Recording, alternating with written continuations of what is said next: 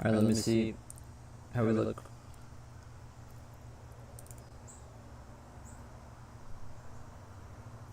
Oh, I've got two mics on.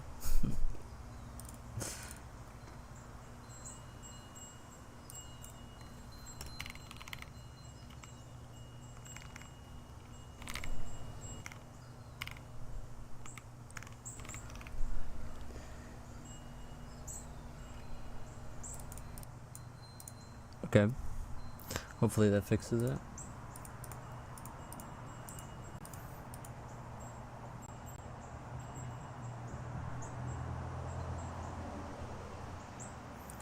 Alright, we look good.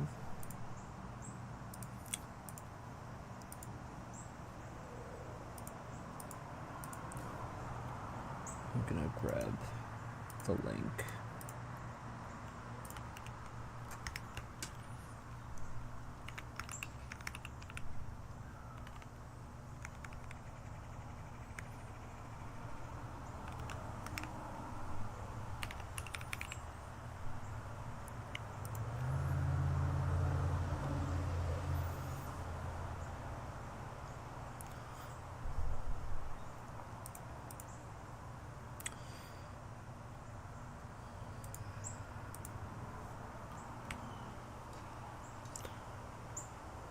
No way. You're early, yeah. You're early to the new mic.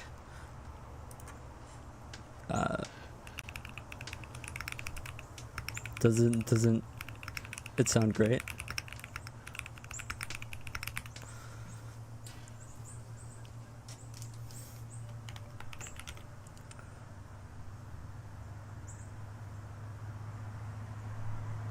Thank you.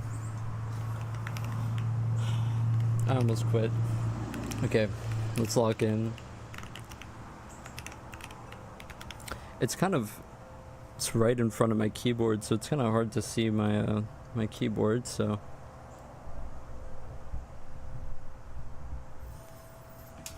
yeah, I thought I might as well spend some money if I was going to be doing this.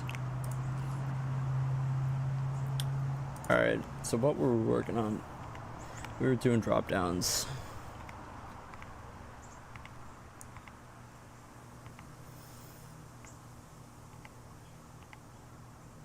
Drop down selection.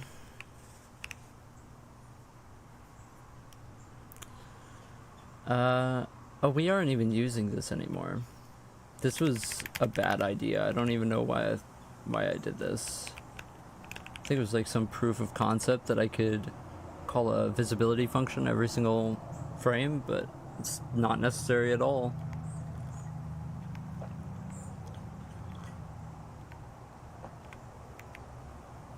Here it is. Alright, so what I'm going to be working on is shifting these elements down by a certain offset so that they expand like a drop down is the goal. And then we're going to start the biggest refactor yet, the shader pipeline, which is something that I'm not looking forward to. Okay.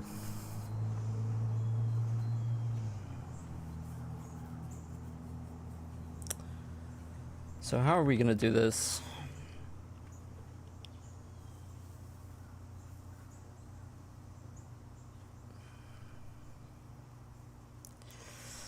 I think we're just shifting in Y, and right now, let me get this out of my screen. This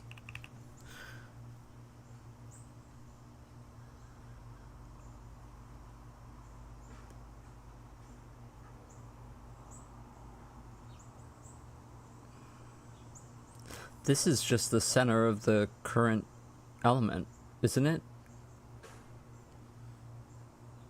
Yeah. Okay. So we need to add, instead, the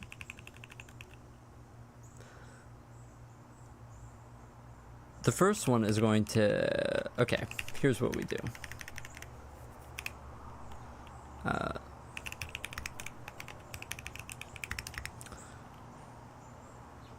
I guess 0? I don't really know.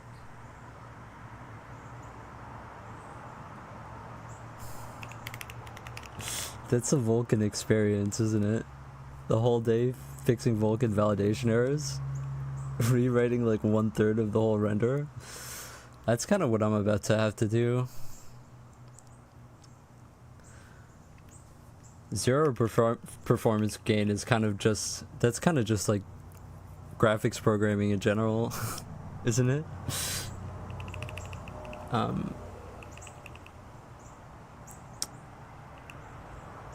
Oh no. I'm thrown off because I'm not used to programming at this resolution. I dropped it so that we can not have my computer fan yelling at us all the time.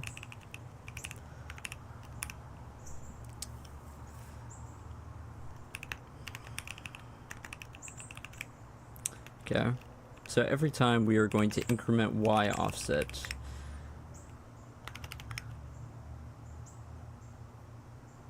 Wait, no, this is not correct.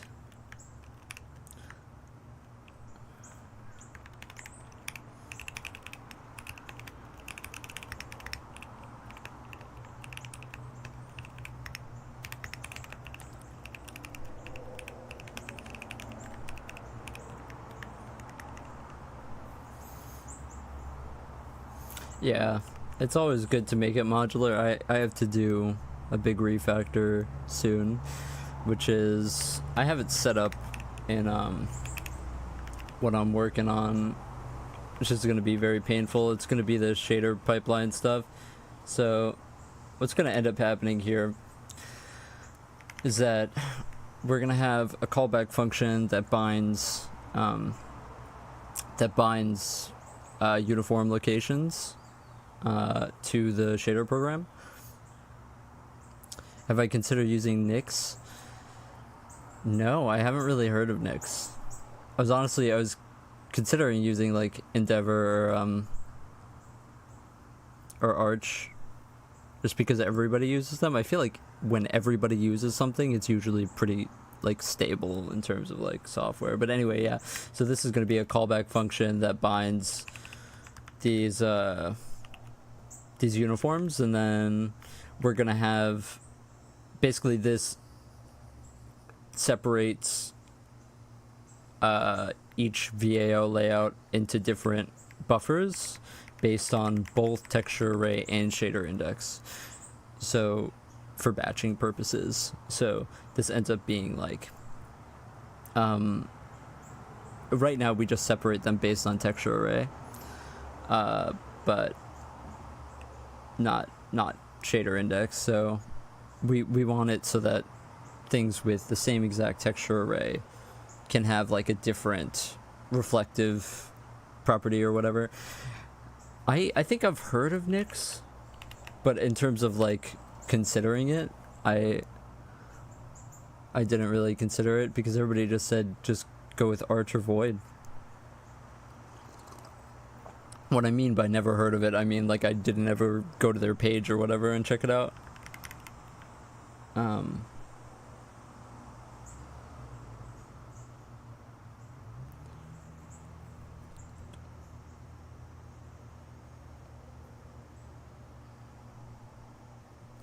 That's what it is. We're just gonna divide this by 2. Yeah, I was really considering doing Void, but for some reason it just didn't agree with my flash drive for whatever reason. So I just kind of was like, whatever. So we're gonna set this to this in the beginning, and then we're gonna add, no.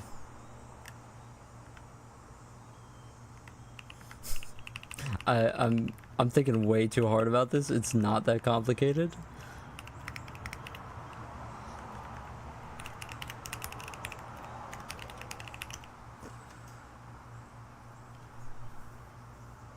Yeah, that's why I totally wanted to do Arch. It's just I was kind of,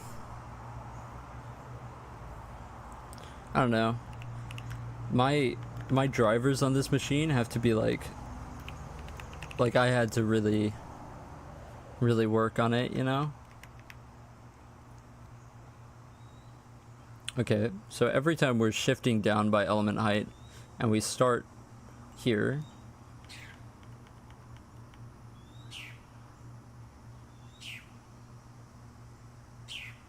center is no. Yeah, this is y offset plus e min.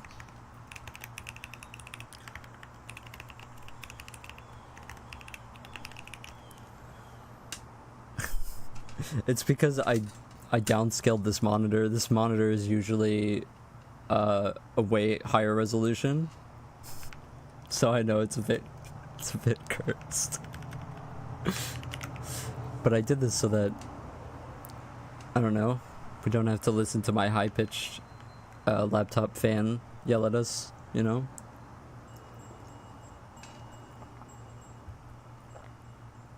Okay, that should be doing what I want it to. And we free it up here.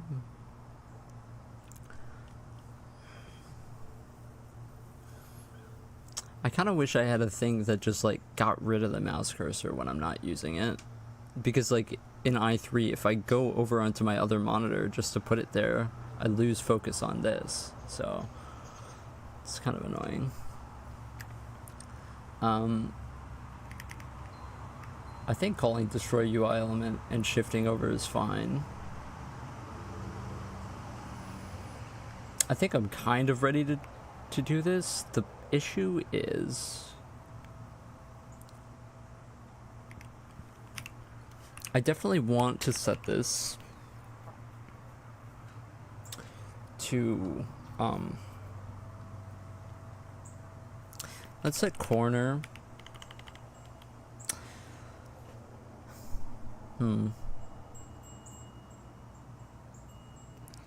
Really, everything needs a 0 corner.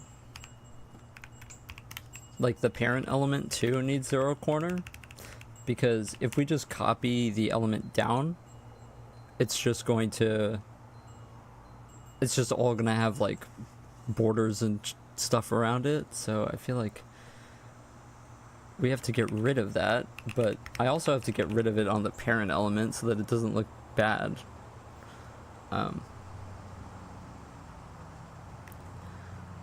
Whatever, we won't worry about it right now.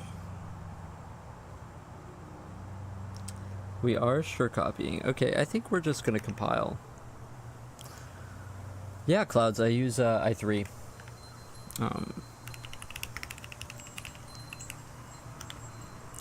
I have to go look at these warnings that I keep getting.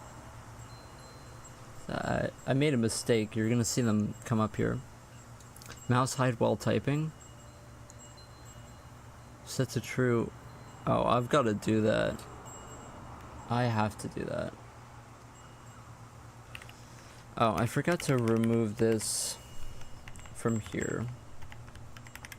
Now that we aren't using this. Yeah.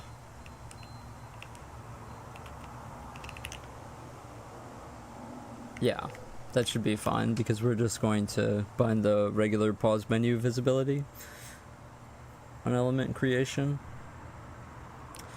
The point of that function was just kind of proof of concept to see. Okay, so I have to look at these. It's all around 1300, so let me take a quick look at that because yeah. What is it? Do I just do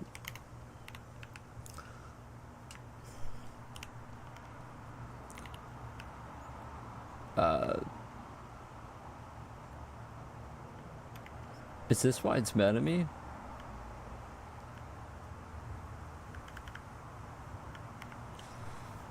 It might be that.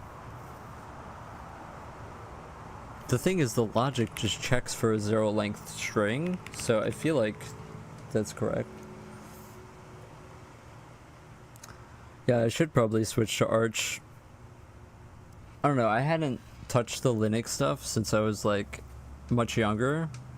You know, back then you couldn't really like play games on Linux, you know, when I was a teenager.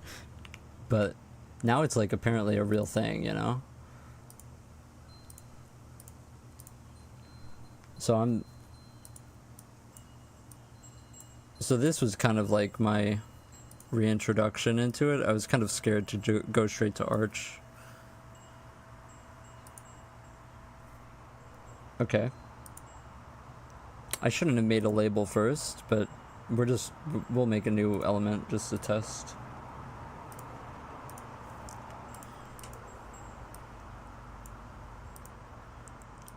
This song is so good. It's called Megalomania by Black Sabbath. Okay, so first thing we have to do here, let's go down to drop down option and then change this to A. Okay, this isn't aligned, I know. It's for some reason it keeps doing this, but let's add AA to here and then AAA. Okay, so that works.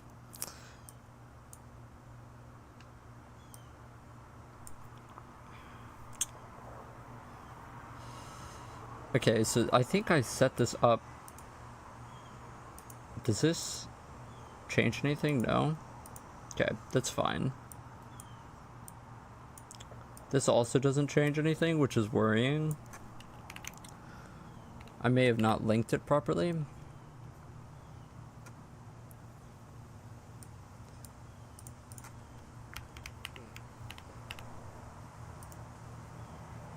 Okay, you can see if you look closely, you can see the text coming down, so that's what our drop down is kind of gonna look like. Or, you know, you have the idea here of basically this element is copied down, but we aren't actually getting the element.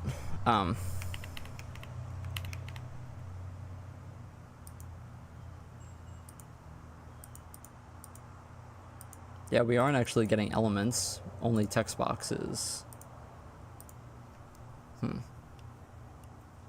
So we have to look at the code, why that isn't happening. Yeah, I feel like when I was a kid, it was like there was no Linux download buttons on websites, and now it's the opposite. Now there isn't Mac downloads on websites, you know? So that's why I was like, I might as well switch to Linux now, because like there's no reason not to anymore.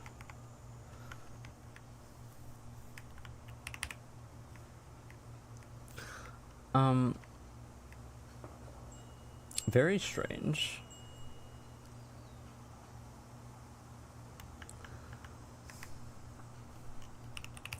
You definitely want everything to, like, you want color. Thanks, Jonas. Yeah, so, I mean, that's just the debug outlines, but yeah, I think it's cool how they're all like, I don't know, they're all like geometry based and made of triangles. You can do some really funny stuff with it. Like animate them however you want. Like you could make them like shift over in a frame and then back and stuff like that. It's pretty cool. You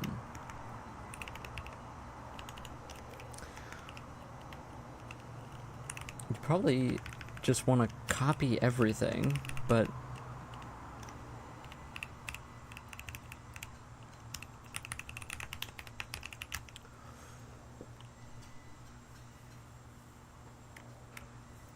hopefully it didn't scare my viewer base off with ASMR in the title.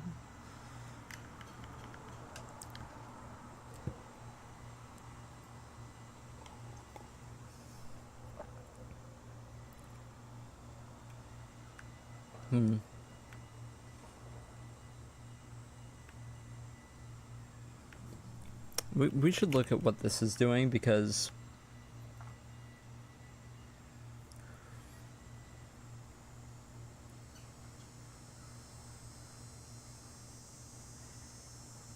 Basically what this was doing was it's kind of a really old function that just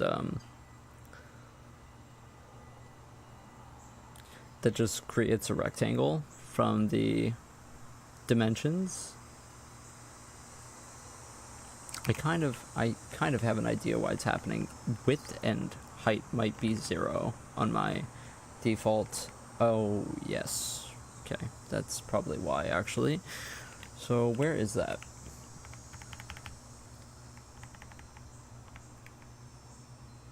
Width and height are probably 0. That's why. Oh no, they're 50.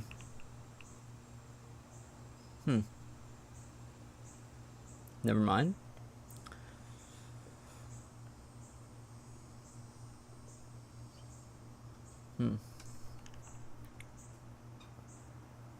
I know where it's happening. Okay, that's slightly annoying actually. Okay. So when we spawn UI elements, we have to assign them a visibility, or else they're not going to show up, of course. I didn't really think about that, but yeah, so let's go L visibility.id equals E visibility.id, and then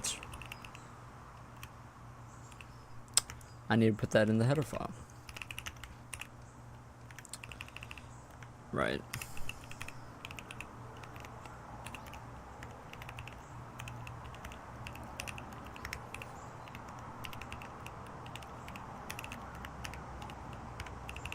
No matter how long I program in C, I will never remember to stir copy. Oh god, there's a mosquito. That's awful. I'm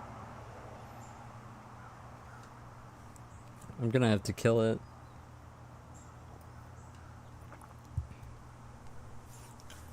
It's a good thing about when it rains is I don't have to deal with the mosquitoes, but now it's not raining and I have to deal with it. Okay. So now we have the ID. We need to put in the header file the resolve. Let's just do resolve UI element callbacks. Let's just add it to the...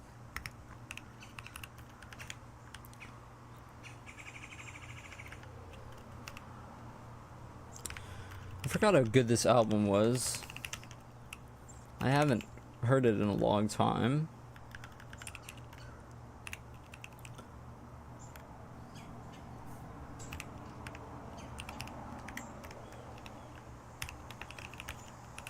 It's honestly because I don't really listen to like the radio, you know. I think I hear these songs every time on like the dad rock stations, you know.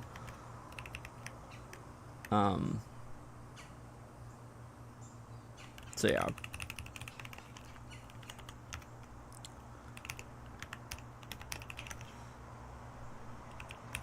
Let's do this after, I think.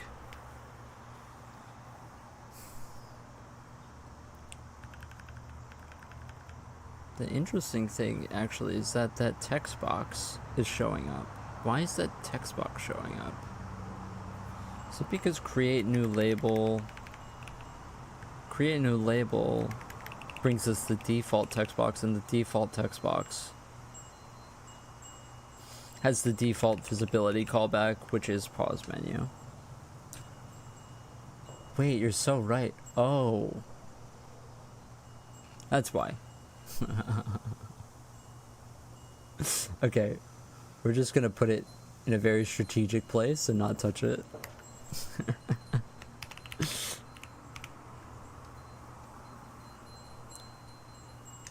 Alright, let's see if that fixes it.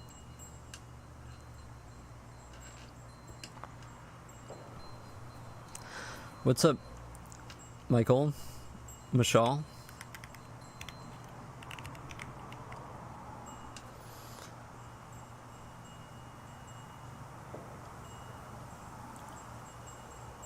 Yeah, this new mic is so nice. I was like, not to be weird or anything, but I was listening to myself with it.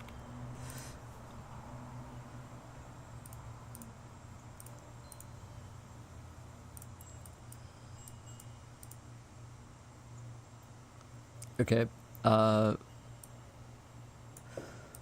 getting nucleared at this resolution. It's not that great. Okay. Drop down. Excellent. Oh my gosh. Just don't do this to me today. Just scroll down, please. Okay. Okay. Now. Okay, let's change the text color so that it actually shows up. Okay. Christmassy. Christmas vibe. Please, just let me exit out. Okay.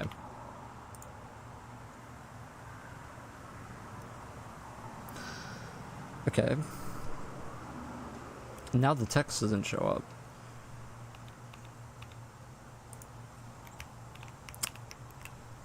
up. I didn't touch the text, sir.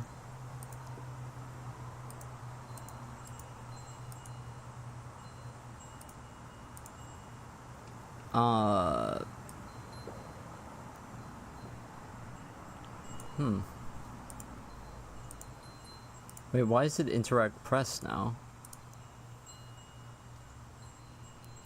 What?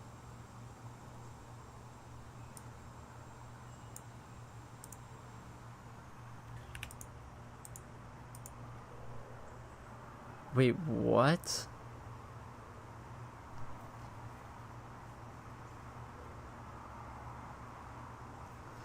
Okay,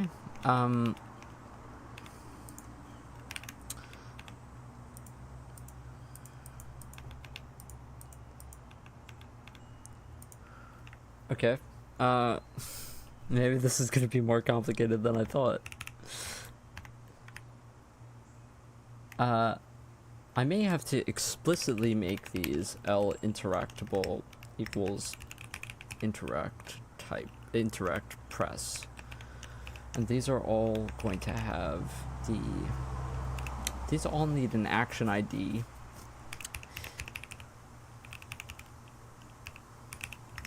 Of,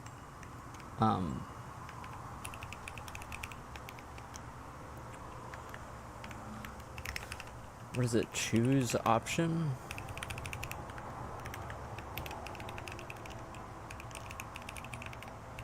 I think so.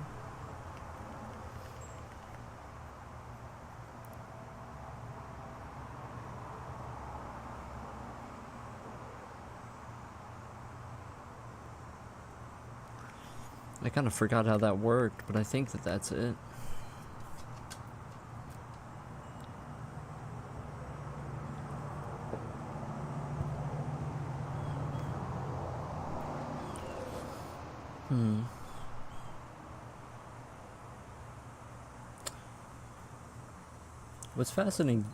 What's fascinating to me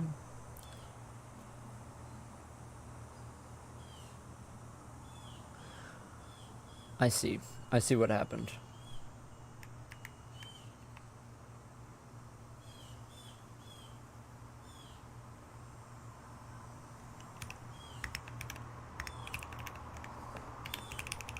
Yeah, it just made the element on top of the existing dropdown, I think.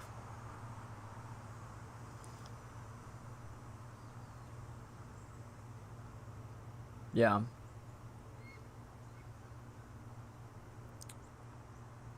Yeah. Okay.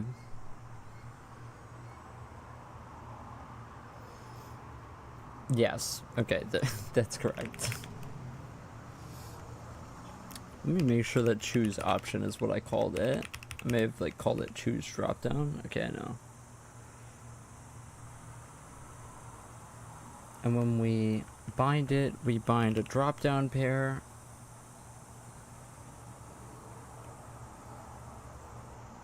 And then on destruction, we free that pair. Okay.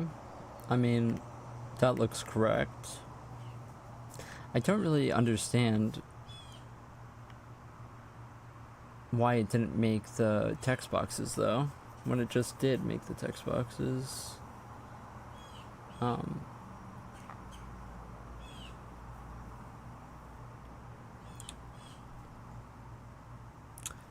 I know why it didn't, because the text size was 0. Yeah, let's change the default text size so that that doesn't happen again. I have to find that. That's gonna be at the bottom. It's actually up here. Yeah.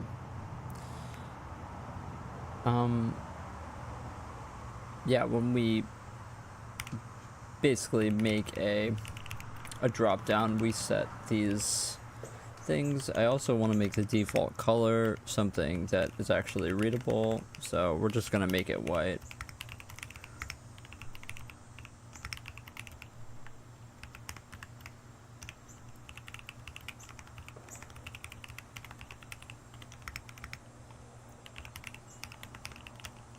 What else do we have under here? Alignment is fine. Yeah, it's kind of weird why when I create an option, it automatically aligns incorrectly, which is very strange. Font ID should always be 0 here.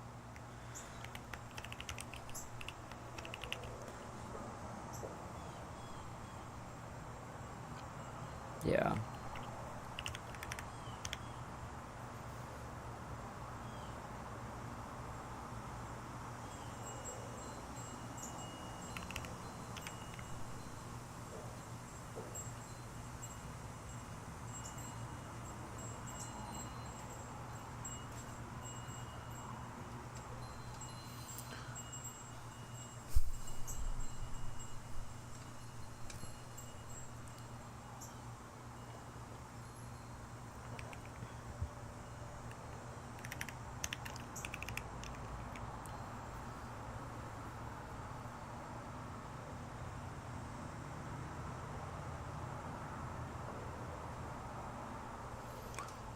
What does he say in this song?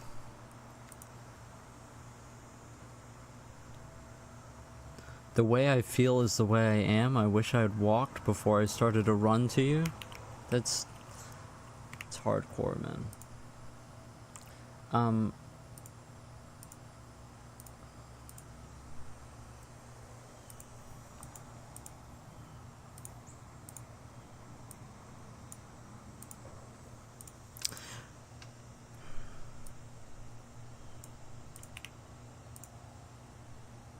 Yeah, see, it shifts down.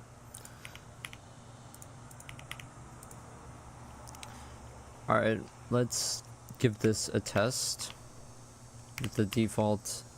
I don't like how it locks my keyboard. Oh god.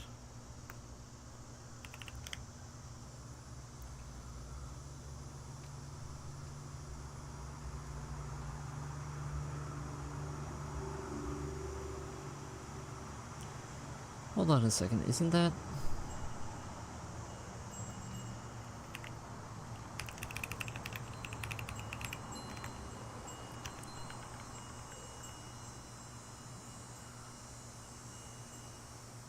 Huh.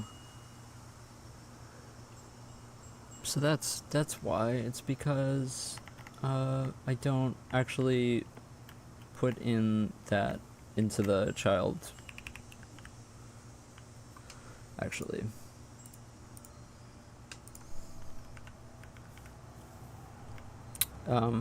So I need to set that.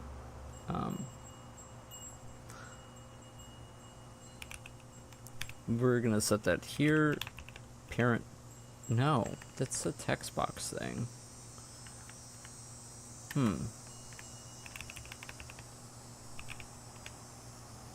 Wait, what? Oh.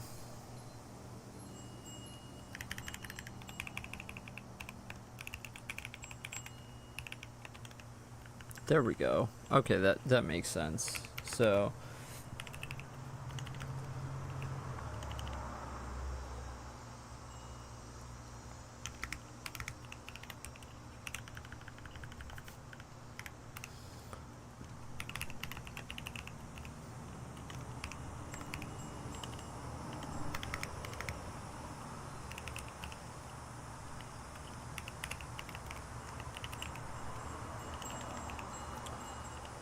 What is, do I need the align? Oh yeah, I do.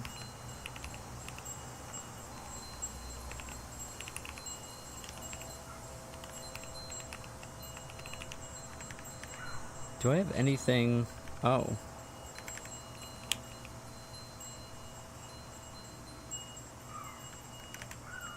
Okay.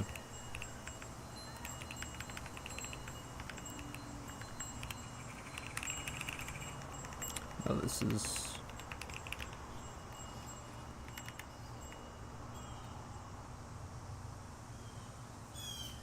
What else do I need on box?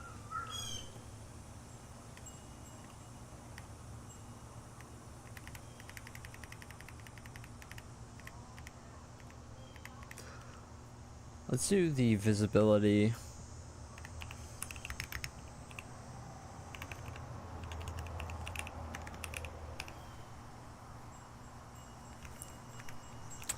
Let's just copy this.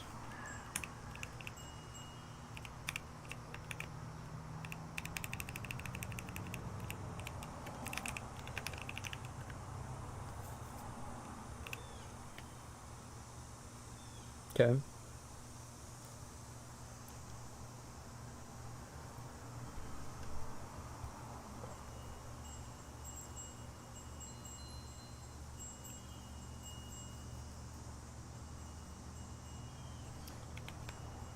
We have to resolve, and then that should hopefully be it.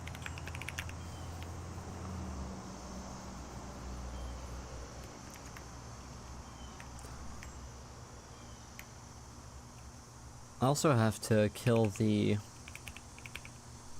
Up here I have to kill the,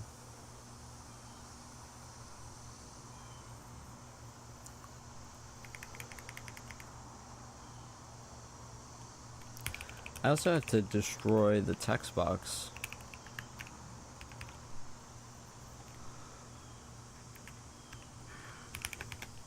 I kind of forgot about that.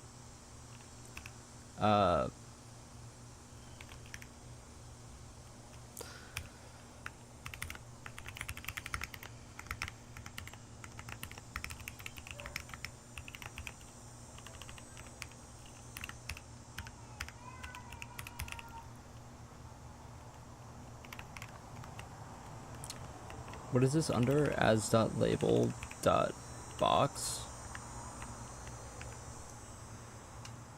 Let me just get the label.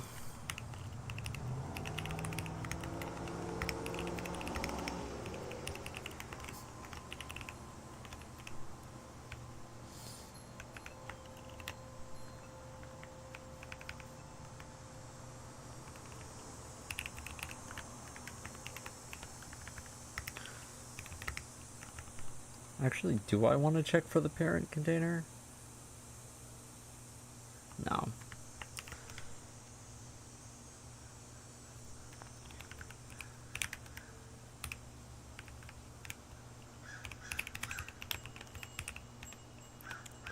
Don't I also have to do the check for this?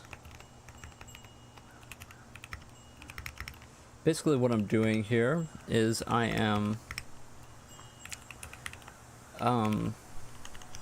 destroying the UI elements that are spawned when a dropdown is expanded. So this is when we are expanded and we click on it again, we need to destroy all the UI elements and dropdowns and text boxes that were spawned.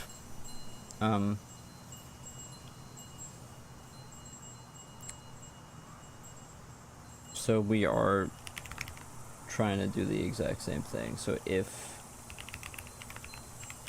our box is equal to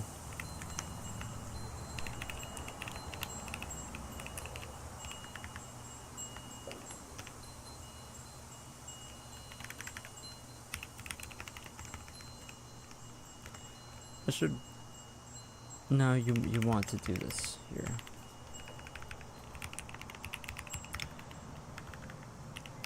Okay, my music ended. What am I listening to today? What am I listening to? kind of recently experienced this album again. I'm not like in the huge like city pop vaporwave Japanese thing very much, but I think that this album is just like fantastic. It was produced by a guy who produced, I think, a David Sylvian record. What's up, Lon? I'm doing good. I'm showing Noel the pointer what the engine looks like. I'm doing good today. It's a bit hot outside. Kind of wish it was raining again.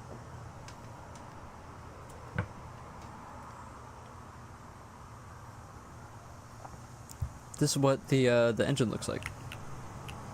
It's got bee hopping. It is kind of laggy because I am doing a desktop capture, but it's got a UI system that we're working on. It's got map editing, you know, all that. And we're working on making dropdowns, you know?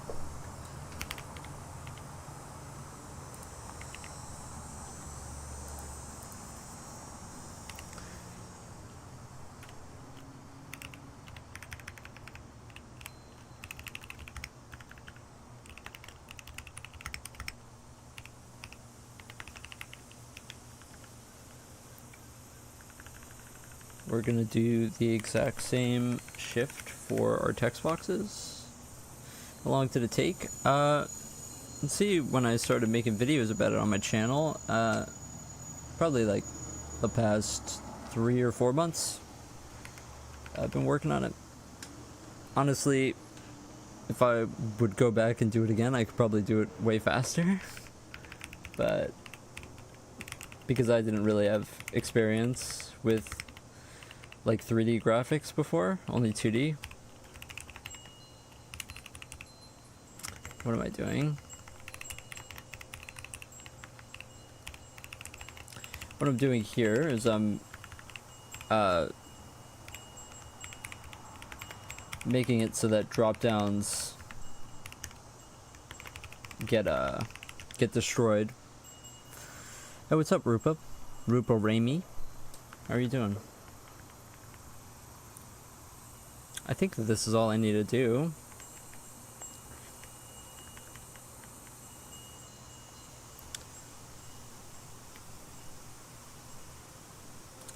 I think I will give it a compile and see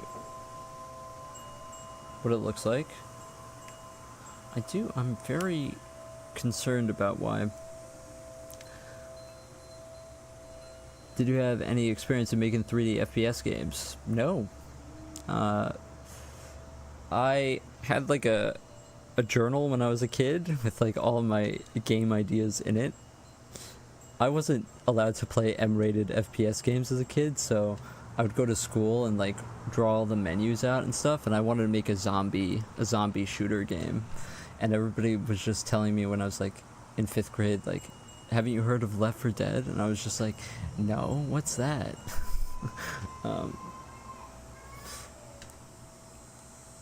You also do OpenGL and everything works pretty fine except the shadow? Yeah, shadows are difficult.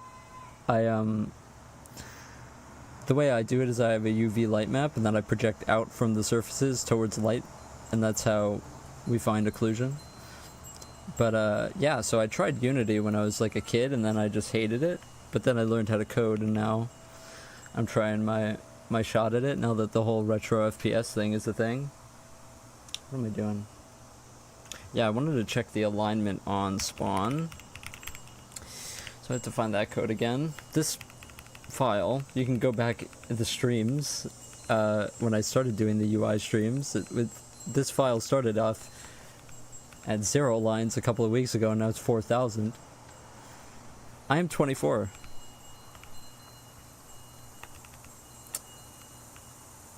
It's not actually here. It's actually when we spawn the dropdown.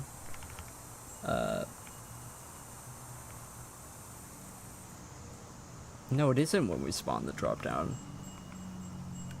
It's actually when we change the option over here.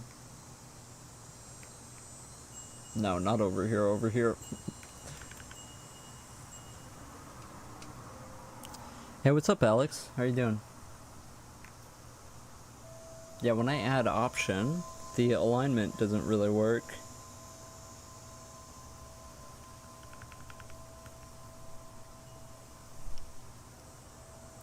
Oh, that's annoying. I got a mosquito bite on my ear. The perils of working outside. Alex, you can do exclamation point font, I believe. I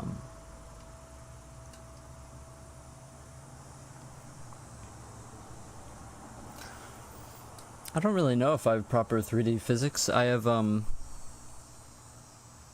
if it doesn't do it, then that would be... Oh, there it is. Good. Thanks, Noel. Hope you have a good day. Time at work. I don't think I have 3D physics. I just have collision and impulse resolution. So I don't really have proper like bounce logic or anything like that. That's gonna be interesting. Do I do multi-stream? No, I don't. I've considered it, but as far as like coding content goes, I feel like most people watch on YouTube actually. Like the people that I've seen doing multi-streams on Twitch, I check their view counts on Twitch and nobody watches the Twitch, so I was like, what's the point? And also you get like latency issues, so I don't know, I considered it. Maybe I'll consider it again, but I kind of like the ability to answer chat messages pretty fast. If drop down selected option. We're just changing the text, which is...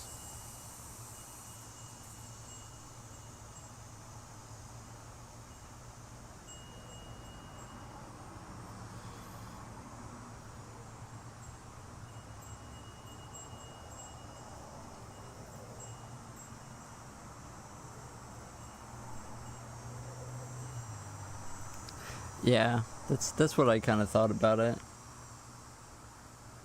Don't get me wrong, I like Twitch, but I don't know.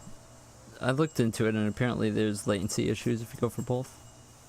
What laptop do I have? I wouldn't buy the laptop that I have, to be honest. It's a very bad laptop. It's a Surface Book 2. It was not made very well, to be honest.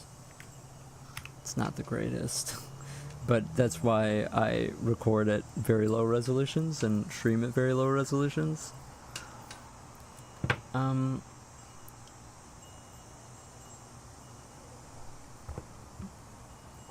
enough for graphics programming? I'm doing very efficient graphics programming with low resolution in mind for PS1 kind of style stuff.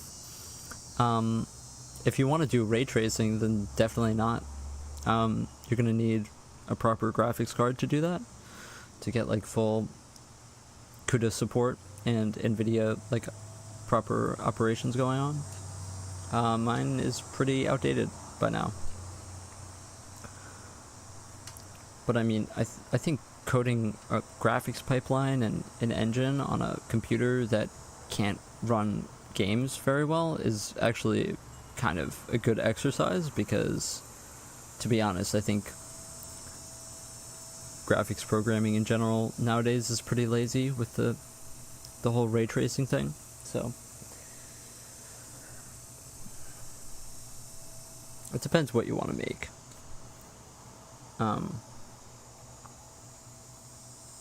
What's up, Art?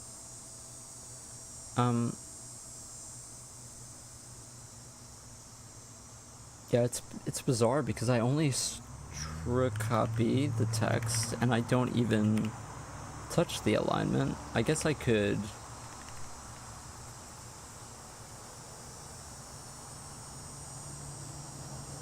I don't change the position either.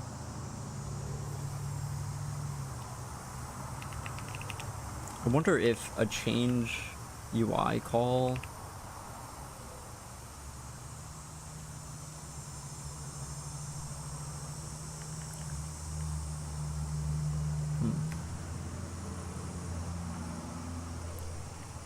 I think I'm just gonna compile and check something else. Yeah. Yeah, I'm definitely a fan of optimization because I've had a bad computer for so many years, and I feel like you should not have to buy a really good computer to play games. Yeah, focusing on gameplay.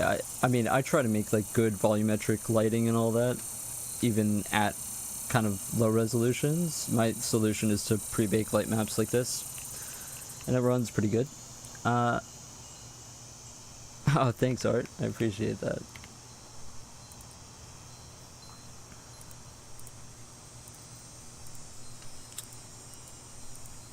Okay. See, so this works fine, but as soon as I change the text, it gets unaligned, which is annoying.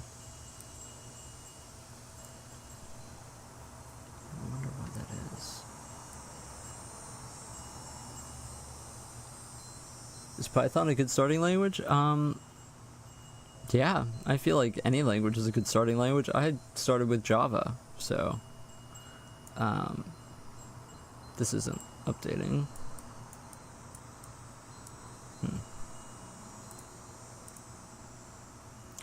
Okay, we have to take a look at that, but this will update. See how it shifts down? It's super weird. Okay, let's see if we segfault again.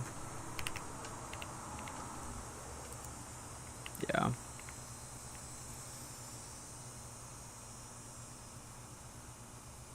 This is strange because I did just set the parent dropdown, so we might have to log it.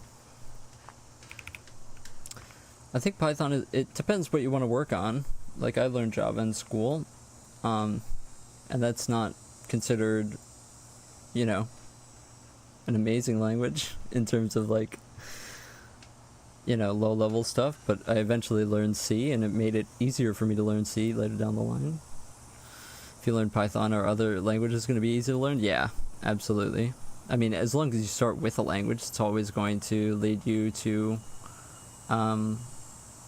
learning other languages super easy. So I think you should, as long as you start programming something and you make projects that you learn something from, then you'll learn pretty easy. Any good tips to go from tutorials to building projects? Yeah, I'd say start with something simple. Like, when I started OpenGL, I started just doing like a spinning cube, and then like a wireframe cube, and then like that taught me about like camera matrices, and then after that I did like a Conway's Game of Life implementation with splitting frame buffers, and then I eventually made like that into a linear system. So just do something that you enjoy, and then do something simple that you enjoy. Maybe it's even like the front end of a chess engine. Like, that was a part of my OpenGL journey. Did I look at the handmade hero streams? No, actually. I don't know, all of like the long form, like the Chernos series, all of it is just my ADHD. I cannot focus on long term streams, so I just learned from doing. Learning the low level stuff first made learning Python way easier. Yeah, I mean, I will always advocate for learning either C or C++ because it's just the language that I use, and I really enjoy.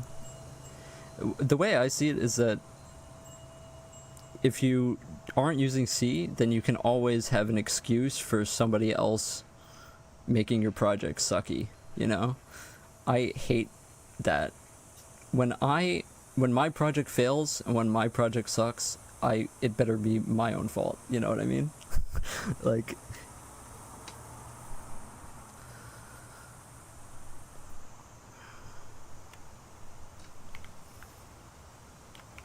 Also, C is, you know, that comes with ups and downsides. Hey, what's up, Isabel? Like, this is obviously pretty cursed what I'm doing here. I'm 100% assigning a parent dropdown here. What type is this? Okay. It is correct.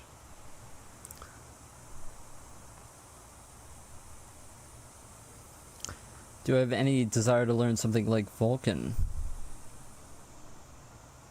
Mandelbrot shader, but it feels like, yeah, it's a lot of code to set up. That's why I feel like if I wanted to break into the industry or something, I would learn Vulkan, because it seems like that's, you know, what everybody that's trying to break into the industry is learning. But I don't know, I kind of consider myself more of an artist than a engineer, so if anything I'd want to start my own game studio. Do you have to learn lots of theories to start programming? No. I'd say just start learning the syntax, and then the best way to start learning programming is to start learning the syntax, and then once you have the basics down, just start making a project. And even if it's every line, just start Googling, how do I do this? How do I do that? How do I do this? You know, I think that's just the easiest way to get started. Like, for example, you get to your first, you know, conditional, just like look up what's an if else, you know, and that way it sticks because you're engaged in whatever you're doing.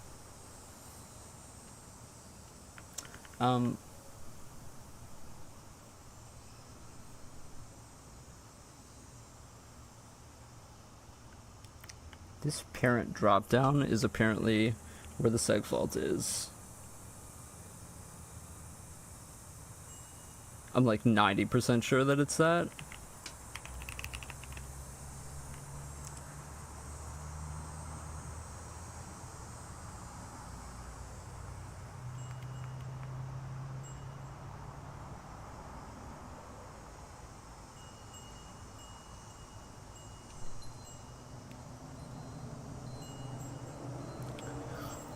I mean, my advice to you, if you learn the basics of Python and don't know what to do now, is just make something that you enjoy. Like, for me, I really like chess, so I made a chess game in the terminal.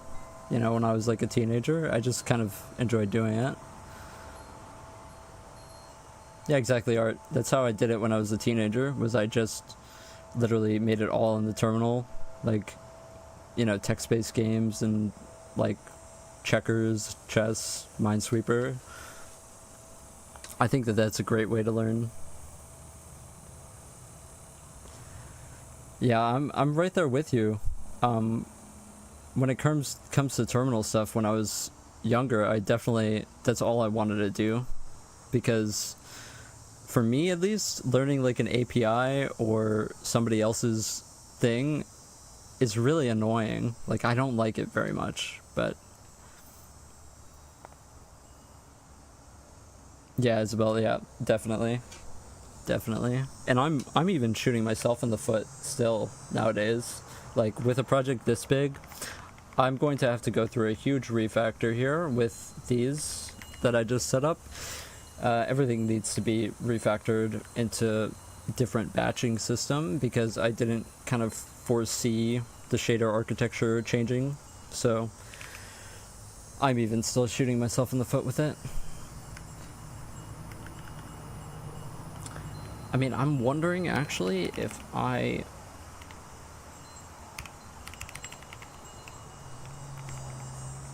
wondering if I assign this by accident to choose option. I'm wondering if I assign this by accident.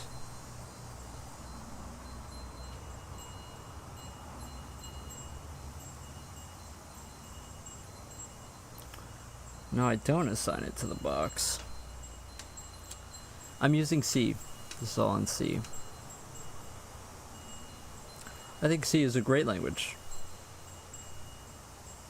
I think it's just very simple. It's kind of perfect. there's nothing really to get mad about in C, at least, like, nothing that I get mad about with it. I started with Rust in terms of low-level stuff, and then I migrated to C because I realized that C was Rust with everything that I hated about Rust taken out.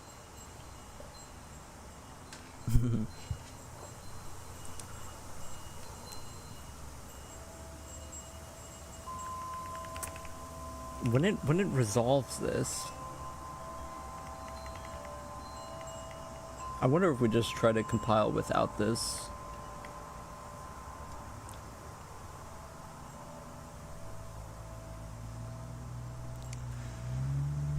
What's the difference between C and C++?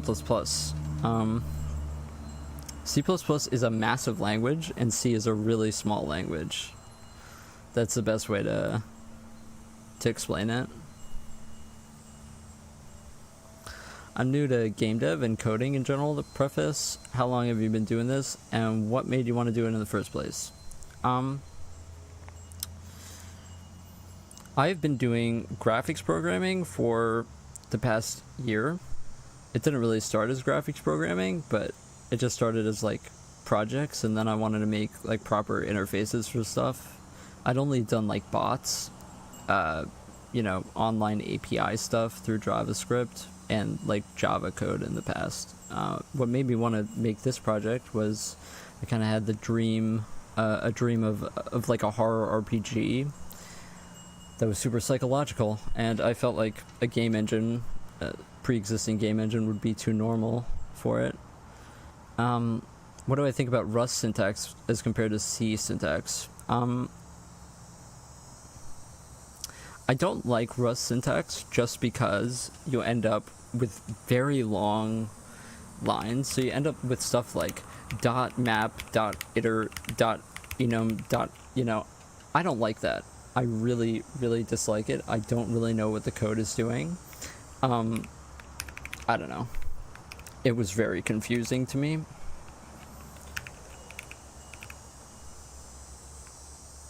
I kind of like how C is because I don't know, it's all one word, you know. Yeah, I don't like chaining functions because it gets super confusing. The whole thing with Rust is that you basically write out that line in your for loop, and then you wait for the red line to appear, and then you just read the thing, and you're just like, okay, GitHub Copilot, how do I fix this? You know?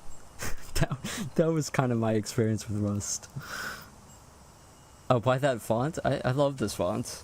I know that people like monospace fonts, but I don't know. I've always used this font.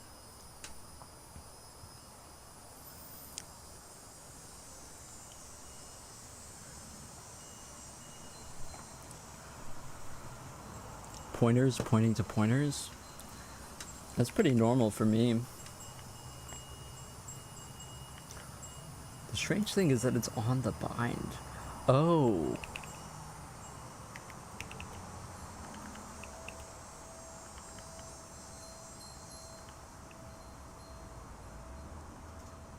Oh, I know why it is.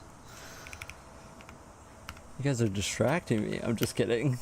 Yeah, I bind the parent dropdown after I resolve the callbacks. So I think we're just gonna do this like this then.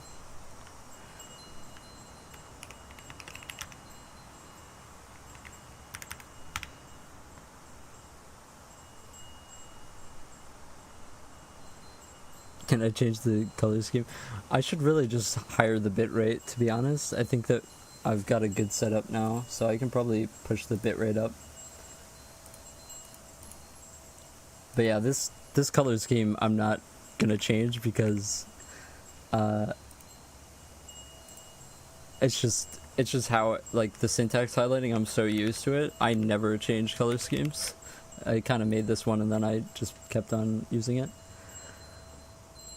Yeah, I try to avoid C macros. I typically would rather do like void pointer stuff or, you know, switch cases in most cases.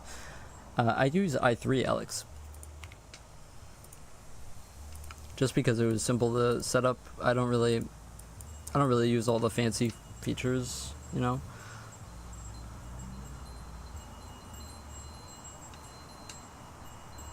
Function pointer types are so hard for you to read and see. Yeah.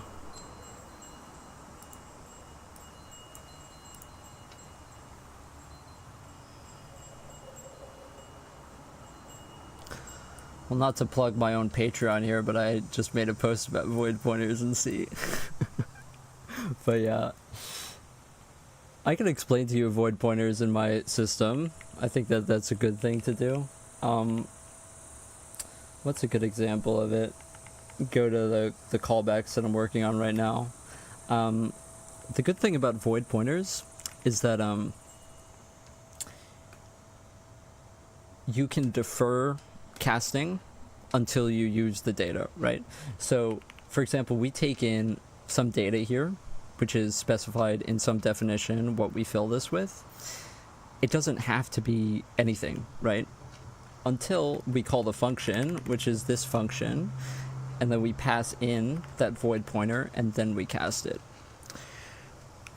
That's really useful for something like UI callbacks, because if you go down here, you can see all of these different variables that we're passing in. And the void pointer allows us to do any type. And then once we get to this function, then we cast it. So it basically, you know, you have space for all of these pointers on the struct. Yes, exactly. It's an arbitrary data type that you're basically saying, I am going to cast this later once we know what it's doing. Because all a pointer is in C, if void pointers are just regular pointers without specifying how many bytes the compiler is going to read. So if you write int pointer p equals some address, all this is saying is this is 4 bytes that we're going to read. That's all it is. So when you write void pointer, it's not specifying the amount of bytes, basically, until later when you have to cast it. But yeah, people tend to avoid them because they are kind of scary, I guess, because they can lead to undefined behavior pretty fast.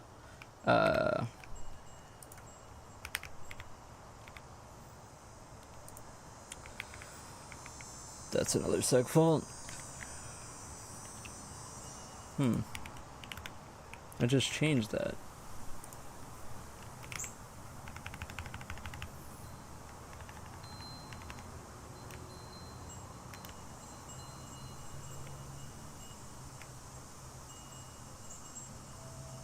Unless this is resolving the callbacks as well. That should only be called...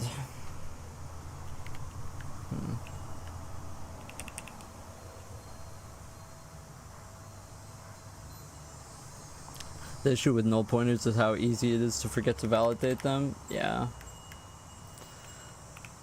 I agree.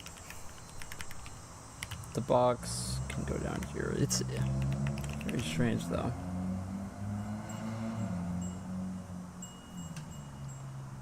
How long do I program on an average day? A lot. Kind of like the whole day. It's kind of just what I do. I don't really play games or, you know, I just kind of code. Yeah, pointers are kind of like Schrodinger's cat. I don't know, I just kind of get in the habit though of validating like them like this, like as soon as I enter a function. It's usually fine. I kind of am talking a bunch of nonsense though as we're in the middle of tracking down a huge seg fault because of it though. Yeah, this could technically be... I'm kind of curious to log it, but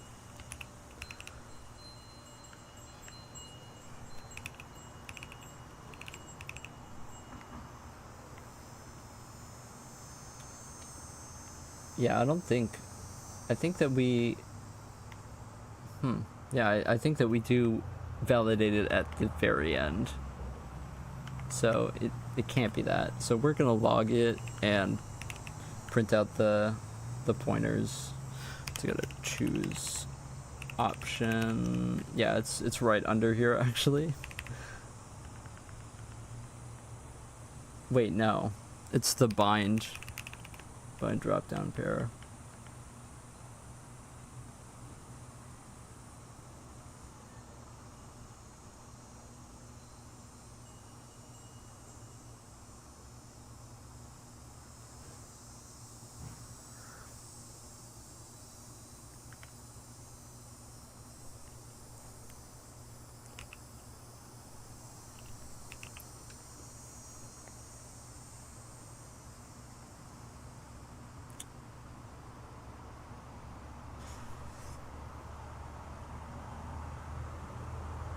Actually, I'm kind of having a moment where I think this union might be the issue.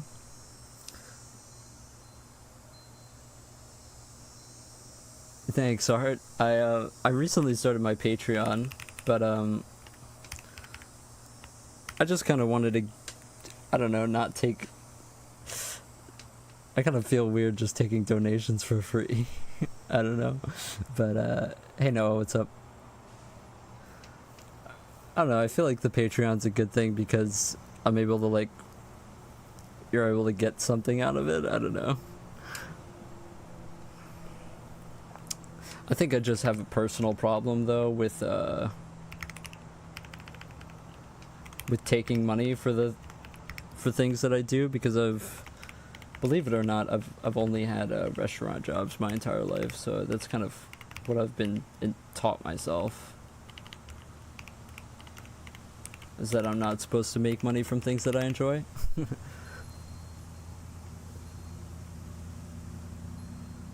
Okay, so we're just gonna log that. But I do think that this tricky error is actually from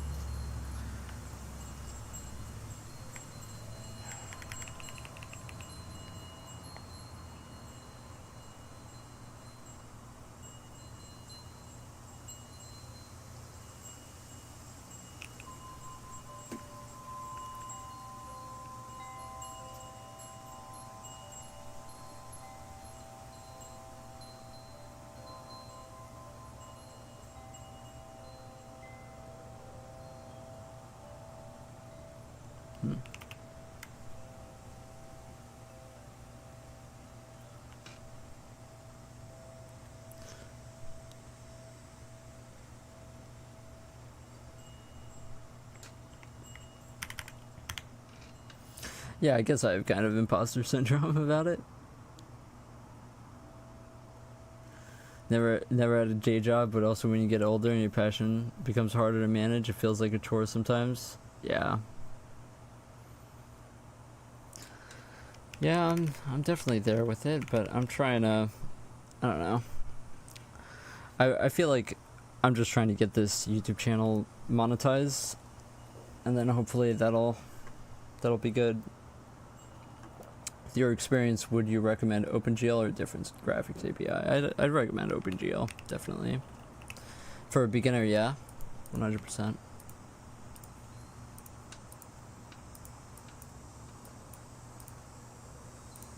I think OpenGL is awesome now that, I mean, I don't even know all the things in OpenGL, to be honest, but,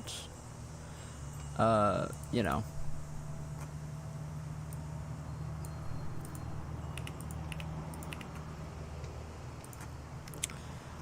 So, we're gonna check the log on these pointers.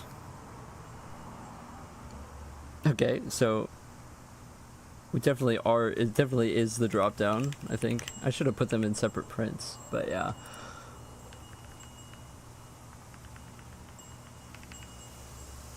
This E is 100% that UI element.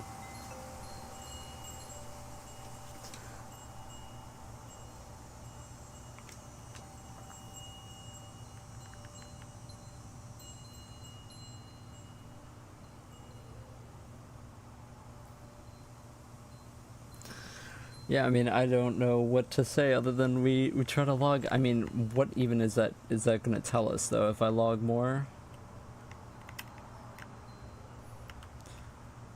I'm just interested to see which pointer is failing.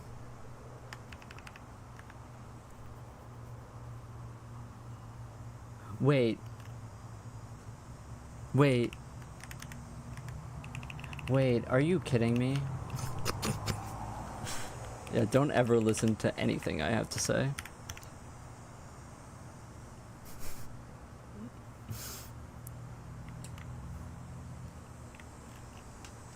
That was pretty funny.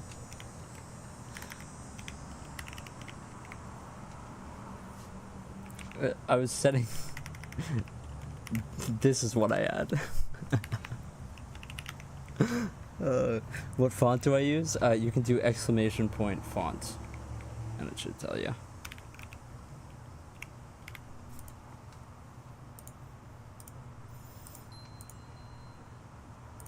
Something something better variable naming convention.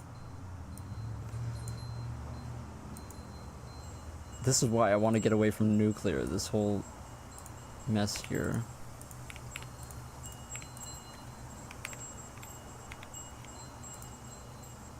Okay. So I forgot to remove itself, but this is basically working.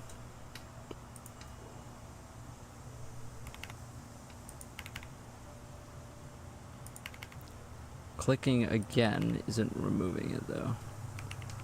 Interesting.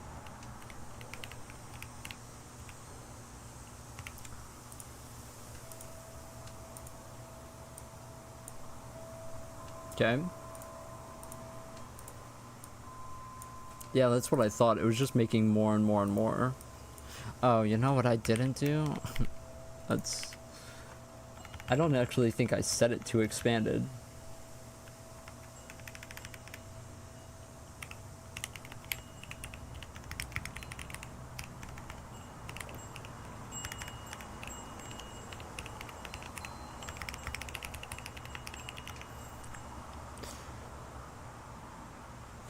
It's actually nuclear. Nuclear is really good, but I don't know, it's super simple. It's one of those things that's just like a one header library.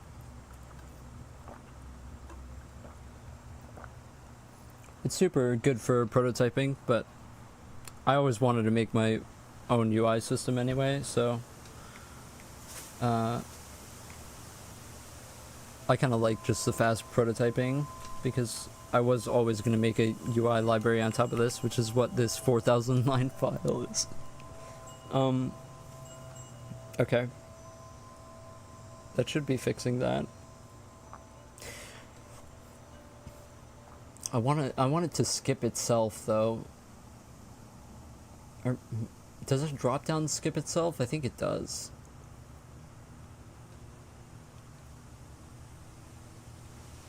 Maybe a drop down doesn't skip itself. I don't think it does. Okay, so choose option. Let's make sure that this is working. We also want to set the drop down to not expanded, so that's what we're gonna do.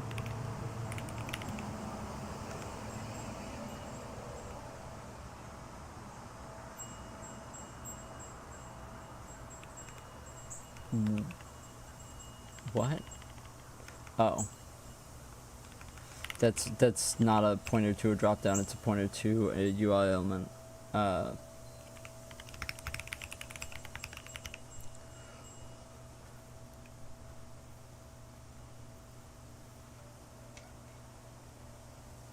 Is it some tune? No, I'm outside. This is my garden. Yeah, it's lovely out here. It's just there are mosquitoes. They have been biting me. But yeah, I'm outside. I stream outside because apparently there's they found this mold in my bedroom wall, because the sprinkler for many years has been hitting that window or something, and so they need to like tear down the wall or something.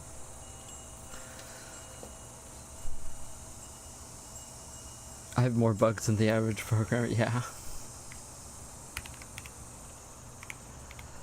in more ways than just that.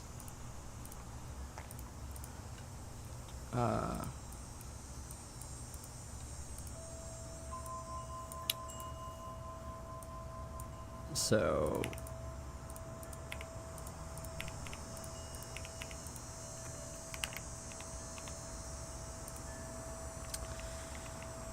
okay,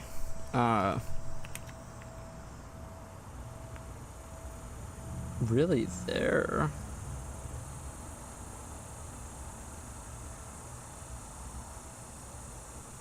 Interesting.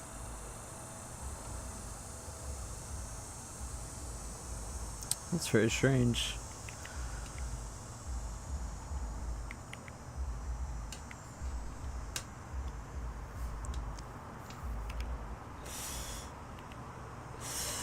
Yeah, UI work is pretty cursed. I've learned to enjoy it though. Let me see. You know, I made this shorter logic, but I was never sure if this was correct. So what is outline? Outline has to be inner outline, right? I set it to inner outline. Yes. Okay. Let's just use its own counter. So we might have... They should always be the exact same amount.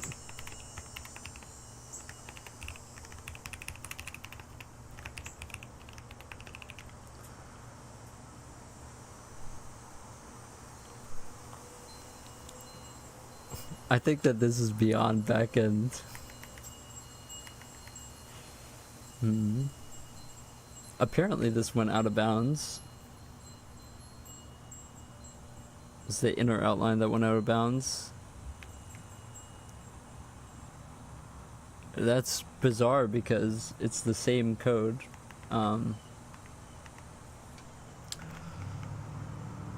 Generate UI, yeah, it's here.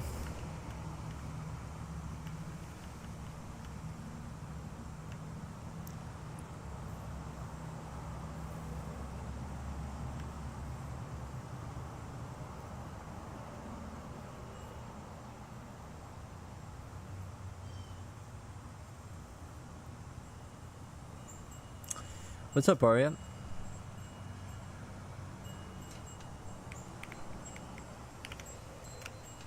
That's my mod right there. You know Arya uses HJK&L?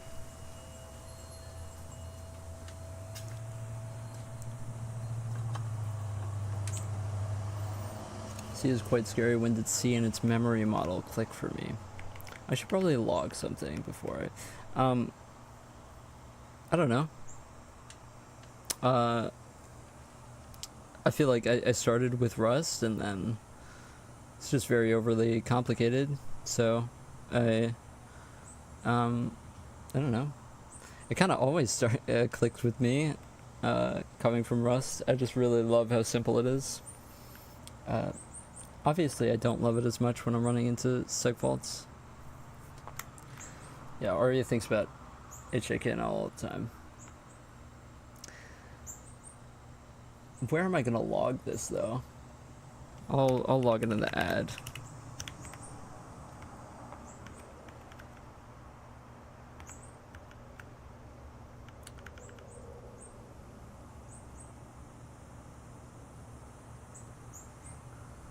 Yeah.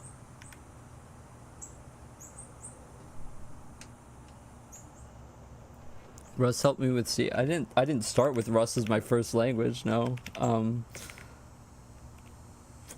I really don't want to log this.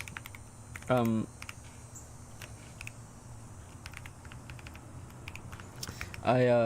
was like my first low level language though.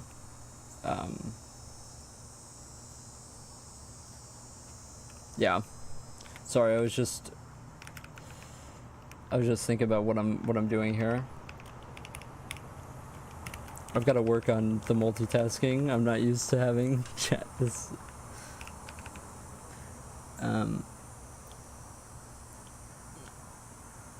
Are you saying I'm a Vim enjoyer but I use error keys? No. I'm a Helix enjoyer. And Arya uses arrow keys. I use arrow keys too, though. Because they're close to page up and page down. I don't know.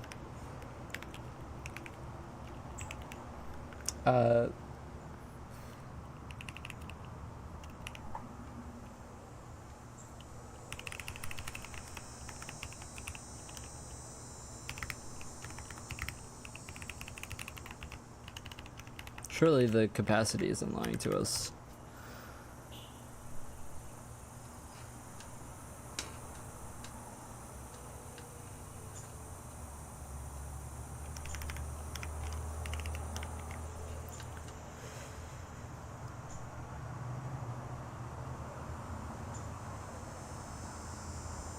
No, the only difference between Arya and I is that one of us moderates an ASMR channel.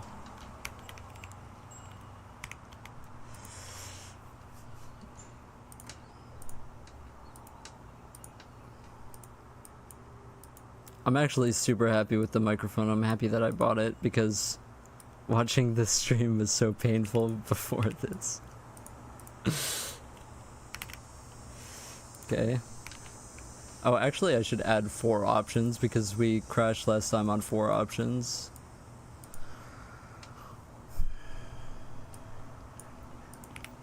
Okay.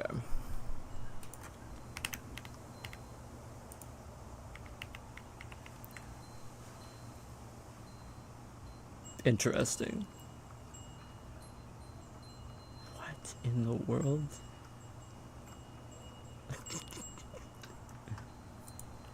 Did I log the right thing? Or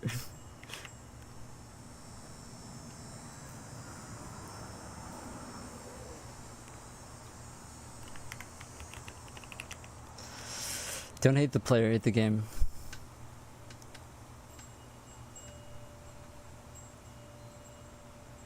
There's just absolutely no way that the counter or the capacity is 100,000.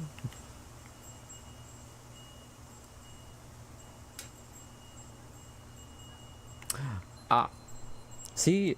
Dude, Arya sounds like somebody who would use HAKNL.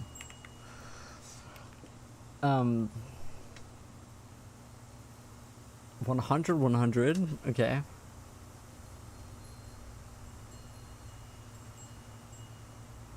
I don't really understand how this is happening when it's the same logic that I make all of my other UI elements with.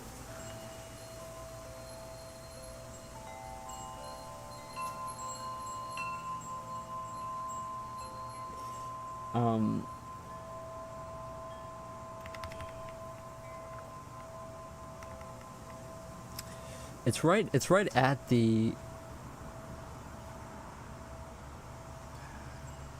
Is it 36 in decimal from binary? No, it's just I forgot the new line, so it just was 100. Yeah, I haven't had a problem with this code.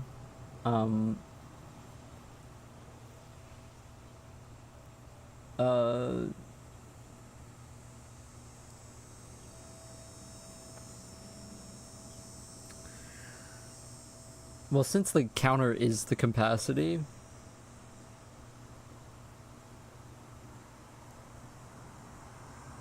maybe we just do this. Maybe we just try -1.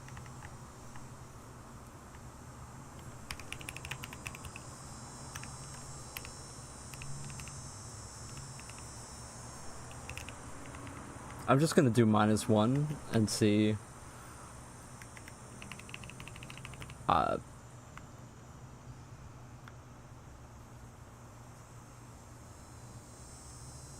It shouldn't need to be -1.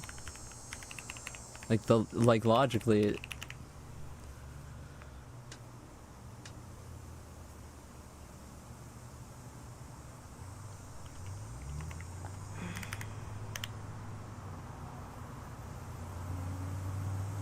Control F and Control B. Control B sounds pretty cursed, to be honest, the way I use page up and page down.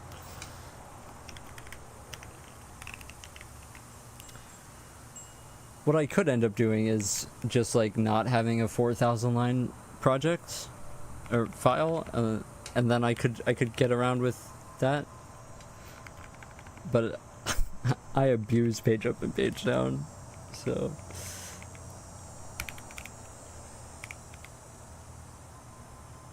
Okay.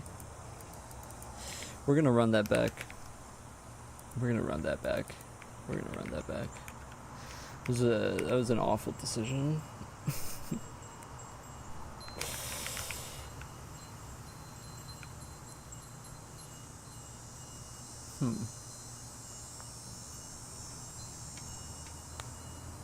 Dude, how are your files? You've seen it happen, Arya. You've seen it live. 2 weeks ago, this was 0 lines. You know it. You watched it happen live. Wait, where's this?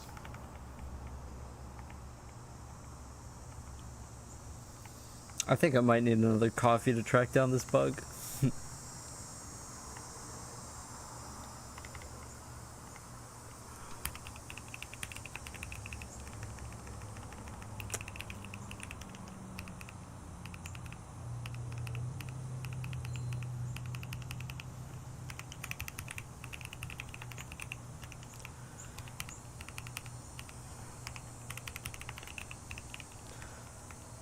I mean, I don't really.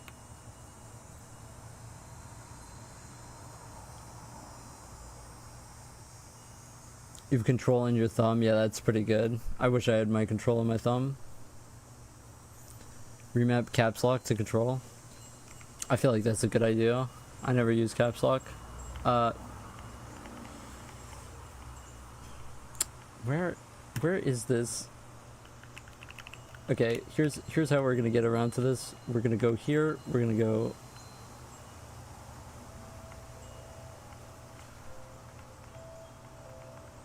Yeah, this is why you don't have 4,000 line files.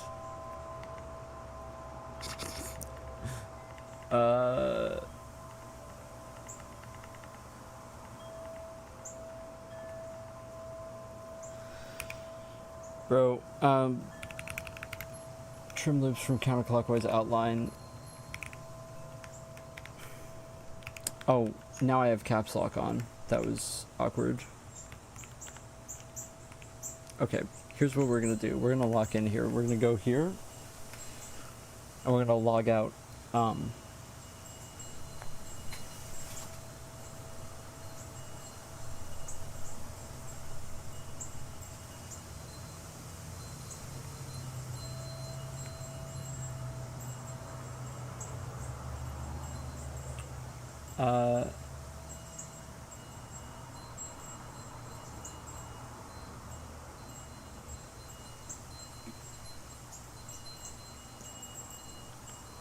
I'm gonna set us to just +1 because maybe the logic is off there.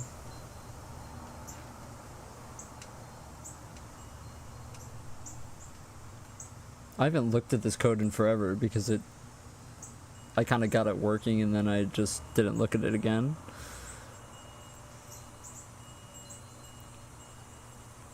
Also, this outline counter. No, that's correct.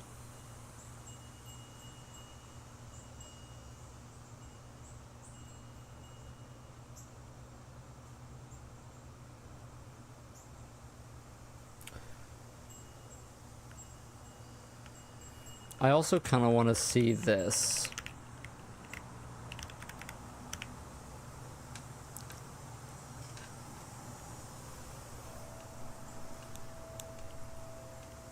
Order of operations is important. What am I doing?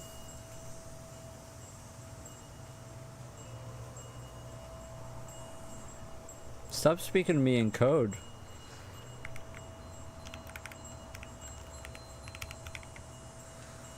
Order of operations is important. Oh, God. You're... Wow. Do you use HTML or something?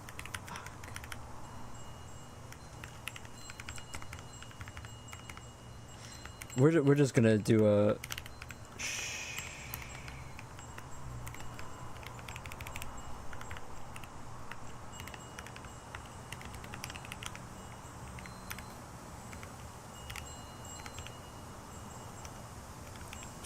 just leave me alone.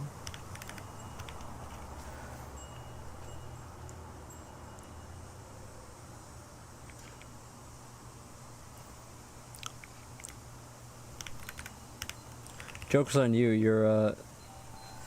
Your correction is wrong, because that's a multiplication sign, not a plus. Bucko.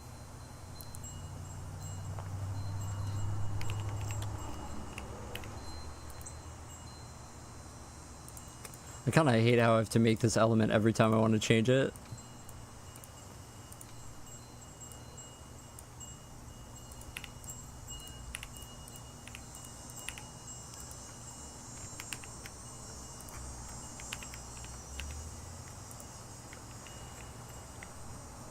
Good lord.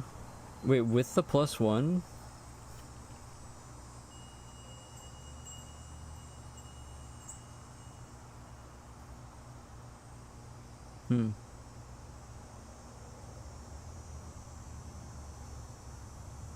Now we failed on E.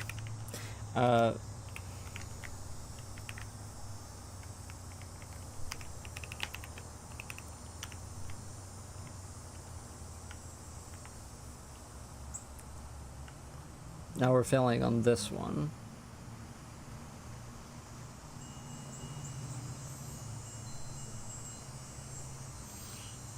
You're out of beer, fix that. I cannot fix that, unfortunately. That's bizarre.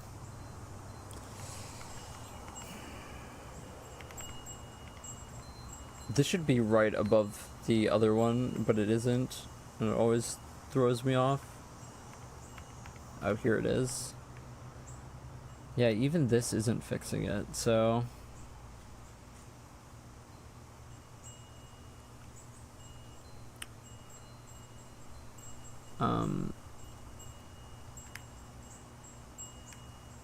we should also have this. Like, I don't know why I just didn't do that in the first place, but...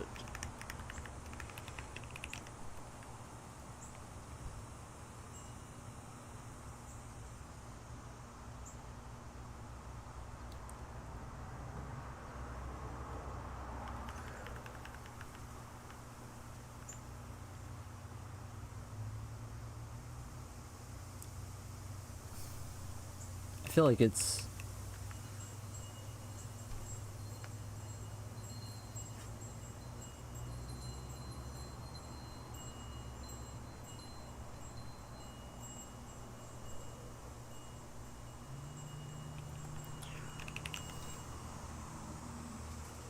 It's entirely possible that we're messing up allocation and it's not actually a problem with the logic, so let me check this.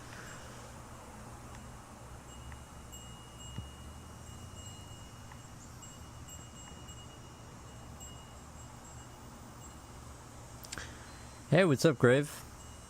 It's going good. Going good, except I have a seg fault. That's the only issue right now.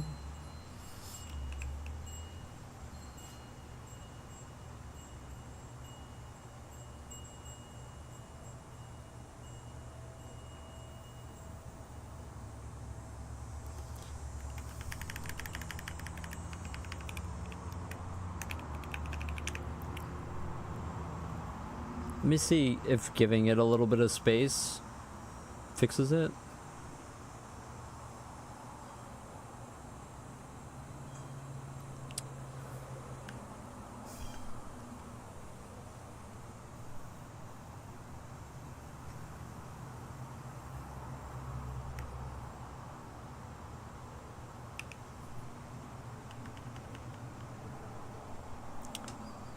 I might need another coffee to fix this, to be honest.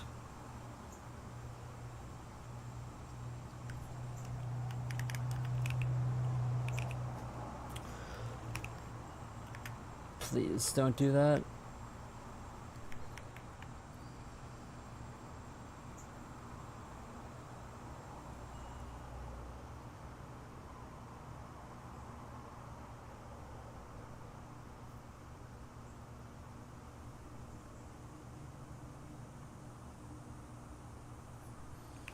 Yeah, I wrote this so long ago.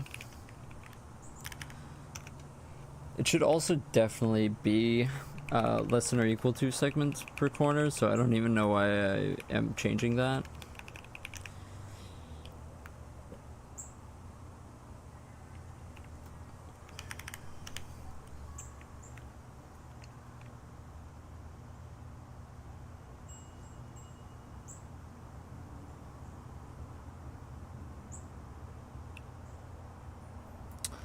You know what I should also do? I should also remember to...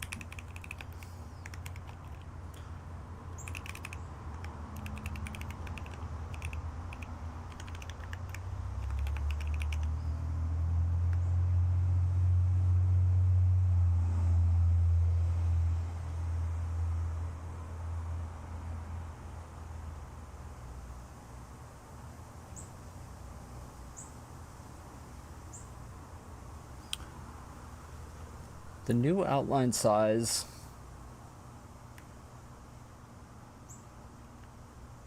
First of all, this isn't...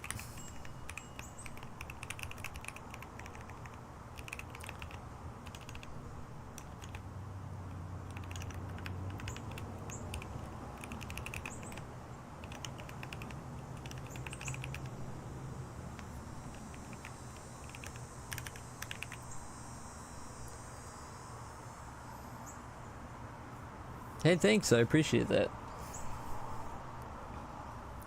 Appreciate that you find it cool.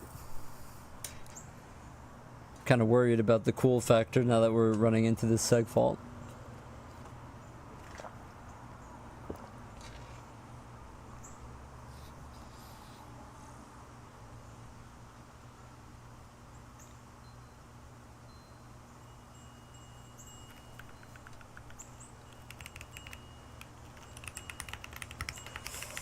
I'm a good programmer, I use size T's. Just kidding.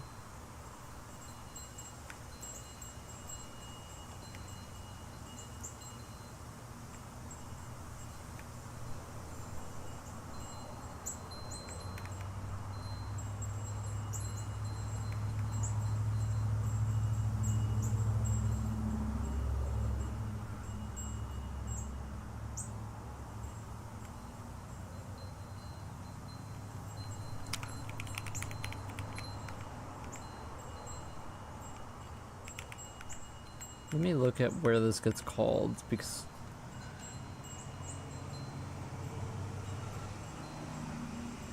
What's my opinion on AI? I don't know, I've got like the same take that Linus Torvalds has on it. I think it's like... I don't think it's gonna replace any jobs anytime soon, but I think the technology is really like amazing compared to what it was. But I mean, I'm kind of like an old school guy. Like, I don't know. I also feel like it's probably going to make code worse for the next few years as people just like kind of use it blindly.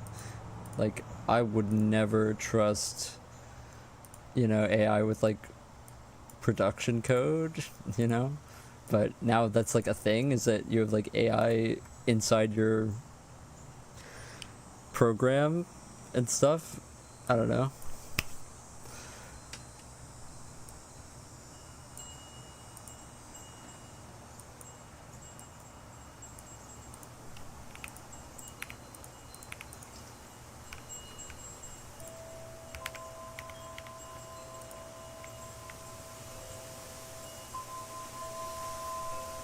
Wait a minute, this isn't even a seg fault.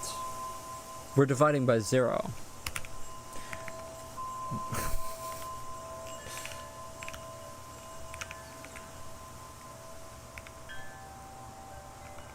I just assumed that it was a seg fault because of,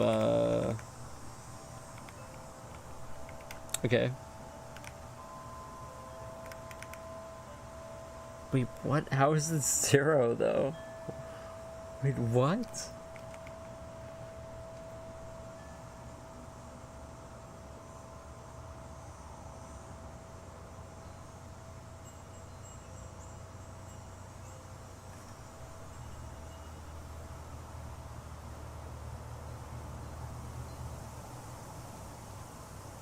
Didn't we log this and it was 100 though?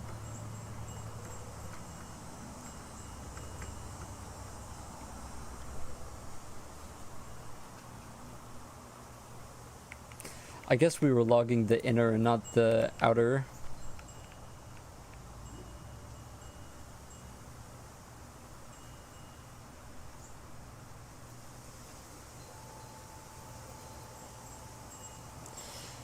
That's bizarre. The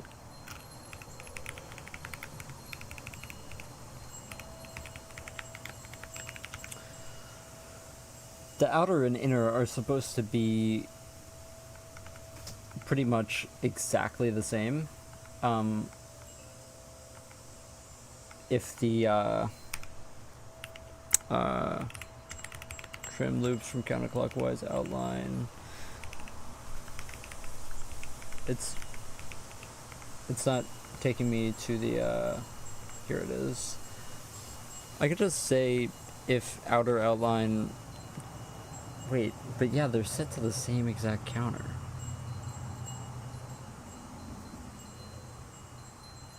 What in the world?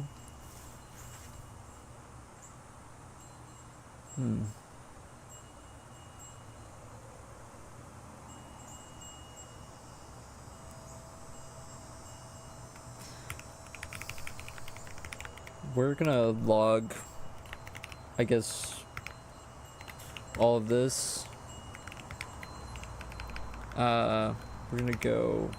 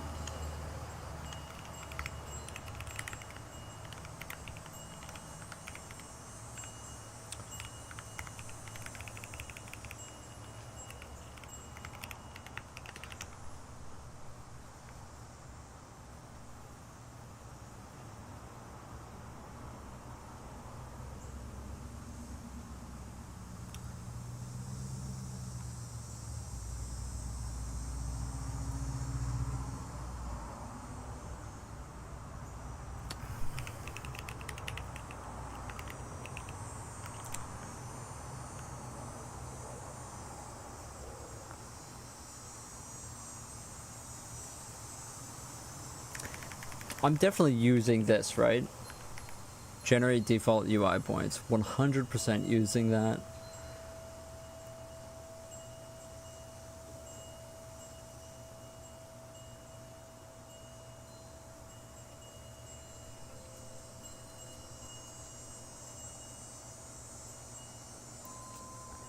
You know what it might actually be? No, it can't be, because the width and height is always 50 for default UI elements.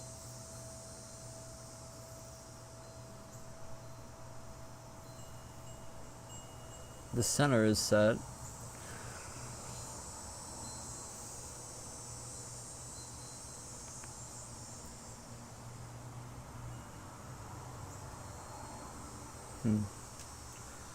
It's going to come to me eventually. Do I use version control for my projects? I use kind of my own. I don't use Git, but yeah, I use my own kind of version control system.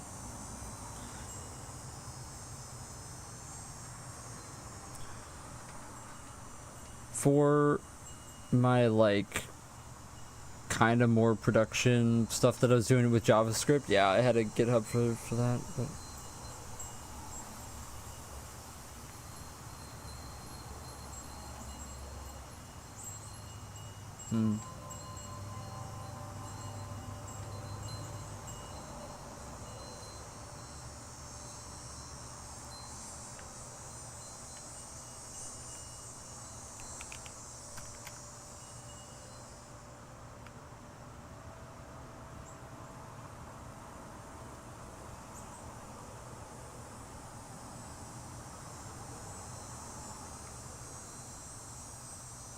let's also print the.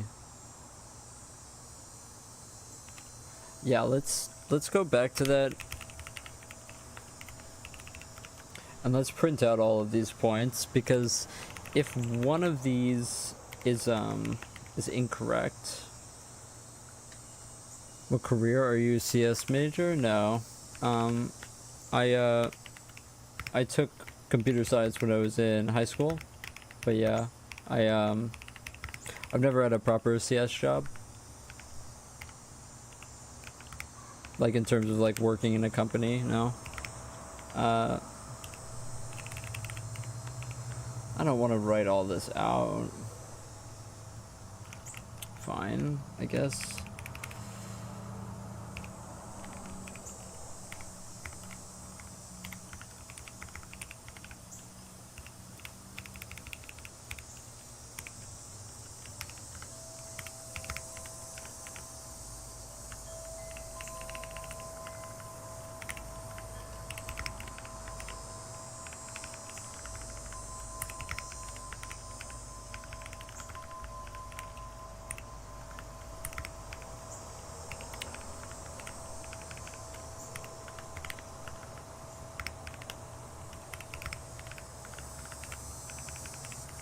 Believe it or not, I was not intending to run into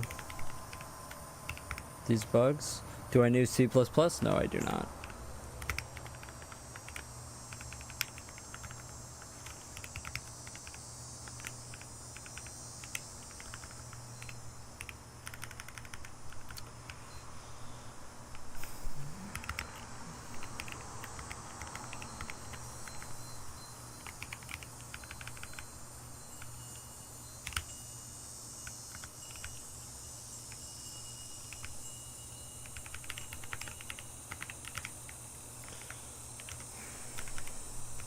Yeah, the confusing thing here, if you're kind of wondering what's going on here, is that, so I have a drop down that I'm making, essentially a UI element that spawns UI elements underneath it, based on the options that it has. The issue that I'm running into is that apparently when we go to draw those, we are dividing by 0 because the amount of points it has is somehow 0 once we reach 4 elements. Yeah, I'm building the engine right now.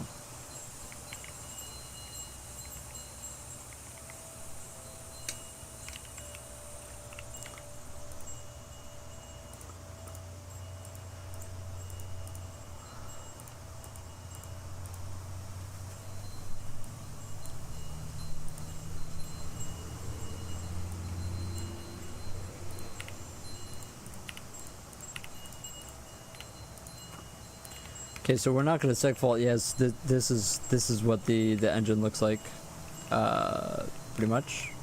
I mean, also, you may notice the harsh kind of trippy lines that are happening. So we can get rid of that by going to here and turning on bitmaps, right, and that goes away. So that's how the engine looks. We are going to segfault though, so bye engine. Or we're gonna have this. So now this should tell us.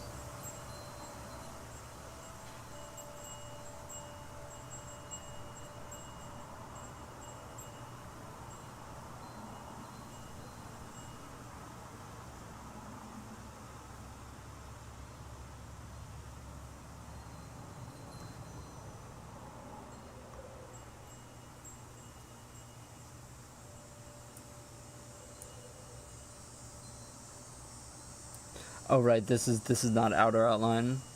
Let me look at the points.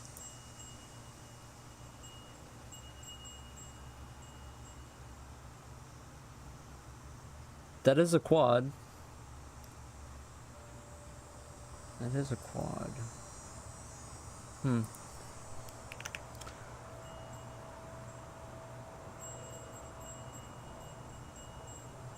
Do I have spatial partitioning? No, I have kind of like my own spatial partitioning, but I will do a BVH when I get full 3D models going on. But yeah, so essentially it's all like a 2D array of map tiles. So we only check the one that we're in for stuff. As far as like when you shoot a gun, then we step along the cells until we hit something. So it's got its own spatial partitioning system, but it isn't as efficient. Member function calls? What do you mean by that? Like callback functions, or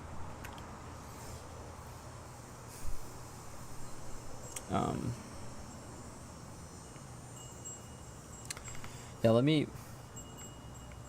maybe this is bizarre because those points are correct. Oh wait, I was printing out the outer there.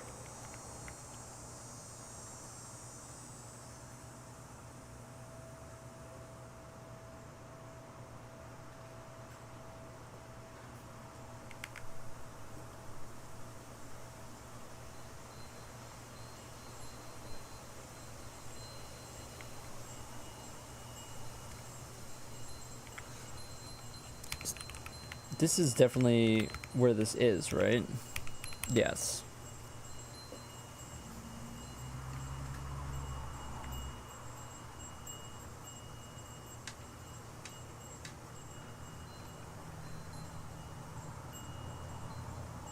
Wow, that's...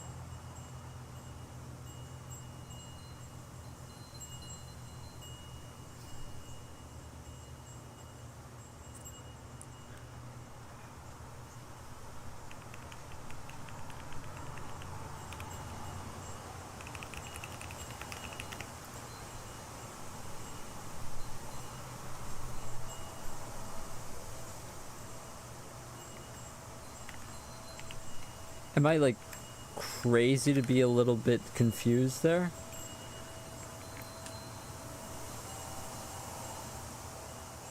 I feel like I'm going insane if that prints out as not 0 and we're still having a divide by 0 error. It's very strange.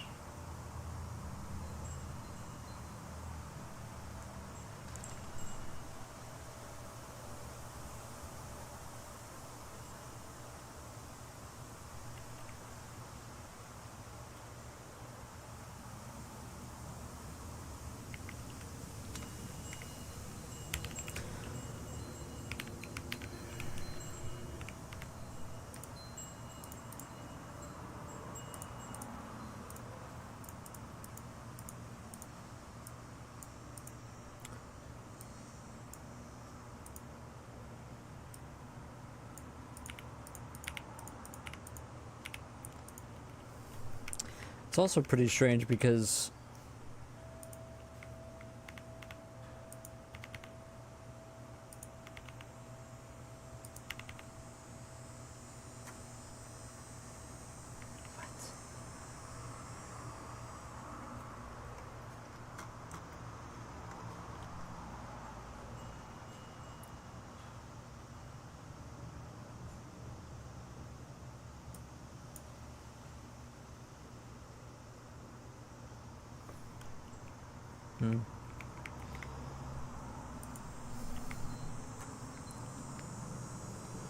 yeah, we might have to log this smarter than what I'm doing right now.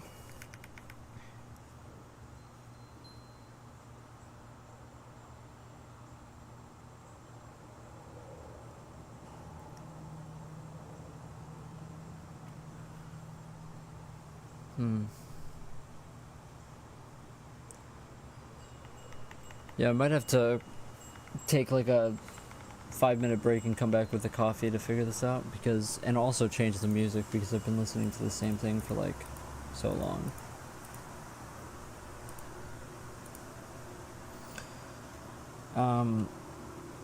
Yeah, I'm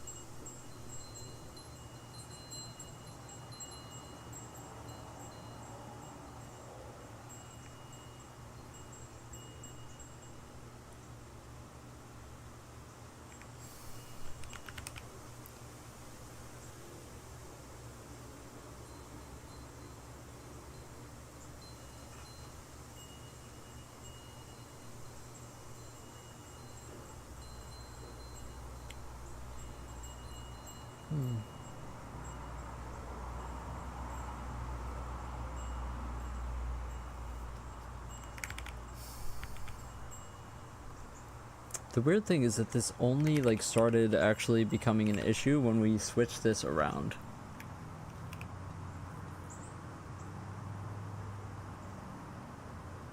So maybe that has something to do with it.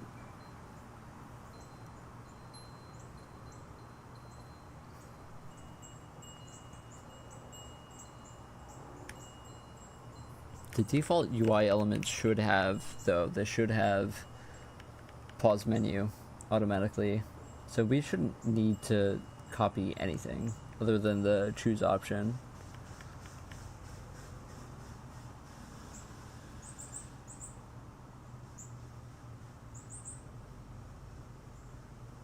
We change it to interact label. You know what we might actually not... But that wouldn't be...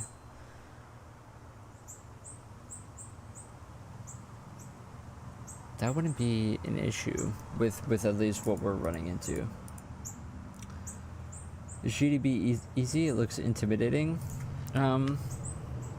Honestly, I don't use all the features of it, but I think it's pretty easy. Like whenever I need to do something, I just look up the documentation. I never use the VS Code debugger anyway. I've never been really good at using debuggers. Yeah, I definitely need to take a 10-minute break and come back with a new view on things. I don't really know how to do this.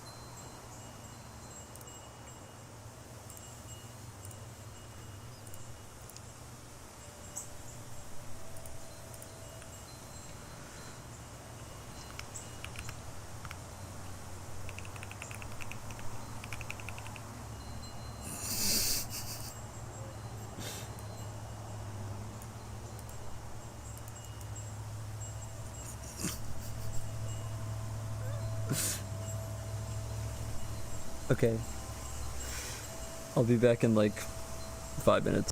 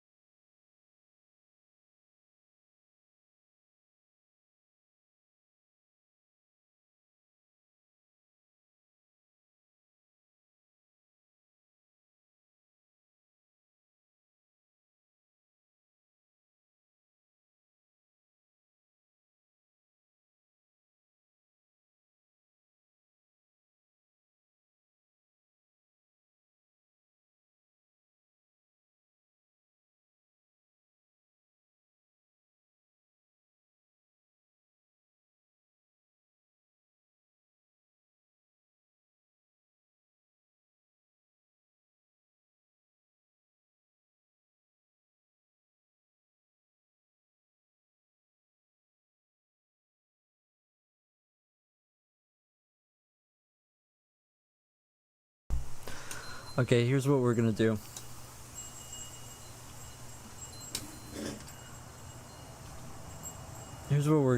I came up with a plan while I was inside. Here's what we're gonna do. We are going to mem copy the points and just translate them down.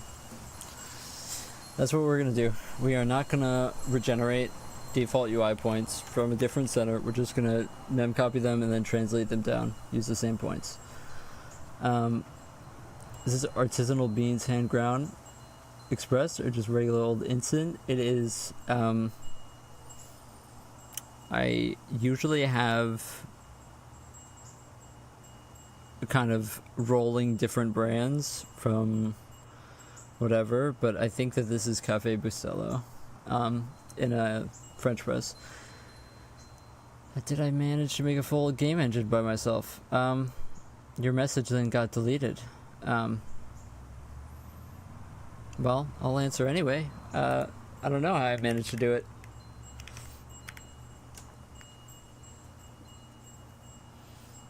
How did this dude, specifically me, I don't know. Dedication. Okay, so that's what we're gonna do. We're just going to skip out on that. I already commented out. So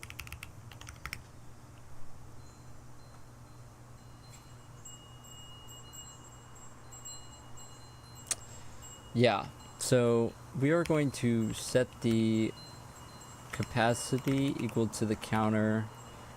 Well, no, you're just gonna, yeah.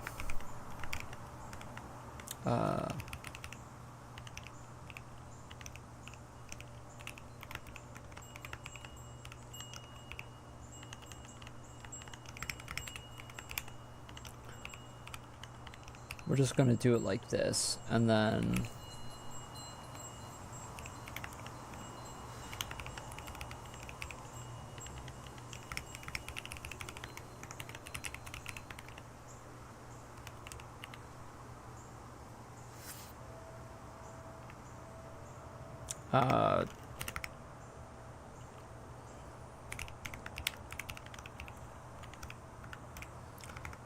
we're just going to do the same thing for outer.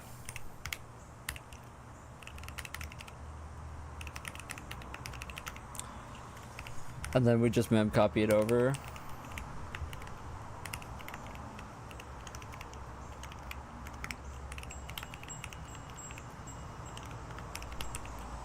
Wait,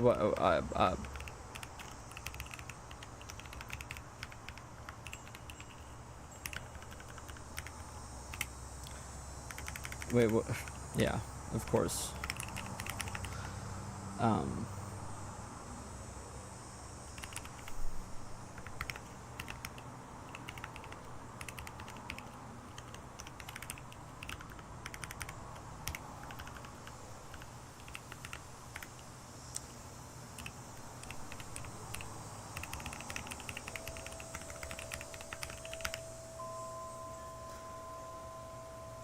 Tried making a voxel game engine, it was sort of working, but I didn't have kind of optimization, so performance was horrific. To try to rewrite it using ECS, that's cool. Yeah, I don't really have ECS implemented yet. I mean, I kind of have a basic sort of thing for the UI.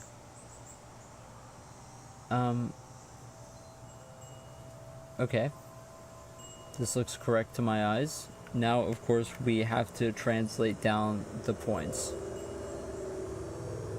Can I just call move UI element? Is that...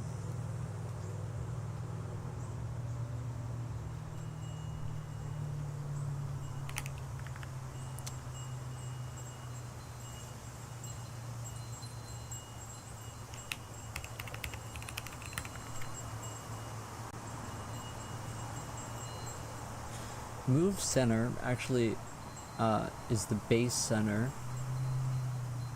Forgot what we were using the base center for. Oh right, we were using it for scroll bars. I think we want to move the base center.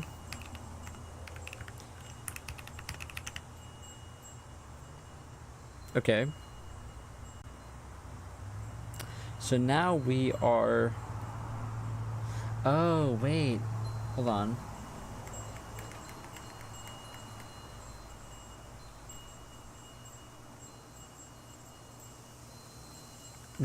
No, it can't be this center. Okay, so this is what we'll do. We will just translate the center. It should be the same X, it's just going down in Y.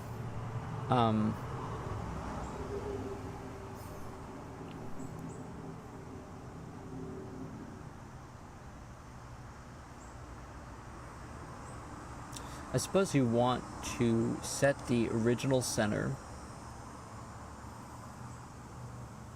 as the previous one.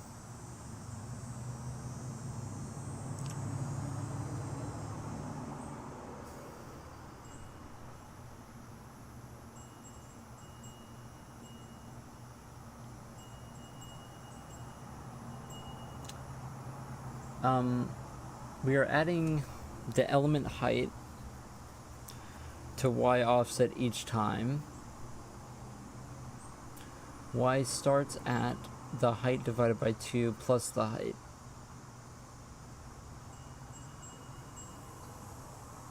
Which gave us basically 1.5 to start at.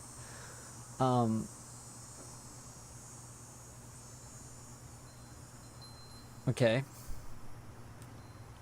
So now I want that.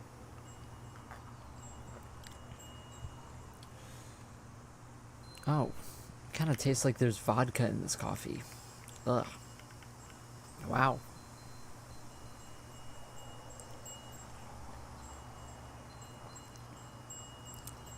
It's got a definitely like an alcohol taste. Wow. That's strong coffee. Okay. So we want to remove L height from the beginning because right now we want it to start at the center of the element proper and then move down one element every time. And then the center that we're going to move to is going to be the center of the next one. So that is going to be Y offset plus the height. Okay? And then this function should just translate all of the outline points for us. If I remember what it does correctly. I also did take this out. I think I'll leave this in. The visibility ID should be the same anyway. I'm trying to remember when we started running into this issue. Because we were not having this issue for a while, actually.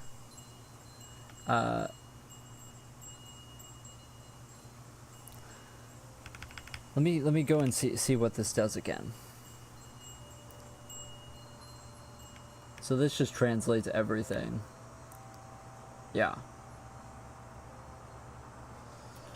And it makes a new center, yeah. Okay. So let's give that a shot. What am I listening to though? That's a good question. What am I listening to today?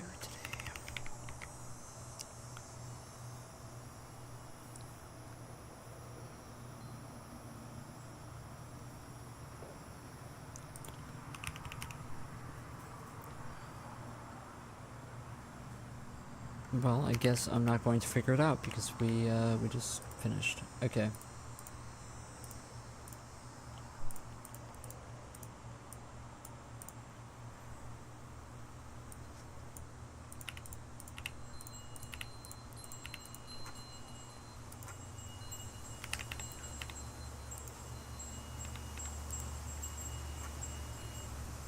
Oh, good lord.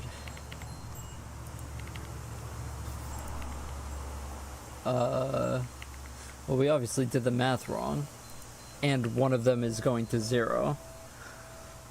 I mean, I'm not ever going to read through that again. Trying to find my... There we go. Okay. Apparently we're going upwards instead of downwards, which is interesting.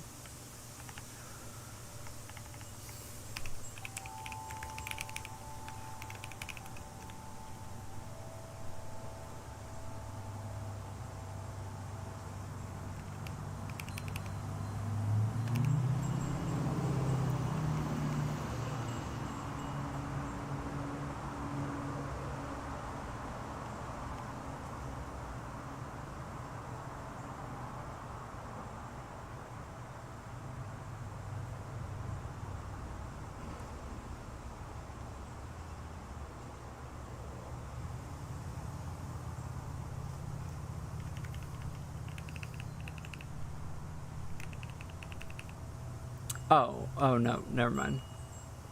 That's correct.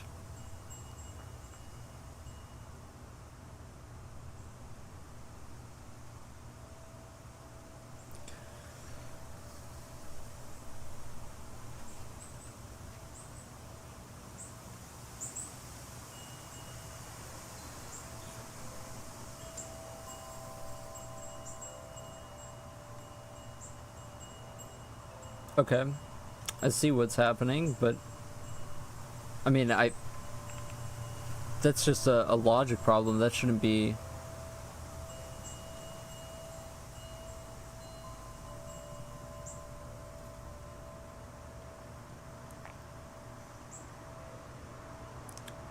Actually, you know what, if we also have to copy over the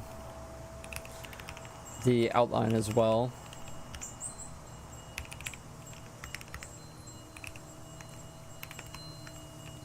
I'm just going to do this. I mean, who am I joking?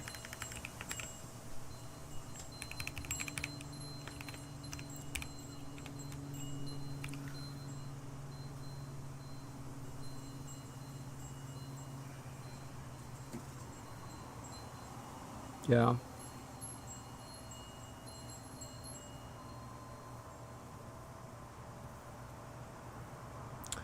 That shouldn't really be affecting anything. But it would cause undefined behavior because it was touching that memory. The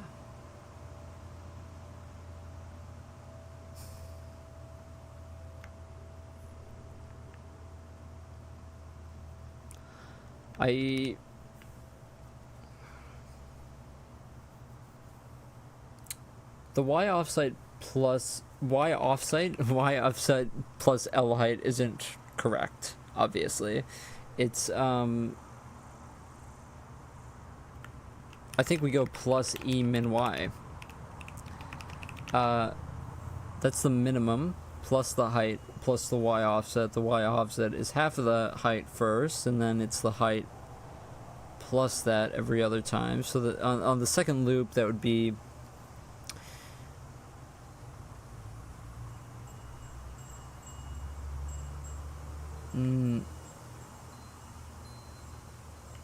I mean, I don't know why I'm making this so complicated. I feel like that could just be the center. Half the height plus the height plus the min. That's correct for the first iteration, but we add the height again, and then that's 1.5 plus the height. Height, yes, that should be correct. What's the name of this font? You can use exclamation point font to get the font.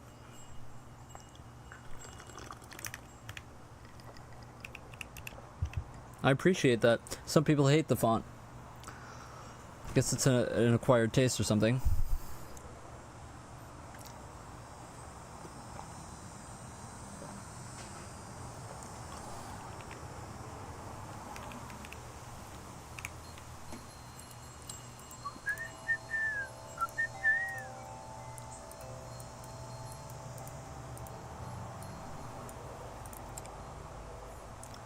All right. That should fix the logical error, but as far as yeah,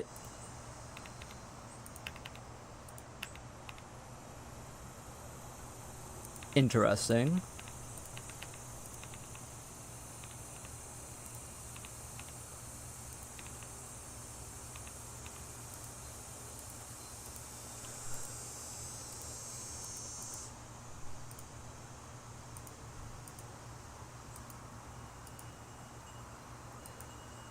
Sometimes it doesn't. What?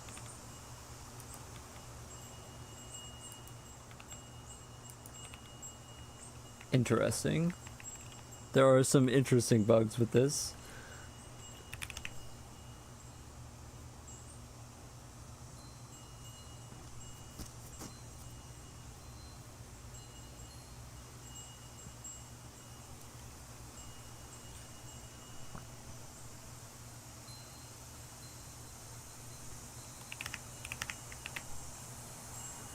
Okay.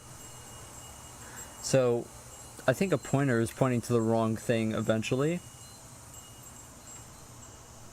That's why it switched kind of to the background UI element. So that's not great. But as far as like expanding and de-expanding, it actually kind of worked.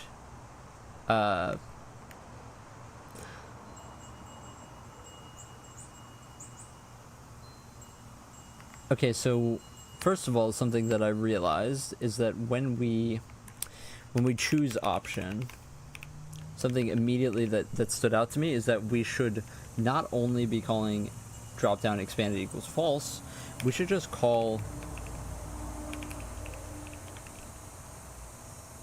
we should call expand dropdown.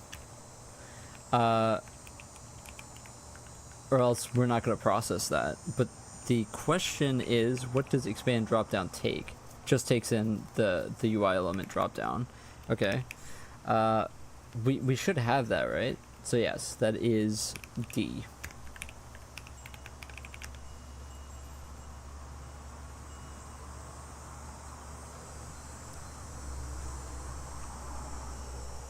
That should do it.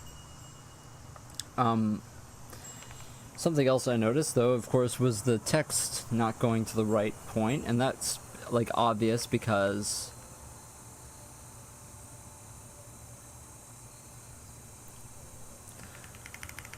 I think I should move this down here, I guess. Let me think about this. Why would create new label definitely takes the L center 100%, right?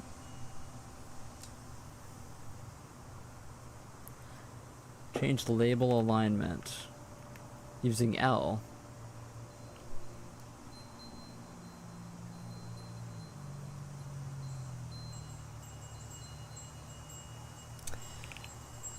The only reason this would be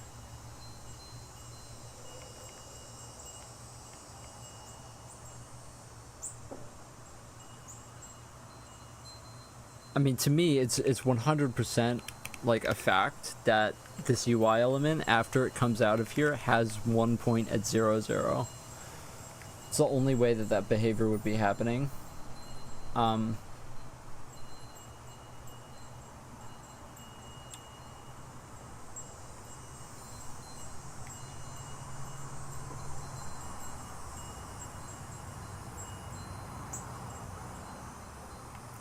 Let's try, instead of this, just to prove what I'm saying to myself, we can move the box to the exact same center as this.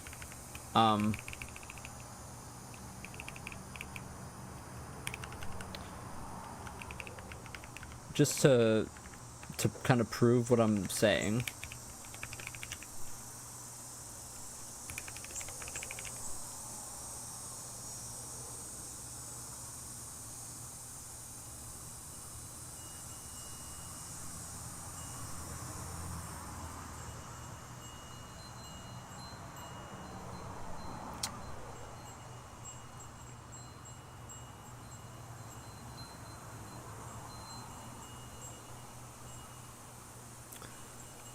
Yeah, the only reason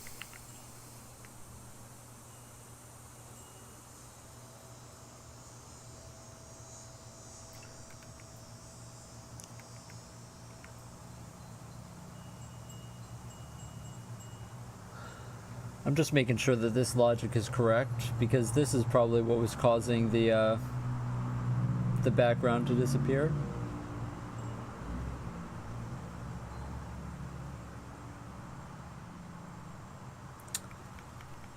Oh, I know why this is happening.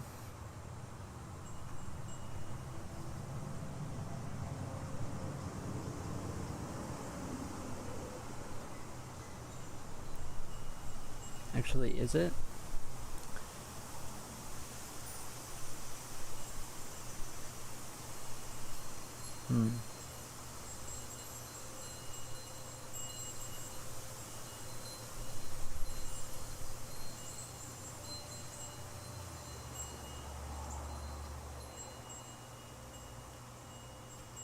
Interesting.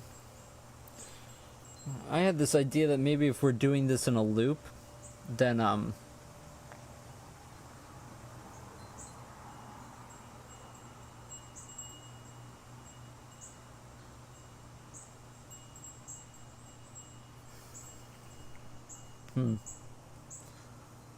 this is the exact way we do it on so many other occasions, though.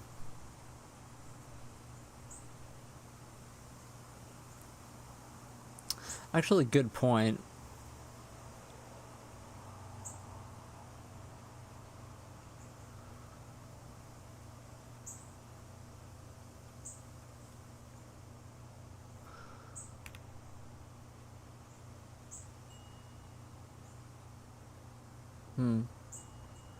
Maybe not.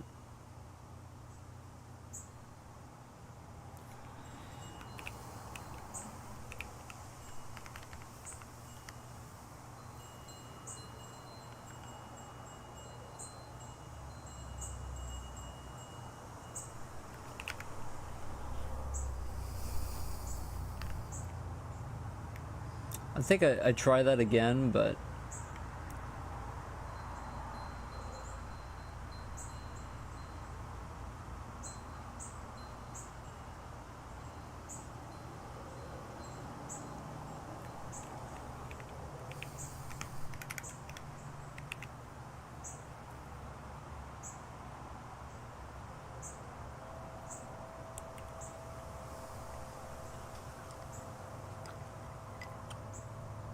try listening to techno.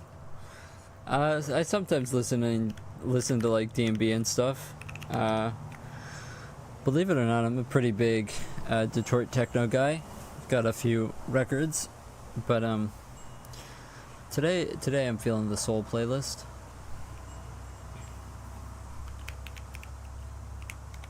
Maybe I should take your advice though. Maybe I would immediately figure out the bug if I did that.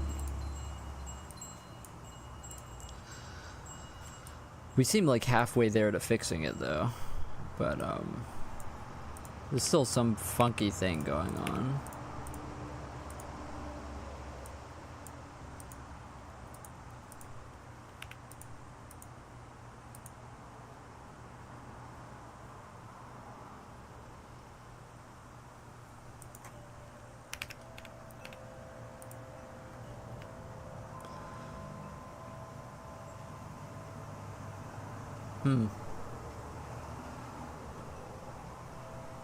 I'll figure it right. Yeah, that's typically how it is that when I'm off stream, I fix everything.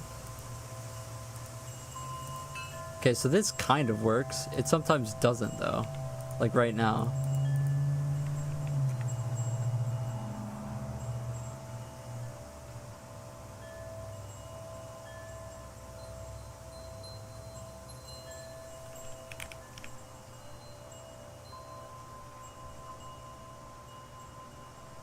Interesting.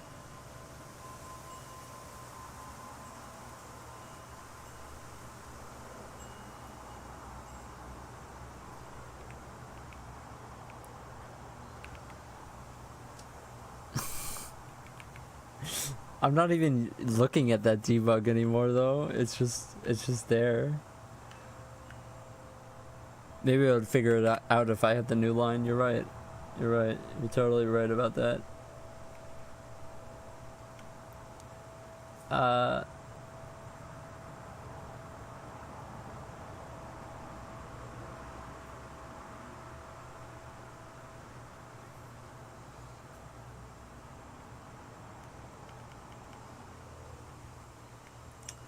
Wait, you know what I don't do? I don't set child count to 0.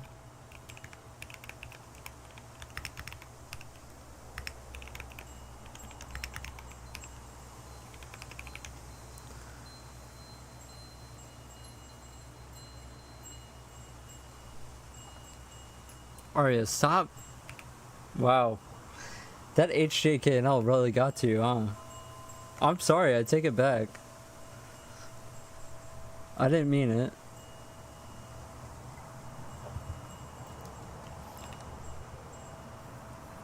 Actually, you know what? Just for you, we're gonna get rid of it.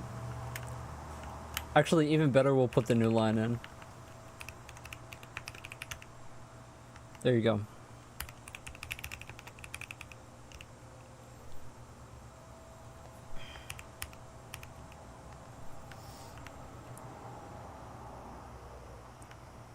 Hasn't been the same since we made the arrow key jokes. I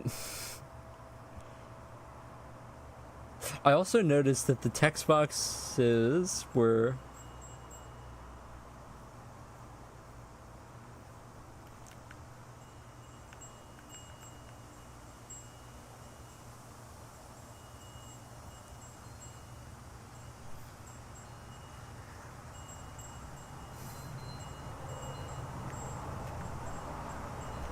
yeah, I noticed that they were stacking on top of each other, which shouldn't be the case because we're adding on to Y offset every time. Unless the...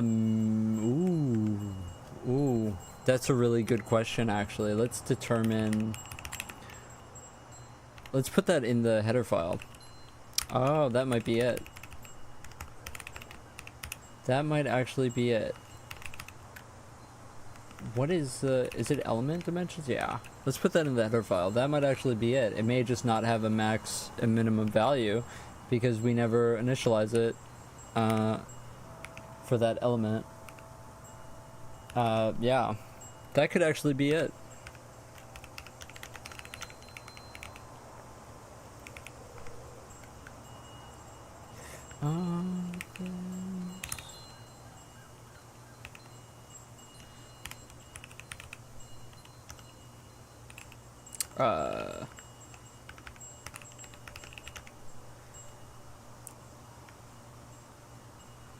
Yeah, I think that we may have just been setting the max and the min height to 0, and that's why we had no points.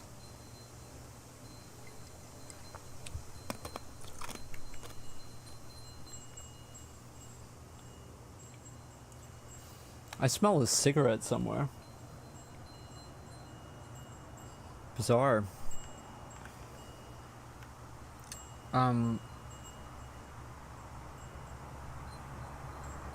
Okay.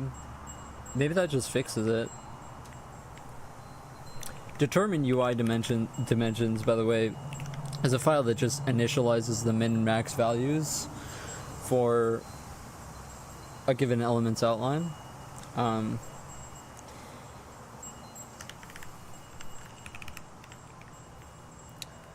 Which is something you'd think that I would just do on initializing a new element, but we do that, but I don't know. It's kind of complicated.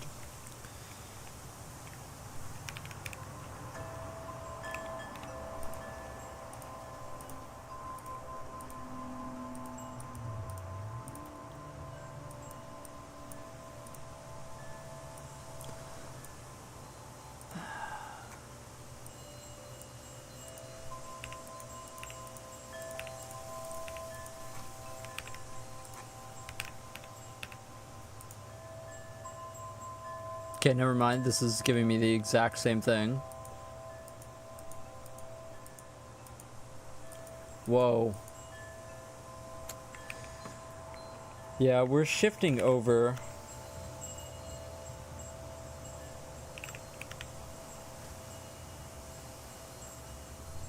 Into elements that we aren't supposed to be destroying.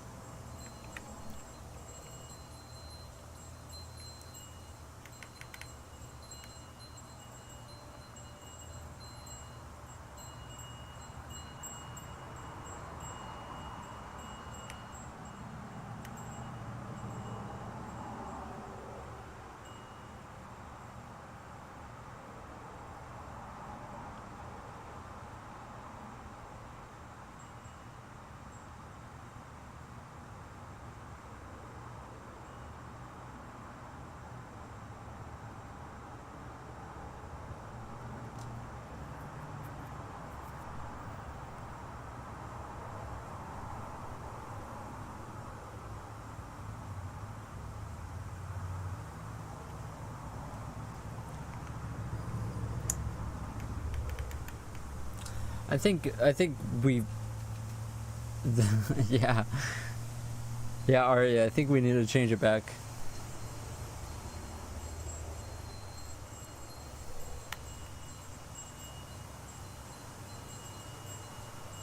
You know, yeah, I think we fix the obvious error first, and then maybe that just leads us to how to fix the other option. Wait a minute. Wait a minute. Wait a minute. Wait a minute. Wait a minute. Wait a minute. Wait a minute. Wait a minute. Wait a minute. Wait a minute. No. No, I'm wrong. I'm wrong. This adds it to the array. This, yeah. And this increments this as well. Never mind. Oh, I thought I had it for a sec.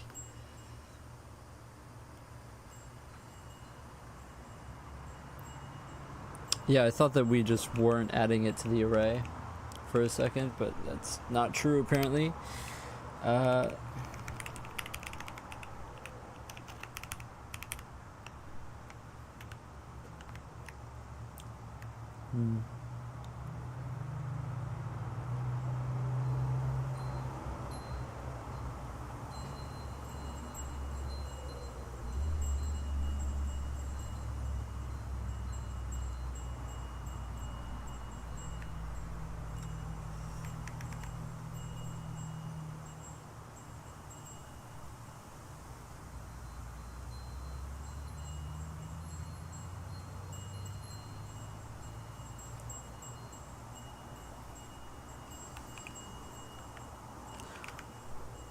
Good question, actually,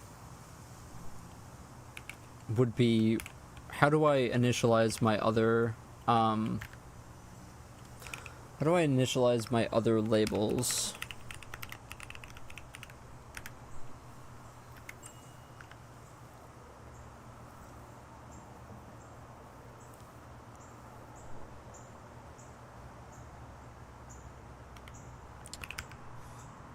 Yeah, I mean, that's pretty much the exact same thing.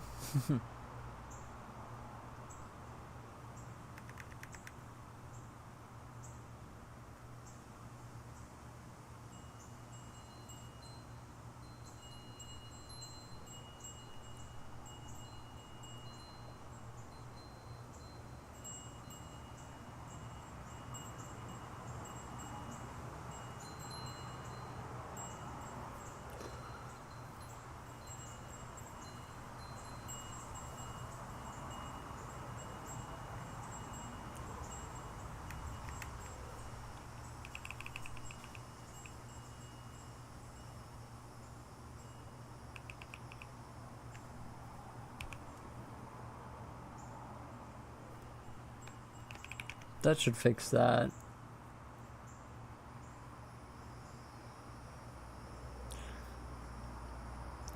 The text boxes were still not aligned though, and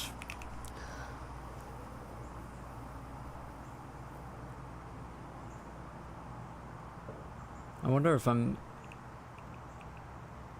thinking way too hard about this, but that looks correct to me. Are you using Arch? No. I'm using Mint. This is a Mint setup. Everybody tells me I should be on Arch though. I don't know.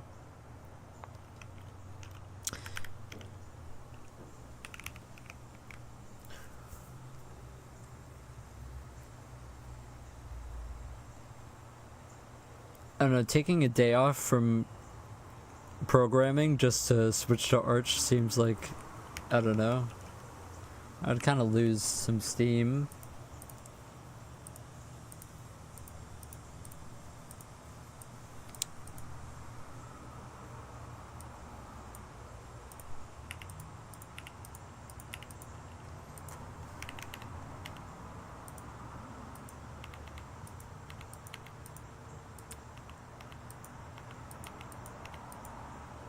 Okay.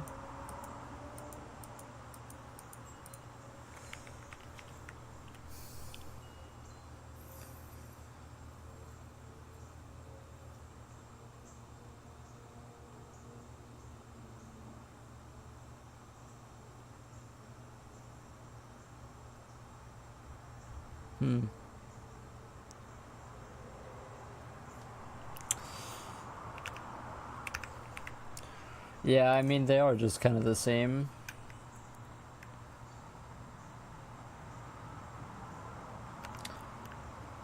That's crazy to me. Why? Maybe we don't move the text box actually, because it should just be like create new label creates it on top of the, yeah, it automatically goes to the min x and min y. But maybe that's the issue, is that the min x and min y, we should just have that in here actually, is determine element dimensions e, just so that we know what we're going off of to align it.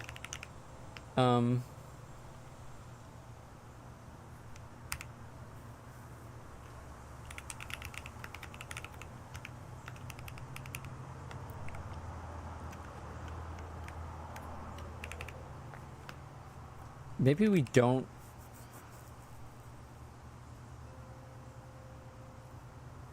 Yeah, don't do that.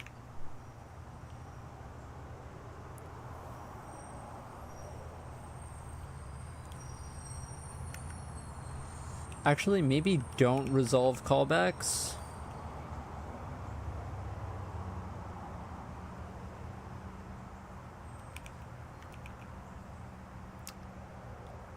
We do need to, because we need the choose option callback. So we were copying just a bad ID though, because we had commented that out and I forgot about that. But yeah, none of this has to do with the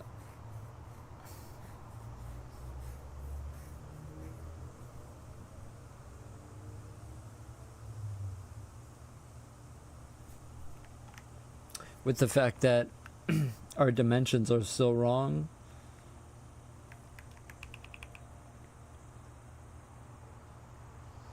I might just log it.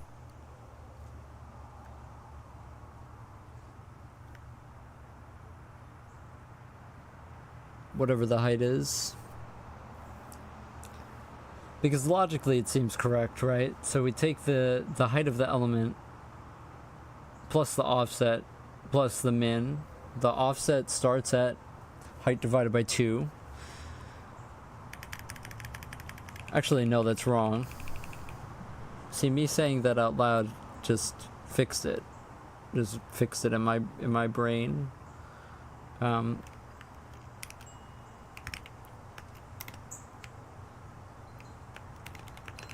That.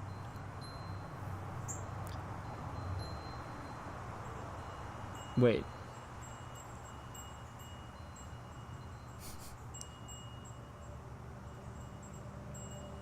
No. No.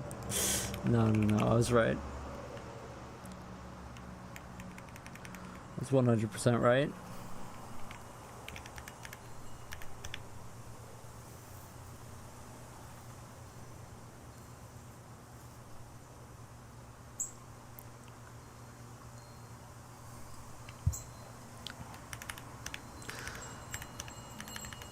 Stop.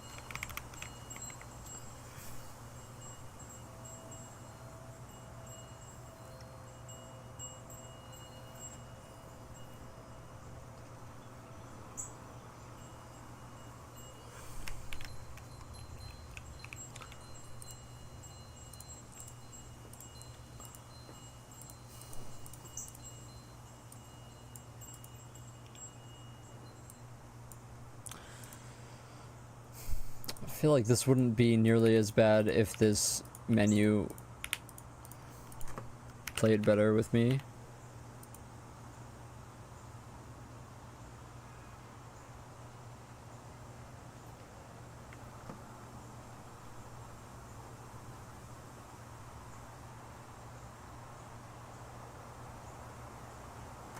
Just use Gentoo. Yeah, I've heard that it's really fun and easy to use and install. This is fun. We're like playing a little game here. Oh, we're about a seg fault. Wow, there it is. Dude.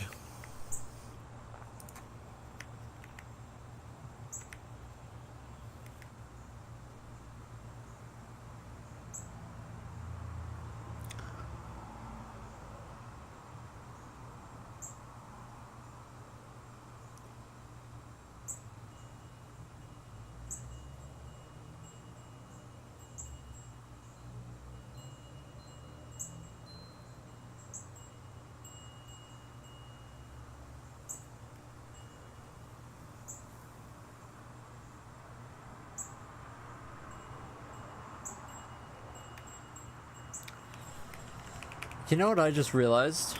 Hold on. Destroy UI element.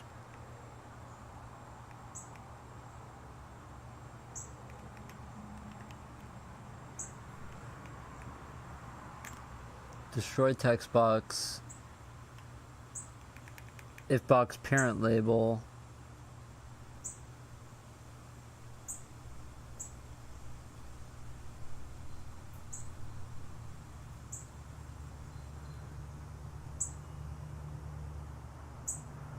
Oh, that's something. I totally forgot about that. Let me see. That might actually have something to do with it.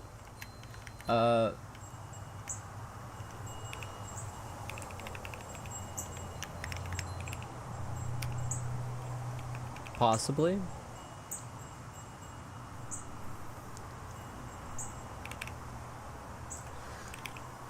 Arya is working on a software rasterizer, so I don't know if you can really trust any of that.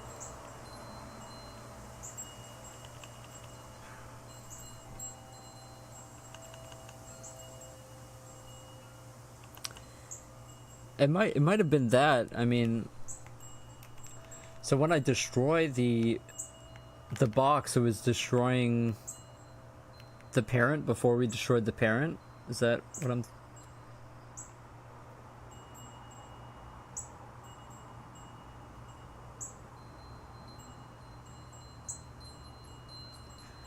This is strangely complicated. Let me take a look at this again.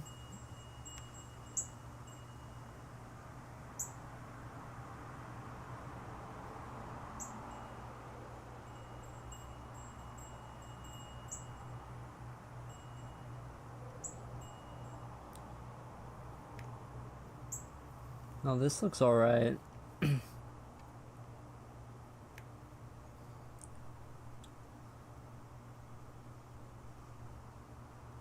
I don't really know what we were using the parent label thing for. So that might be it, and that might just not be it also.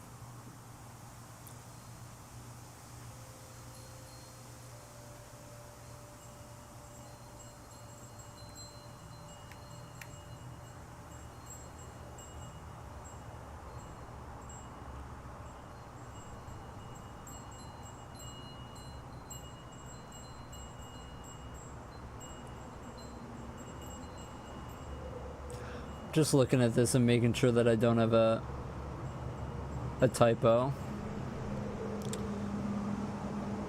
But it seems to just be offsetting it off of the screen, which is annoying.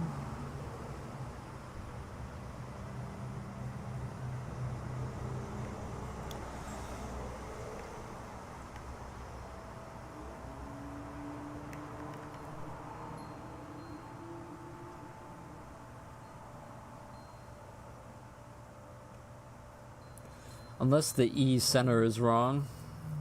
That could be something. The E center.x, the E center.y could be wrong.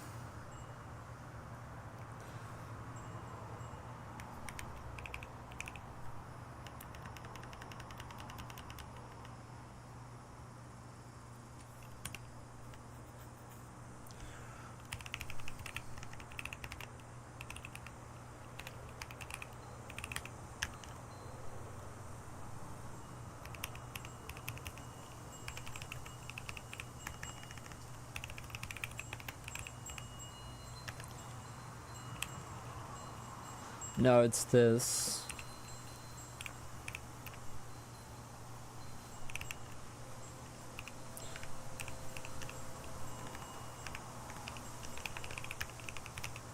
I'm just gonna add that to it to make sure that we have the correct center. I mean, at this point, it's just very, very confusing.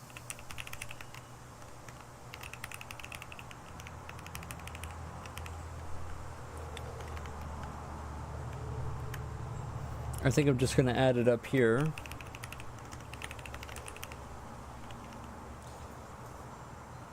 And we'll just use the outline. Yeah.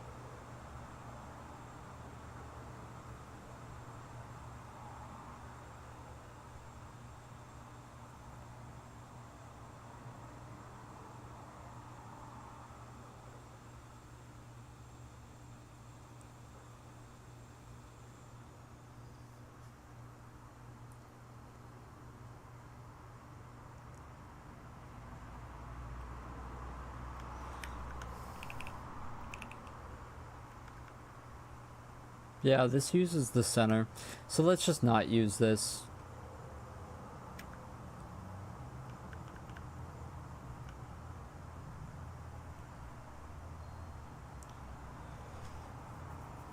Actually, no, yeah. Okay, that's how we use it then. I'm just going to, now that I looked at what the function actually did, what I'm going to do is I'm just going to set this center to the center of, yeah. I'm just going to set this to E center.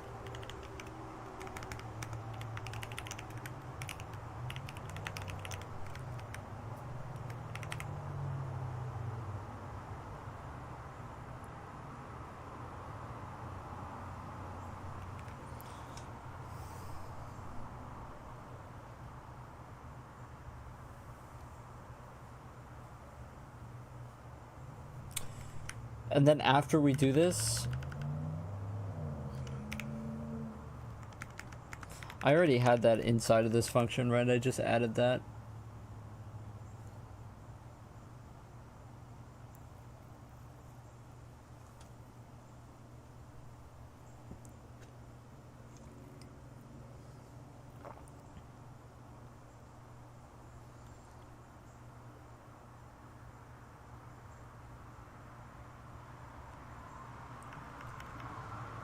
Why have binary when you can just not write new lines?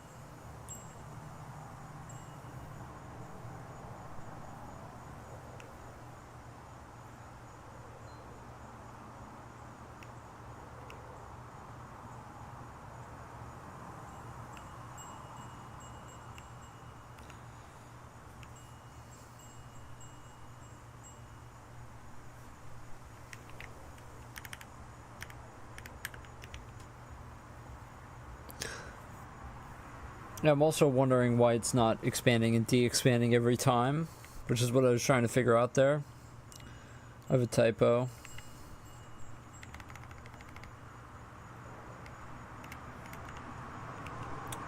Oh right, I was gonna do I just put it in the thing, so oh.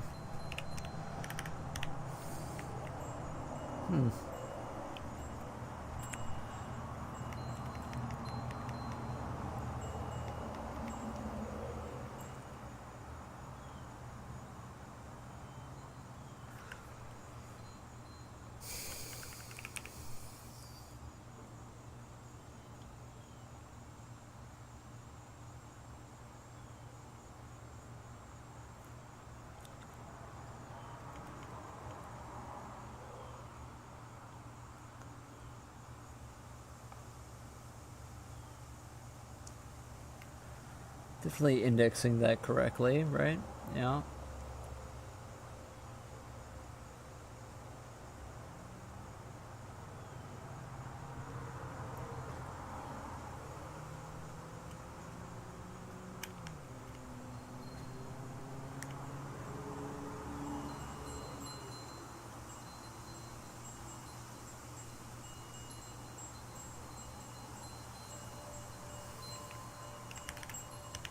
I probably shouldn't be blindly freeing that as well. It's probably a mistake from me, but I doubt that that's the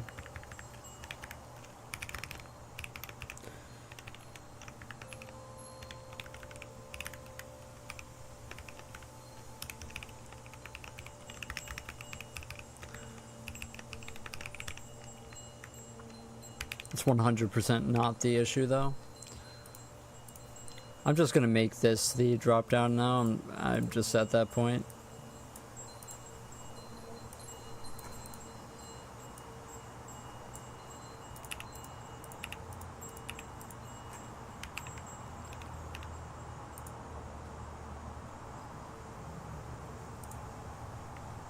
Okay.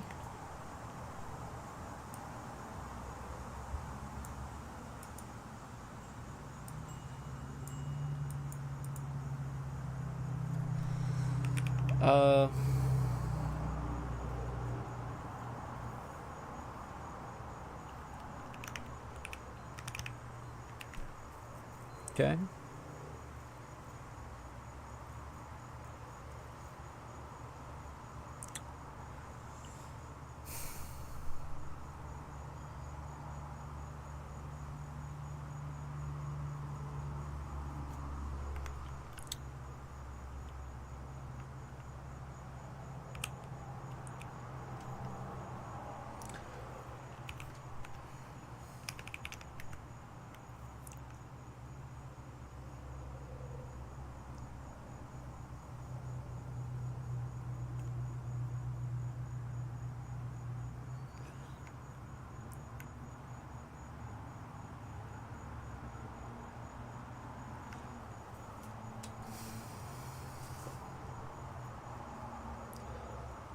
I mean, so what's happening? Why we're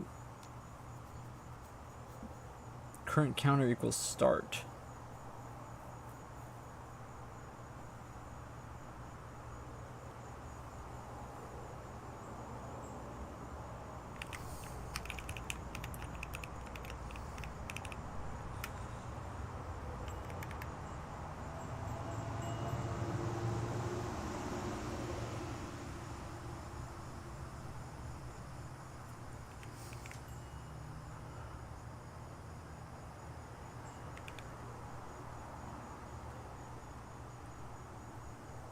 And how is that a seg fault?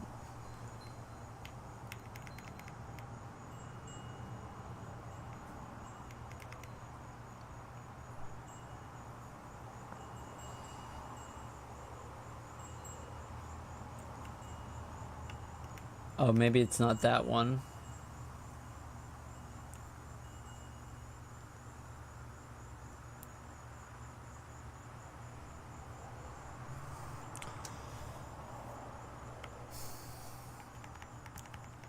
Yeah, I wonder if we're early returning from something and then the pointer just gets not assigned.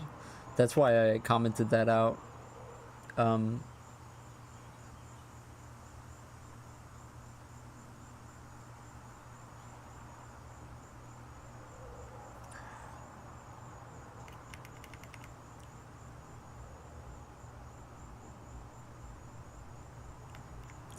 I'm kind of like tempted.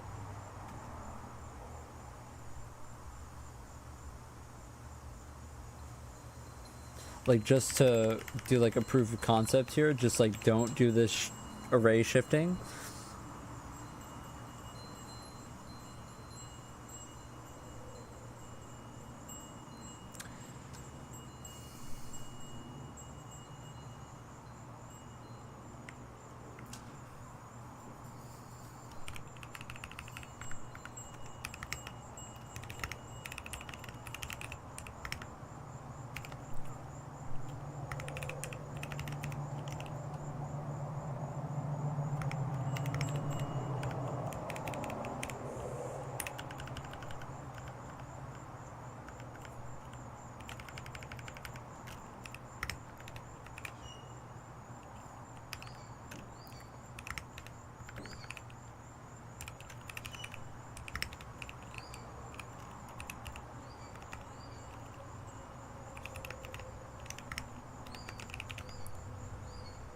I'm down to do that actually.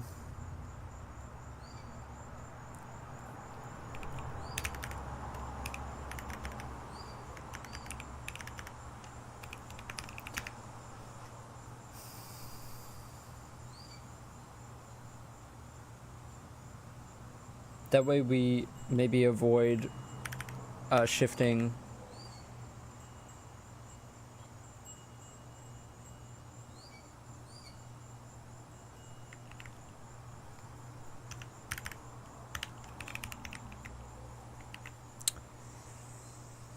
We avoid shifting at the end of the array, is the idea there.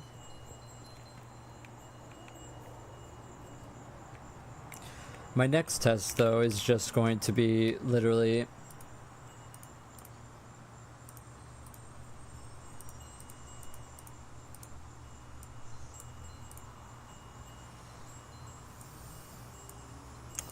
please don't do this right now.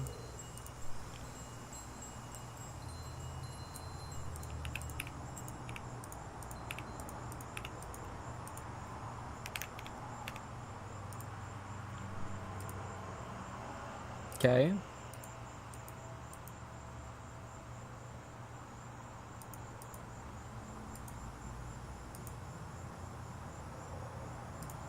For whatever reason, yeah, now see, it did this thing now.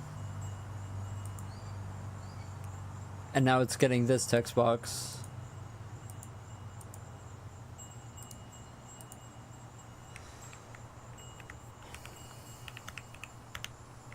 I kind of want to test this one more time, because I feel like we're almost reaching the point where we can get to the bug, but like we're so close. It's like right there. Maybe we don't call destroy if we can't find the index. I don't know.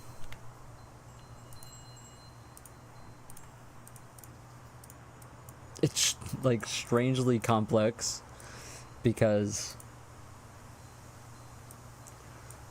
it should not be this complex, to be honest.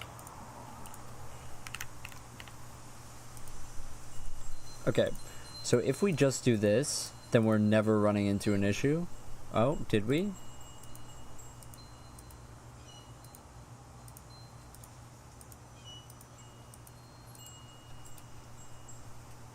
There we go.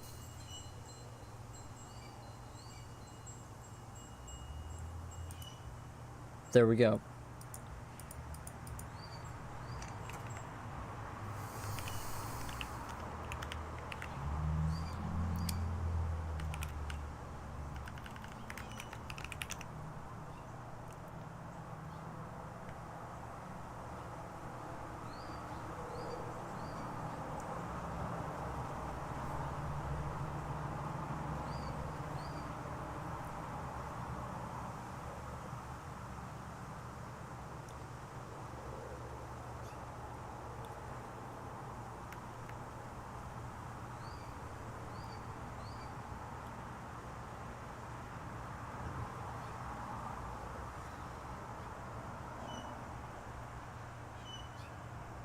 Hey Carrie, what I'm trying to do right now is, like, it's kind of frustrating me, obviously, but so basically what this is, it's a drop-down UI element. The way the pipeline works is that there are global arrays of UI elements and text boxes, and sometimes they have parent containers, right? So this element spawns exact copies of itself with different text boxes underneath it, right? The issue that I'm running into here is that the state is somehow becoming out of sync with itself, and we are gradually deleting elements on our collapse of the menu that are not within the drop-down. So somewhere we are destroying the wrong elements.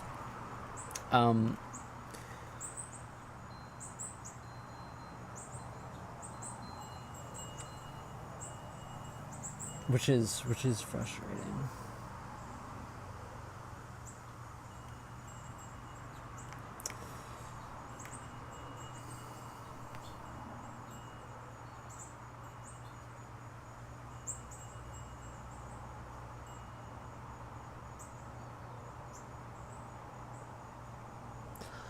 I'm going to make sure that this... Okay, so on choose option, we are going to absolutely make sure that we set this to true. When this comes into this function and when it leaves, this has to be this. Has to be.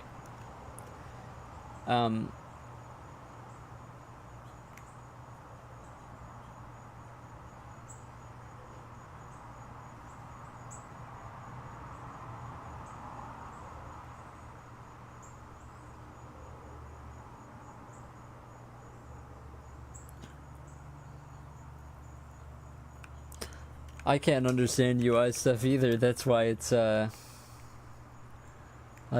painful. I'm down to just run this and see if our shifting is the problem. But I thought that the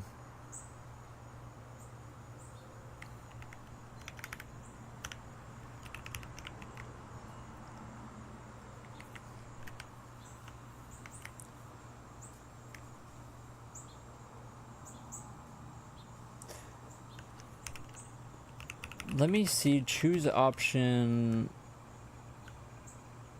We definitely set the parent drop down, so that's getting bound. Yeah, that's getting bound.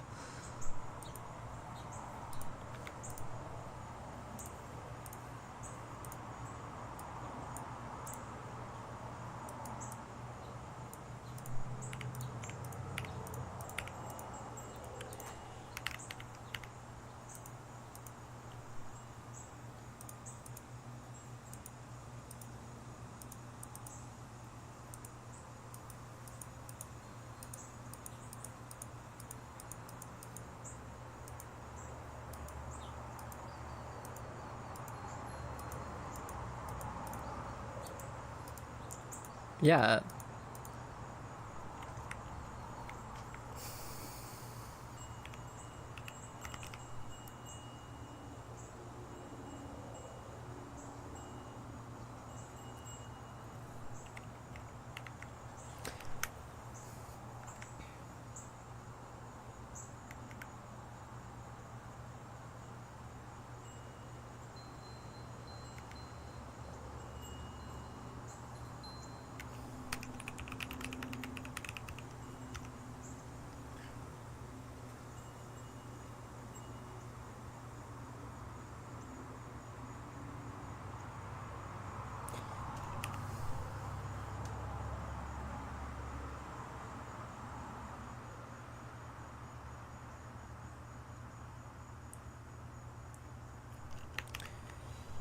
What happened there is that we called choose option.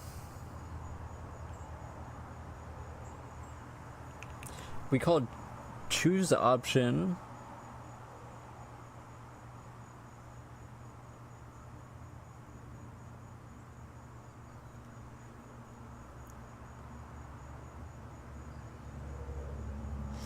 Yeah, so it's not just sometimes, it's eventually.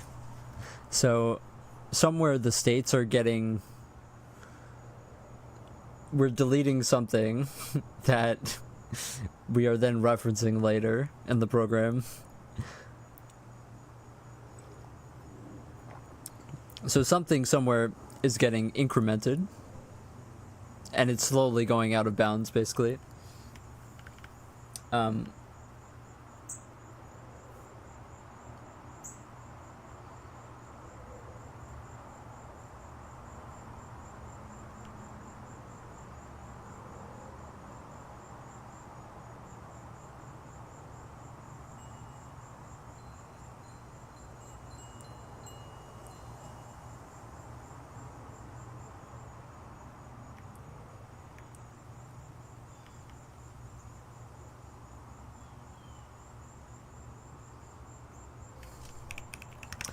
I mean,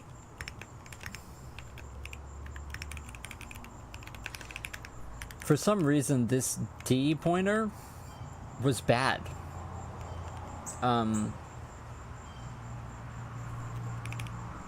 Even though it should never be bad, because when we bind it, we're always binding it with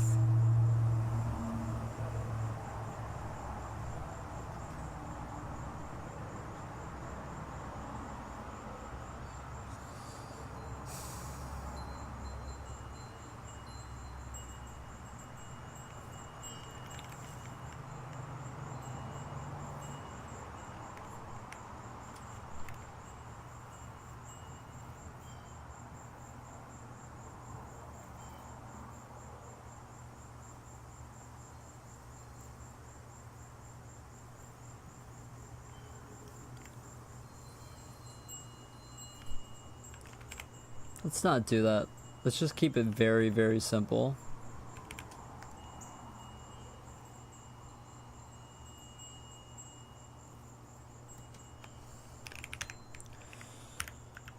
Yeah, I mean, I feel like it's one of these things now where it's like,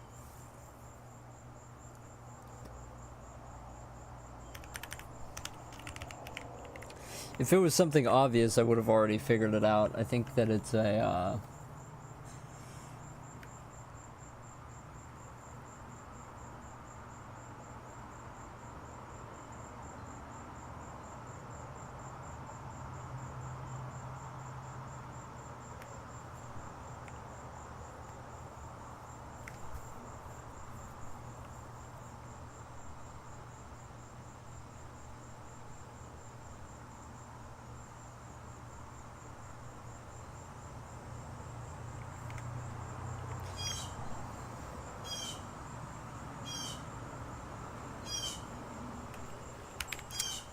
Yeah, so that's just getting the next one is all that is. And then we increment the counter at the end. Just to add to the end of the array. Yeah, I just had a moment there where I was like, wait a minute, is that correct? But yeah, it is.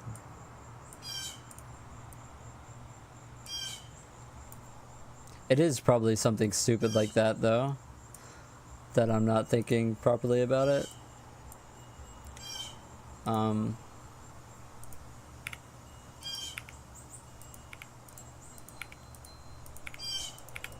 No, it's not your fault. It is a pretty complicated.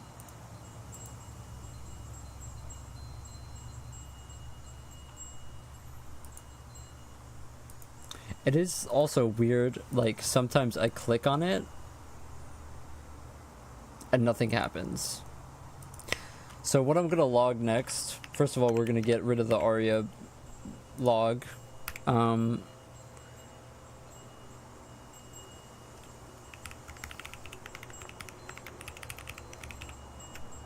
We are going to get rid of that log so that we can log the I'm gonna log the as it enters this function, I'm going to log the state of expanded.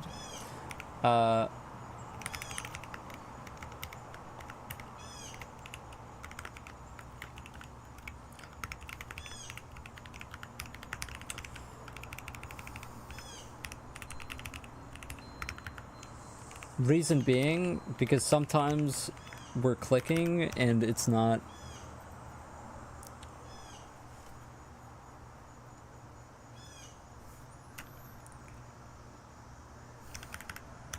I think after I finish dropdowns, I'm seriously gonna be just like done with UI stuff. I can't do it anymore.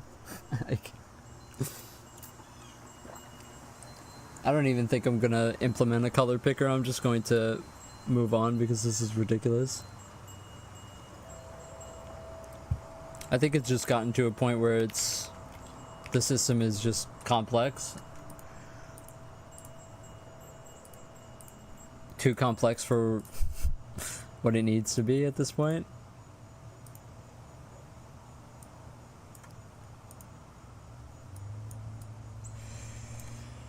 Please. Yeah.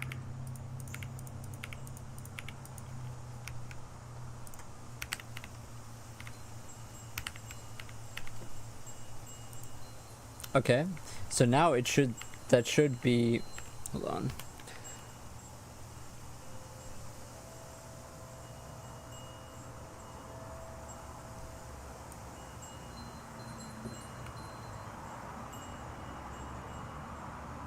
What?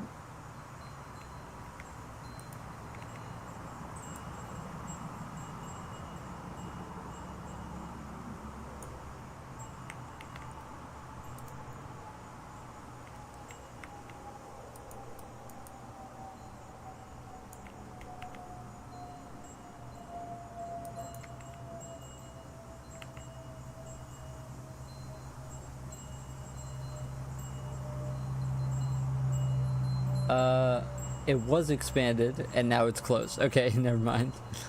Wait, hold on.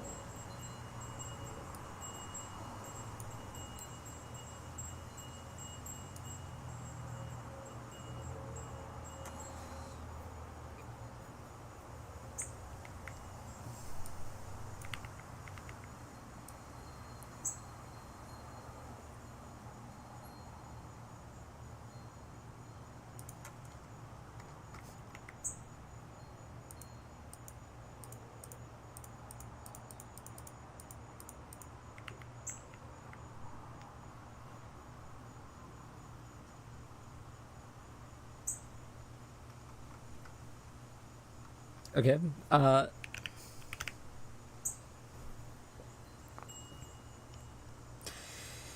so multiple things that I'm realizing now.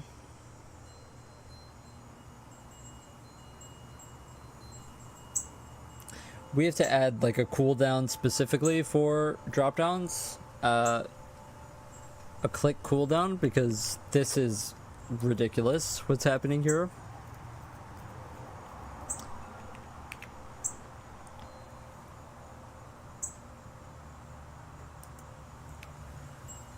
That's the first thing, but also I'm just really confused why.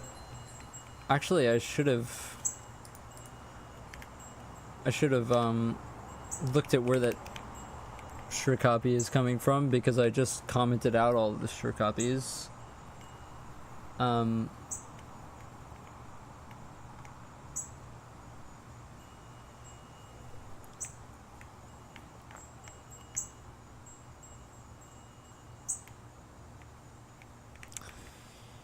But yeah, that was good, because this is on my 5th workspace for some reason. What that just told us is that it's being called way more than I thought it was.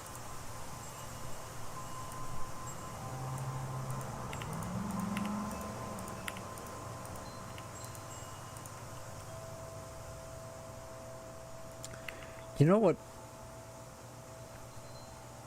No, it has to be. No, it has to be. Never mind.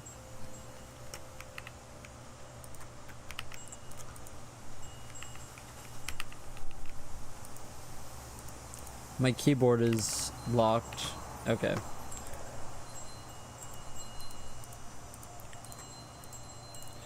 So obviously I just clicked this like 5 times and it expanded like 100 times. So that's obviously not...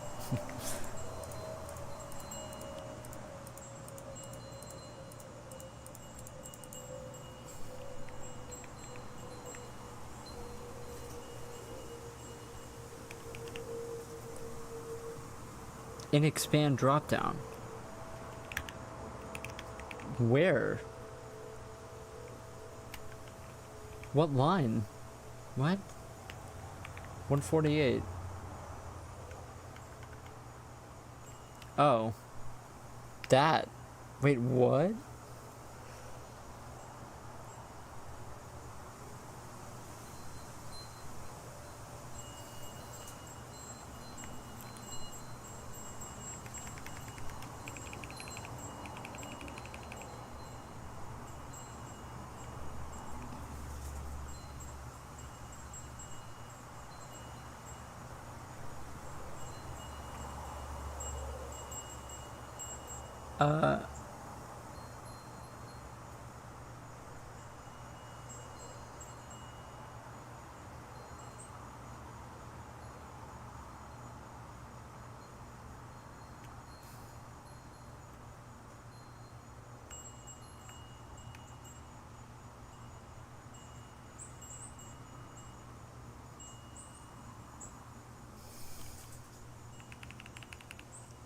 Oh, I know why that's happening. I know why that's happening.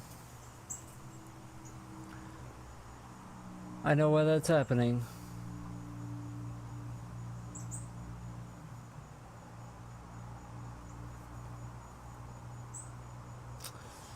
Yeah, but the reason why that's happening is because we aren't shifting anymore. So the reason why that's happening is because we stopped shifting.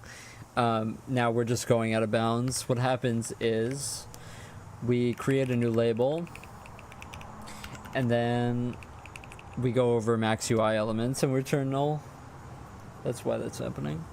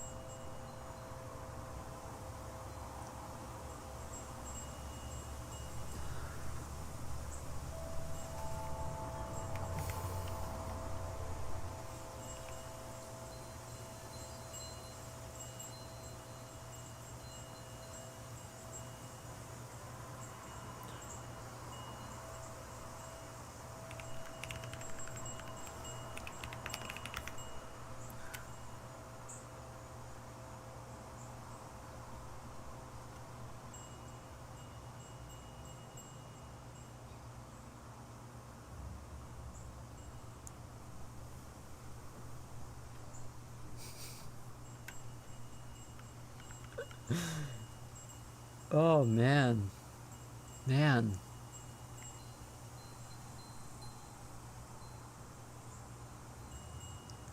This one is...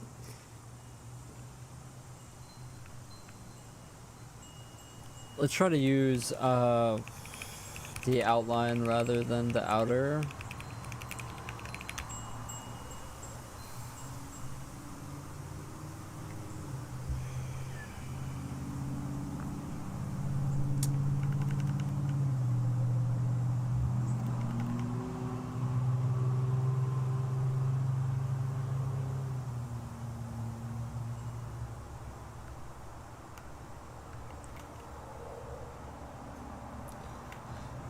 And I definitely,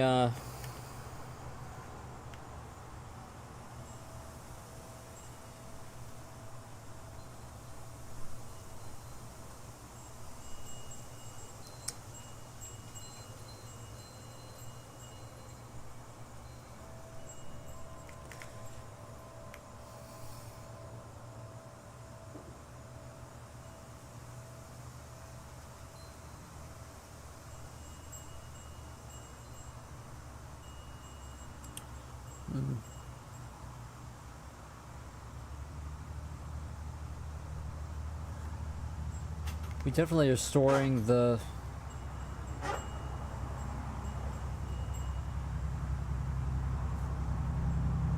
Whatever that sound was scared the bejesus out of me.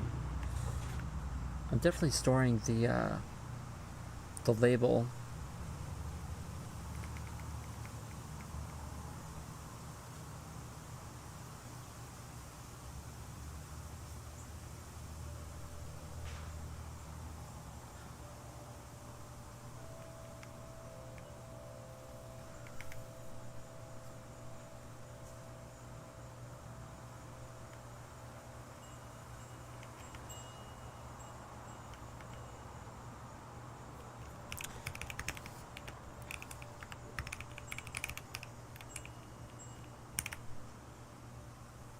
I think this...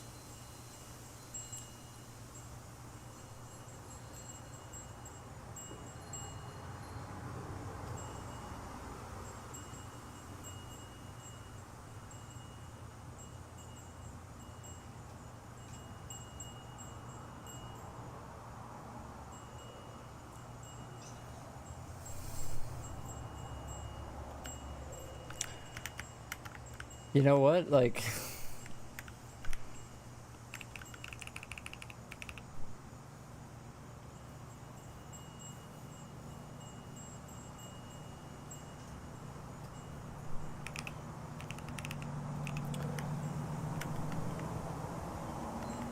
I think what I'm going to do is I'm probably not going to figure this out any other way other than just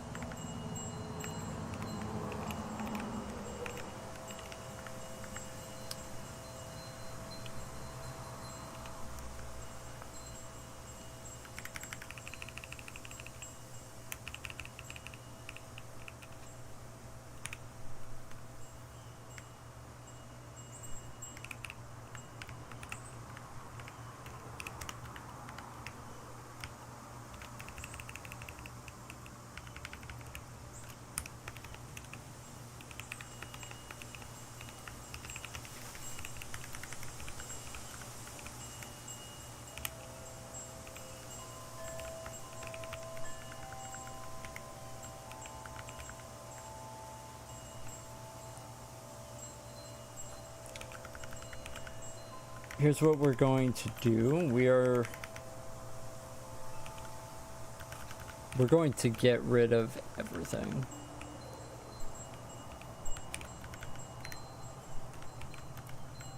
We're going to get rid of the move. We're just going to set it to a label.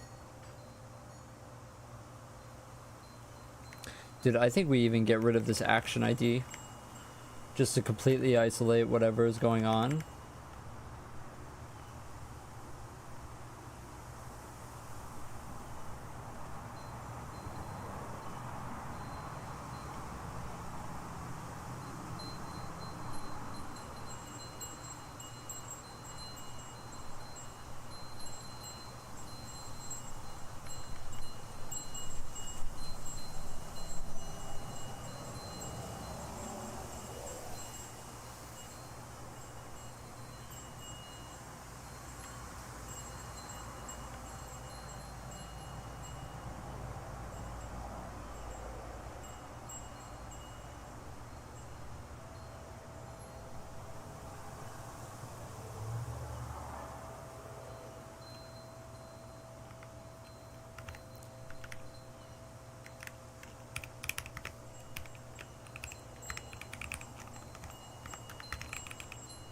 We don't want to return.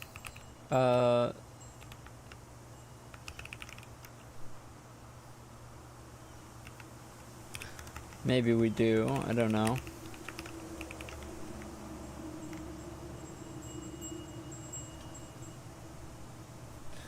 Okay, let's try that.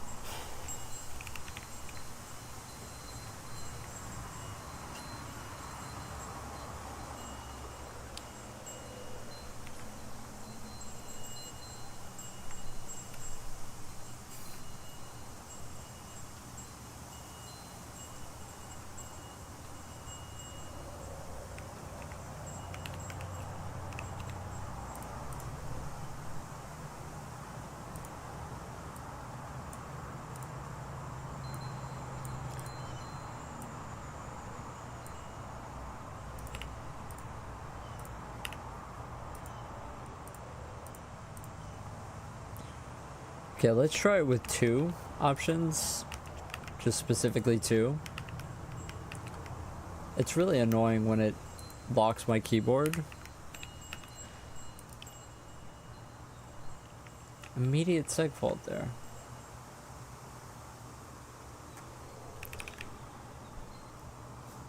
Determine element dimensions.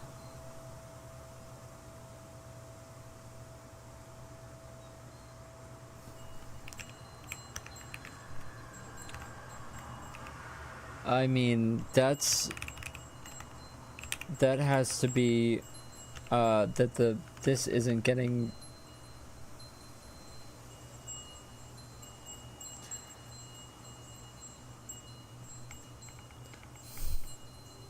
Thanks, Art. I appreciate it. It usually isn't just me tracking down one bug. Happens to all of us, I guess. Have a good day.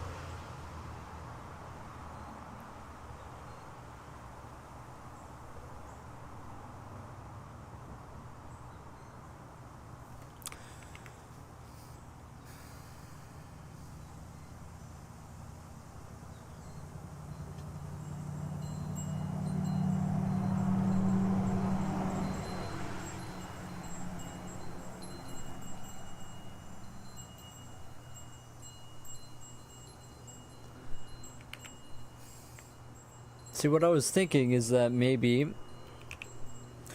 when we resolve the callback, it isn't binding itself for whatever reason.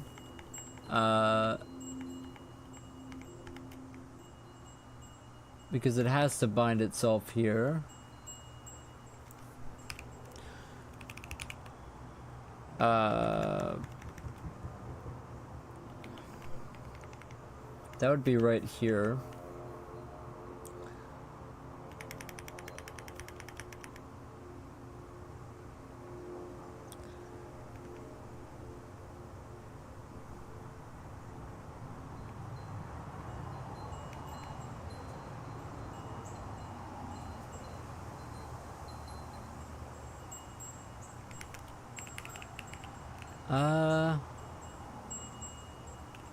I mean, no.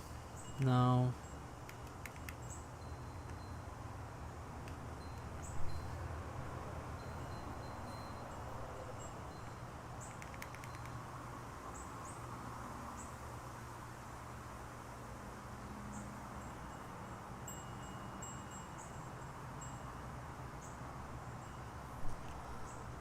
No, this is correct. This doesn't matter. It's 100% binding itself.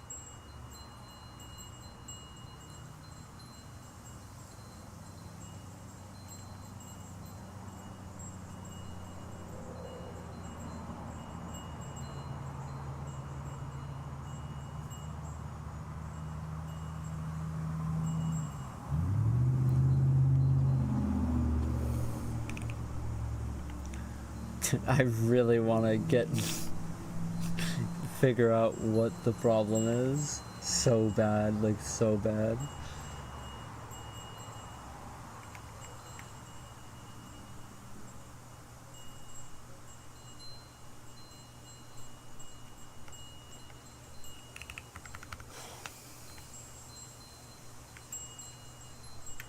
Okay, well, I mean, we should stop being lazy and we should just print the pointer. If it really is that dire right now.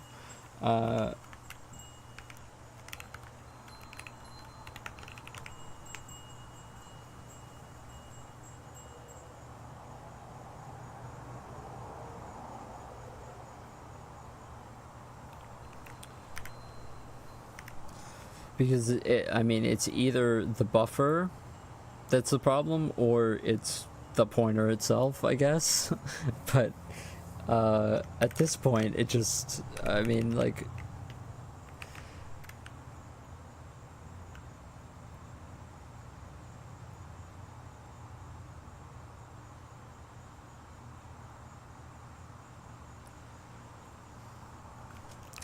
what did I just change? I didn't change anything that should...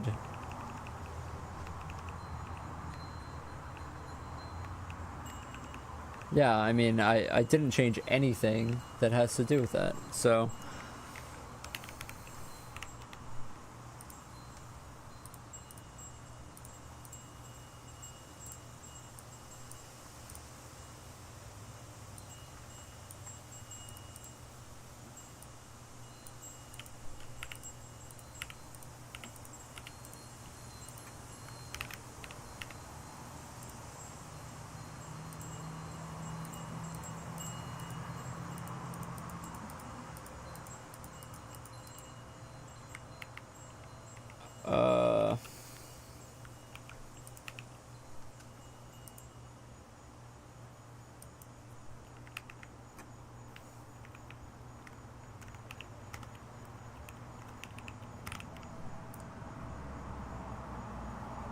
I mean, yeah, the issue there is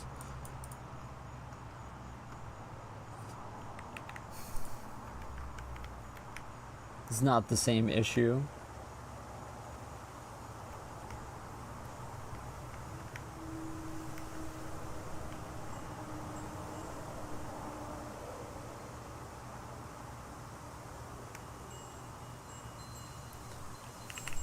Maybe it's less than text box count and not +1. Like that could be. Also, I could have just had that wrong.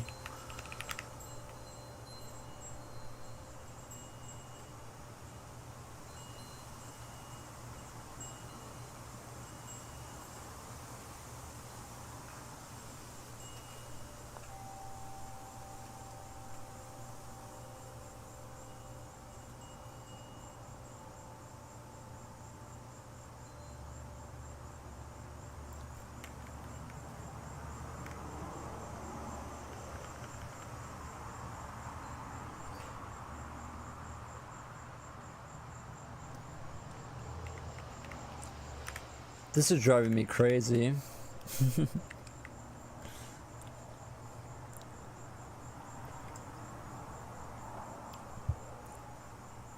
Honestly, this is not going how I planned.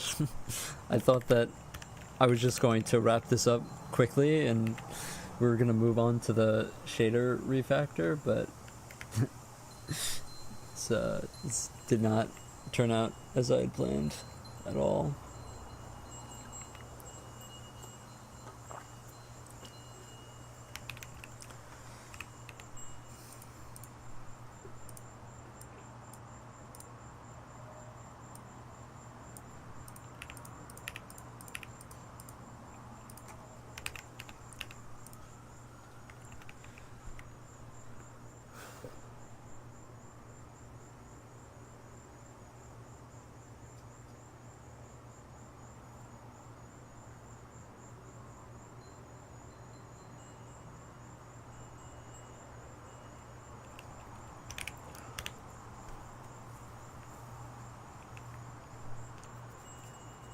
Okay, well, first of all, here's what we're gonna do.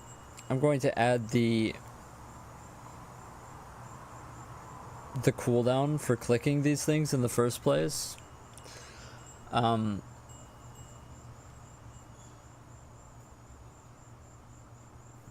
going to put that as a timer on the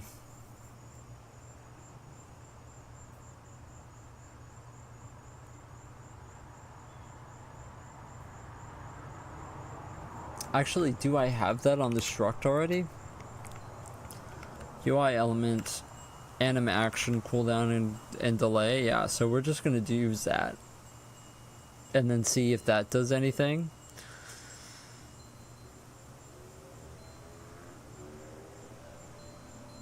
I guess that it's possible.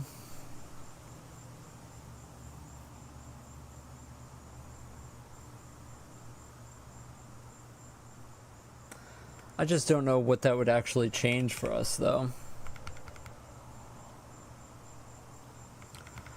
But fine, I mean, just to see what it does, I think we just add that on, just hard code it onto this struct, like dot anim action cooldown equals 0.5f.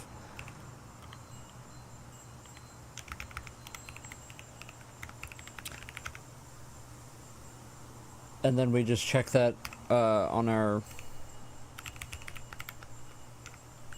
handle UI events.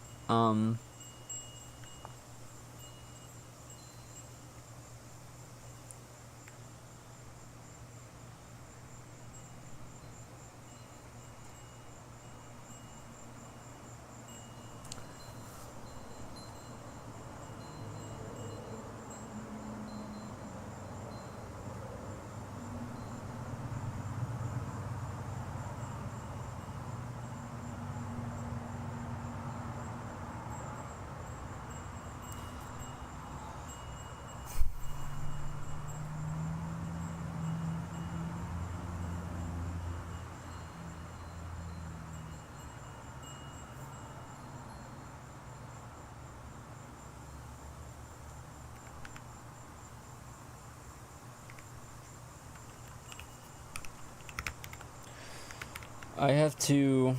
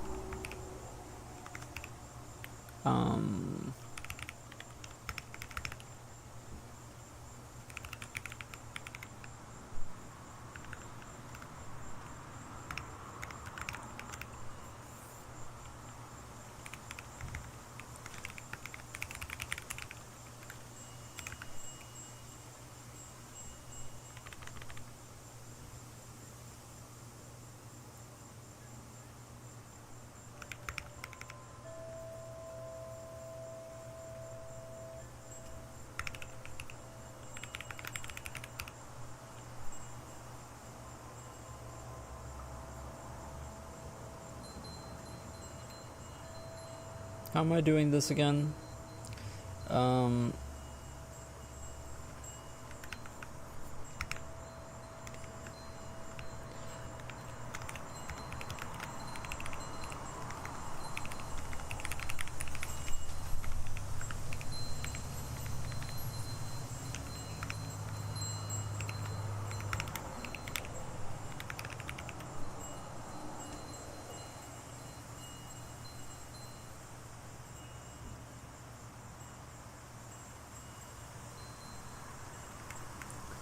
No, let's not do that. Let's do instead, let's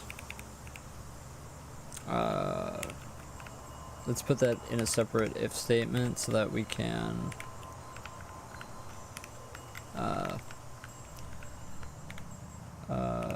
yeah.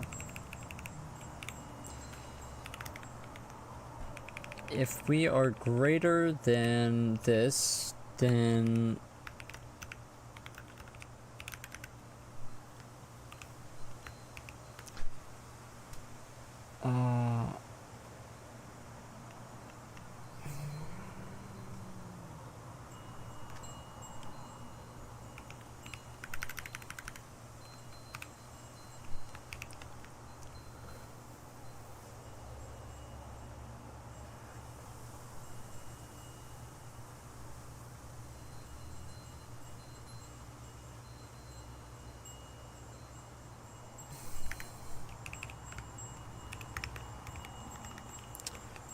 I mean, I'm just trying to get it so that you press it and then how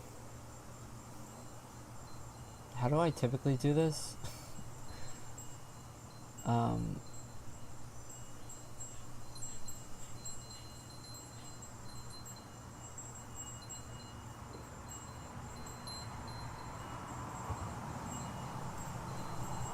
Yeah, we can just do it so that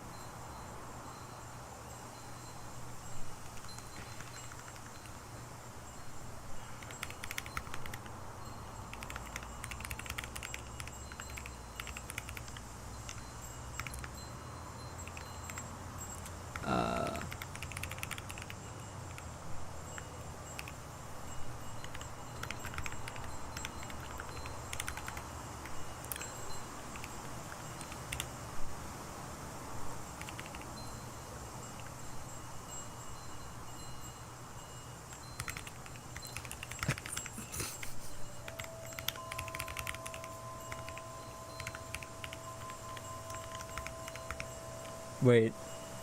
Don't be dumb. Yeah.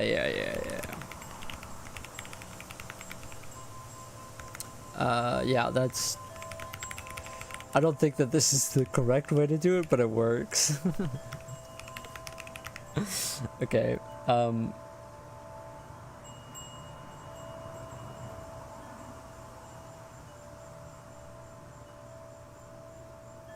yeah, this works. I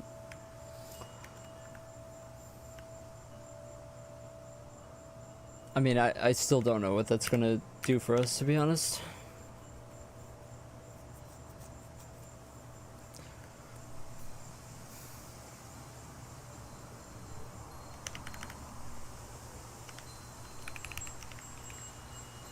Oh, wait.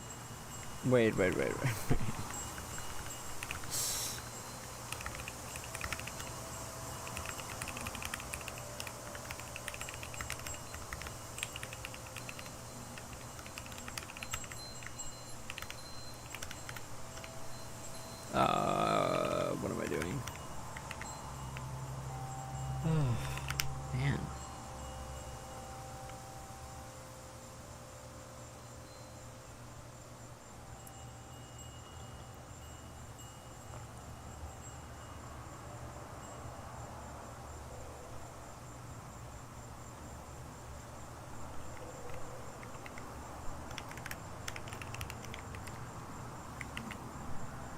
I haven't had a bug like this in a while. It's really throwing me for a loop.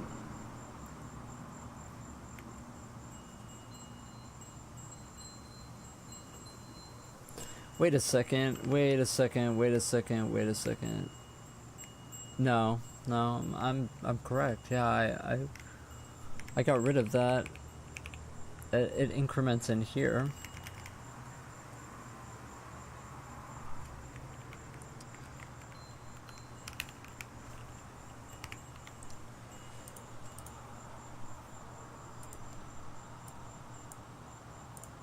Okay.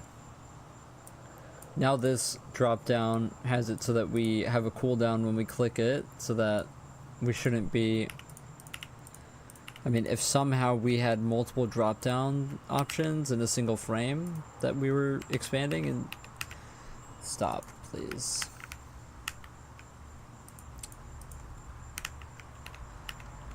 Okay.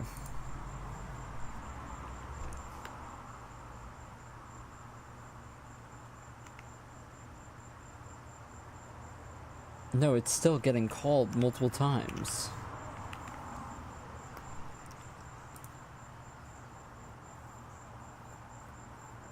Oh, I guess because we don't change the state here? I don't want to just, like, set it to hovered, though. It's...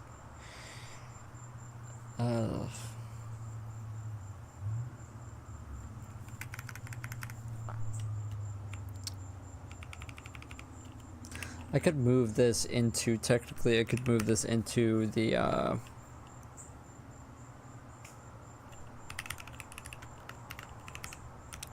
It's this function.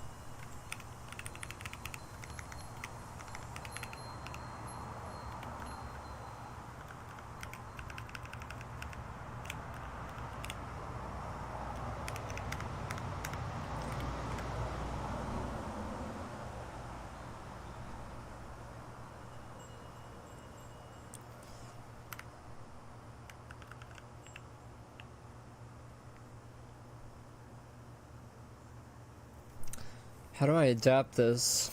If we are greater than or equal to the delay, then we process.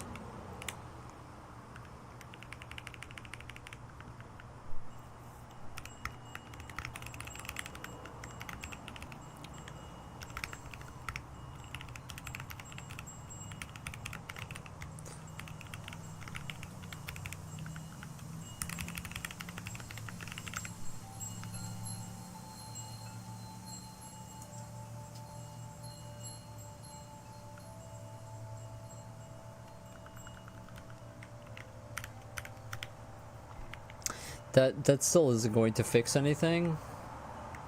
Wait, did I remove it from the other function?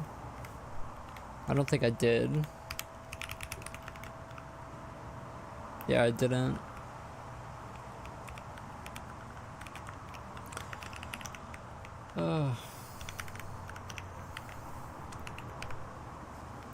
This is not going to change anything for us, though.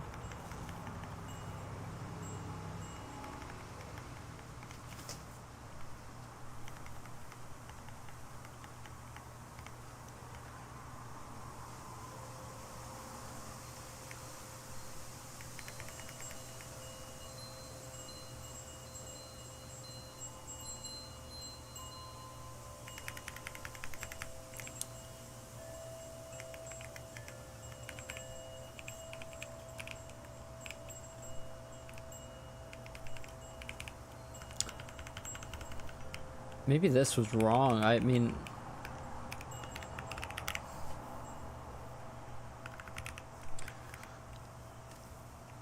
yeah, I mean, I don't use any of those rules for it any other time I call it. It was just kind of a shot in the dark in the first place, but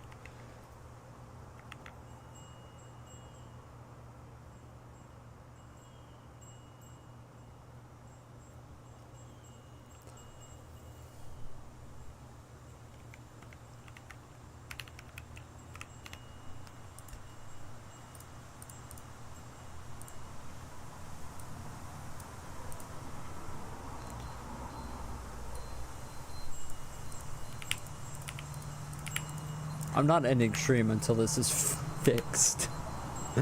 I'm at war against this.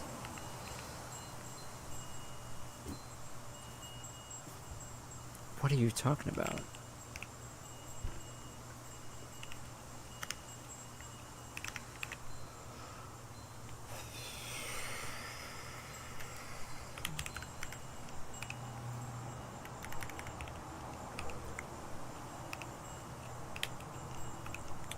That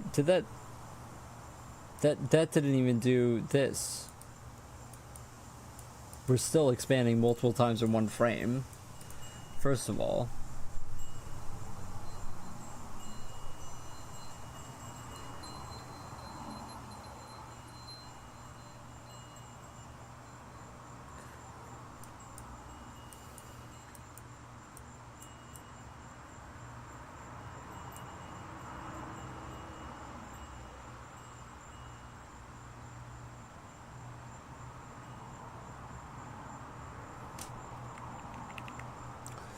Will this be...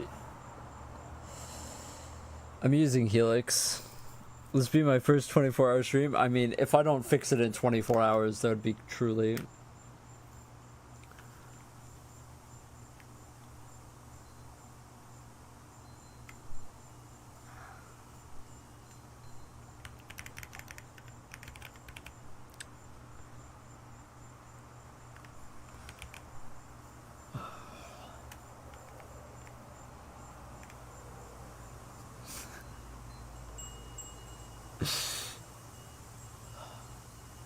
Dude, I mean,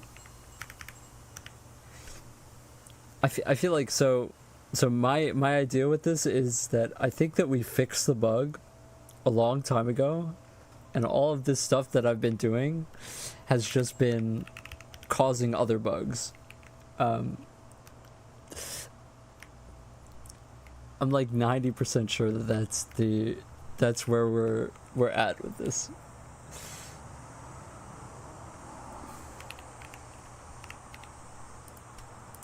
I'm like 90% sure.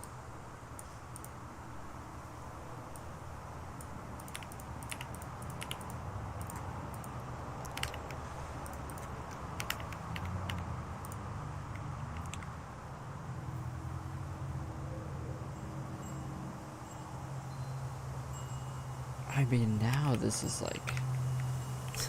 like ridiculous now, because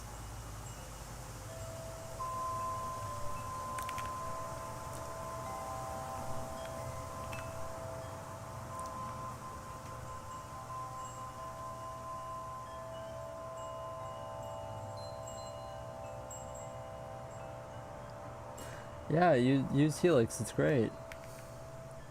It's a great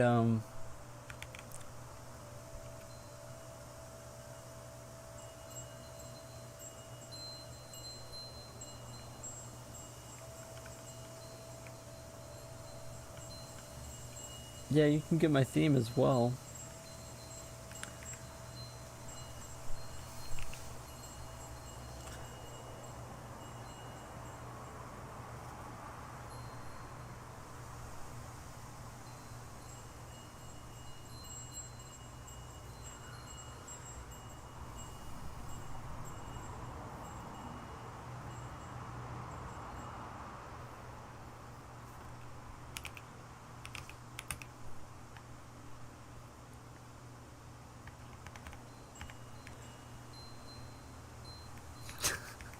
Dude, I mean,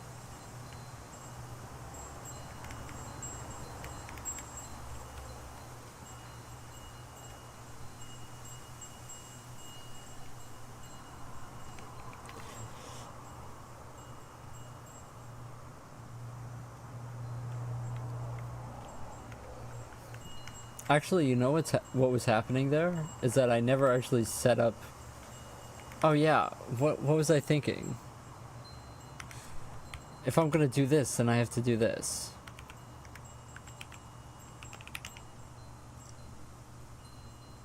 I have to set up points for it. I can't just comment everything out.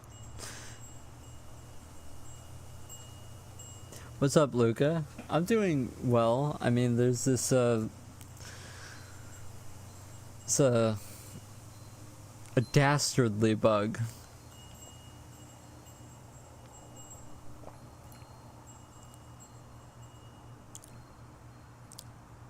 It's snappy, yeah, it's snappy. There's also GW, which is really cool. You can just like go to any word. You know? That's pretty fun.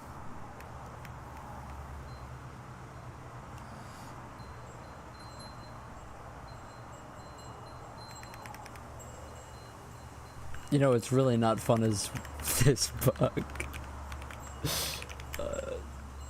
This bug is gonna drive me insane.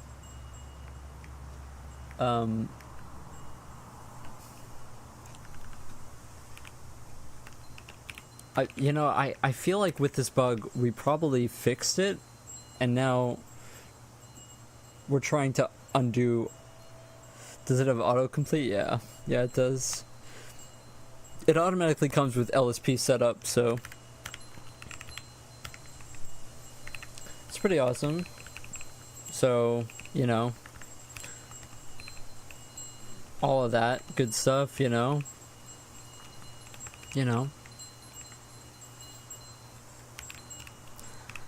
Yeah, tell me about it. To be fair, I haven't had like a bug like this in a while. Like,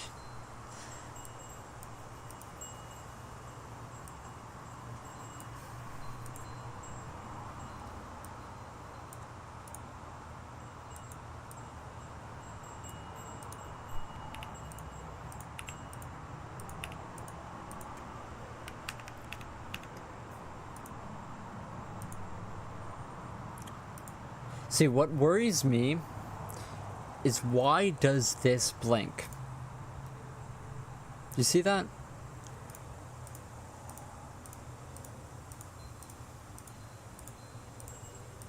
Like, that can't be right. And then we're eventually going to seg fault because we dereference a bad pointer.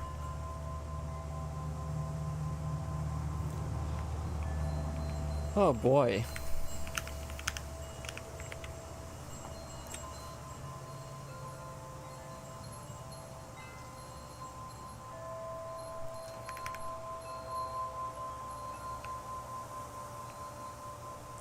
I'm also quite interested in why that's not aligned as well.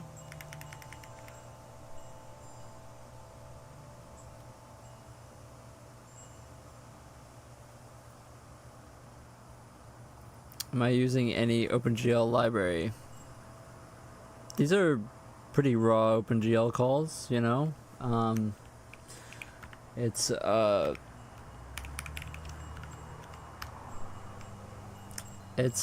all raw OpenGL, pretty much. It is GLEW though.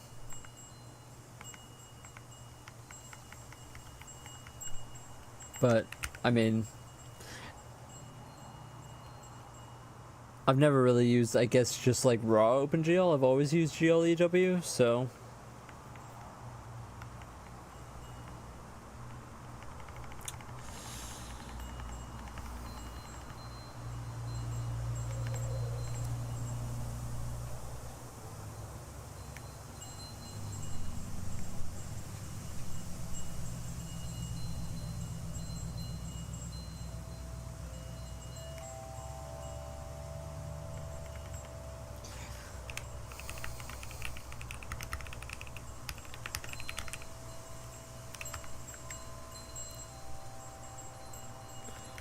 Let's try that actually.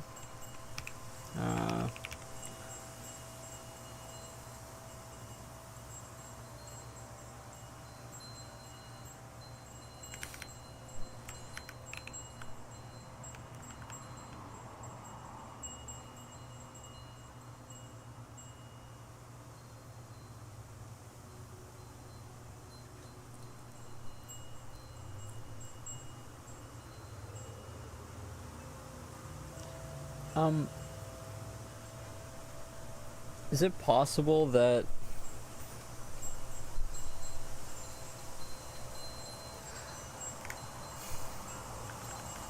nah, you know what? I think that we actually just have to log this because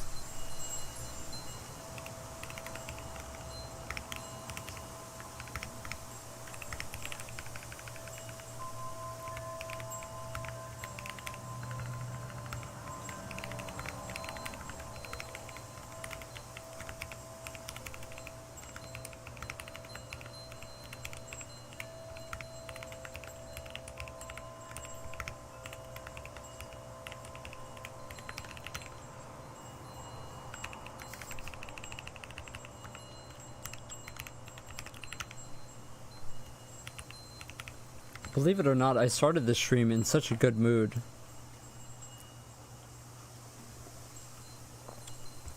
And that was 4 hours ago.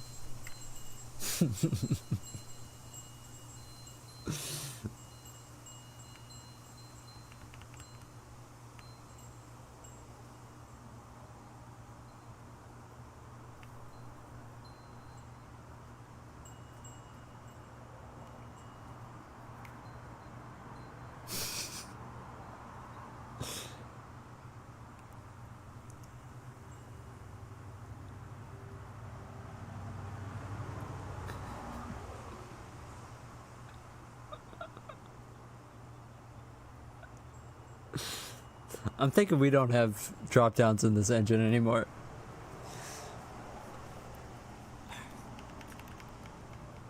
Am I okay? Yeah, I'm good. It's all good, man. What do you mean?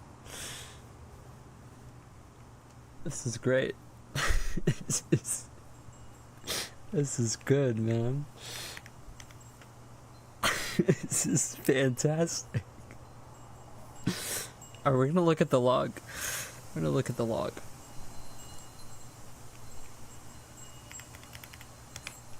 We're gonna look at the log for this. Oh, man. Oh, man. That's good. That's good.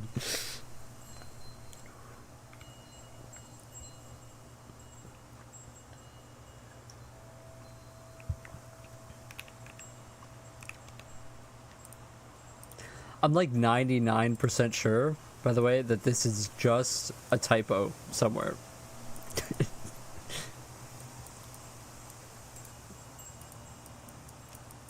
Please. Okay. Let's try a different character.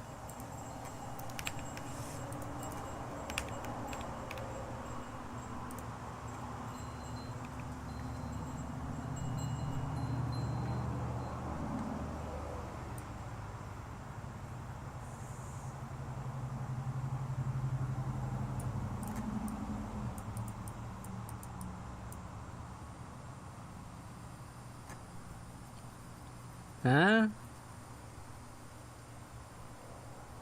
Huh? Why is this at 0?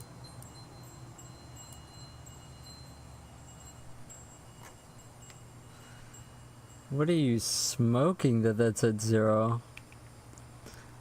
Yeah, I think it might be faster too. We should like do a watch party for my own stream to like spot the typo.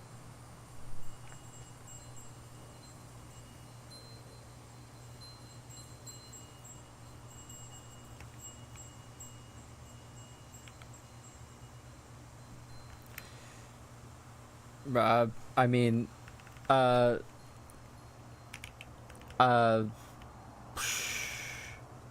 wait, no, I just went to the wrong thing.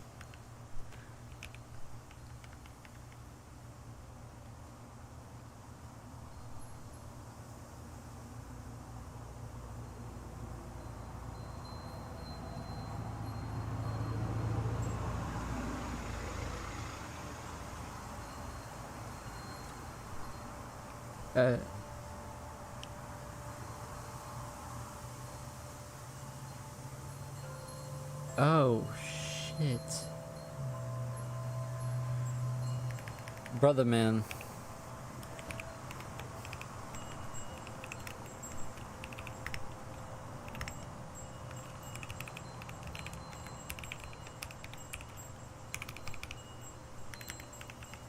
Wait, why am I setting this to int max? It isn't an int.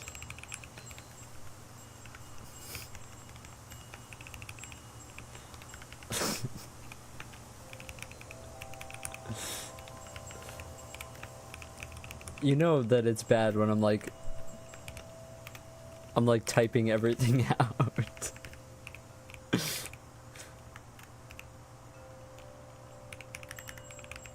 I've exhausted all my brain fumes. Okay, but this is correct.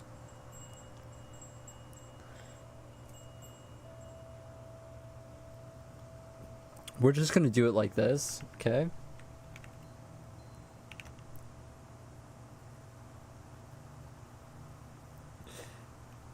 You know, I'm not really sure about, you know, what the what this is about.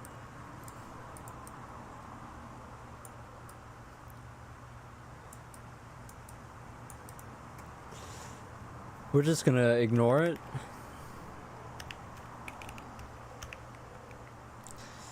When we see triangles. Facts. For real, man.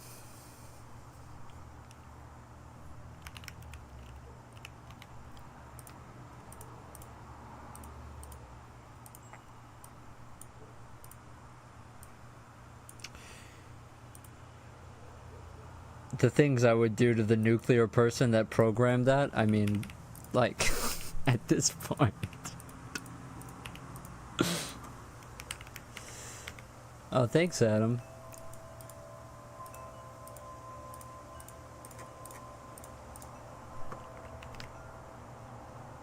This is also very interesting.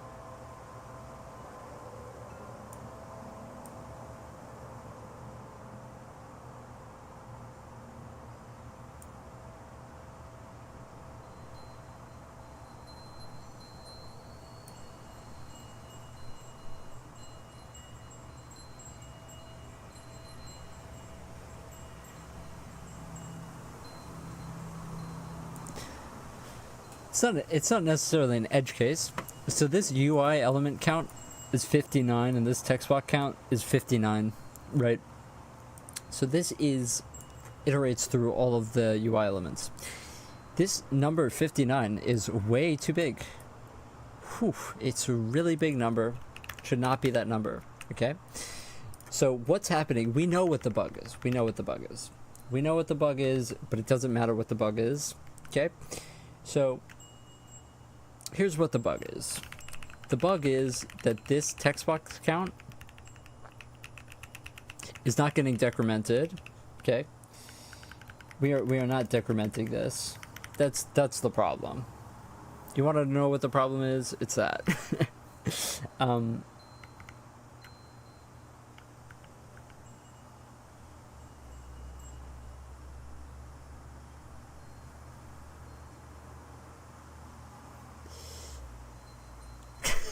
We know what the bug is. It doesn't matter.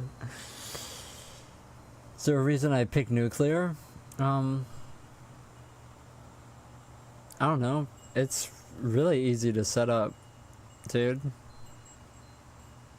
It's like you just drop the header file in there and it just happens, you know what I mean? It just happens, you know?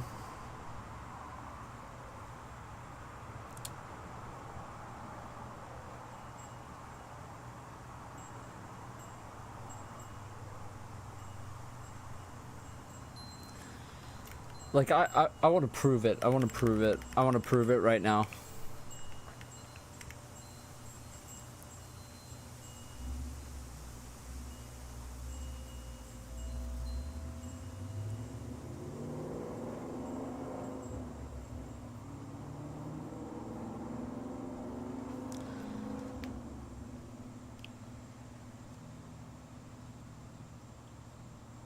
We're going to prove it. We're going to print out the box count before and after.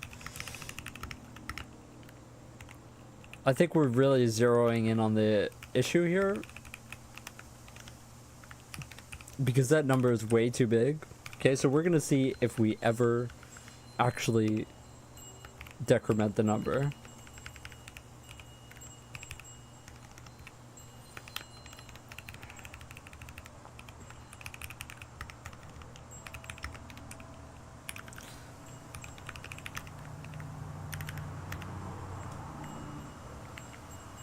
Yeah, I mean, at this point, I'm putting these printfs here to see, am I decrementing this counter when we close the menu? If we aren't, then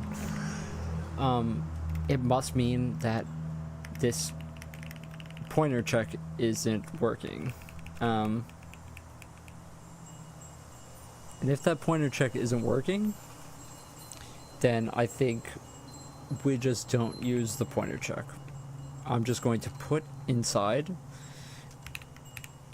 an ID check, and we aren't going to be comparing pointers anymore. That's simple. It probably should just be that way in the first place, to be 100% honest with you.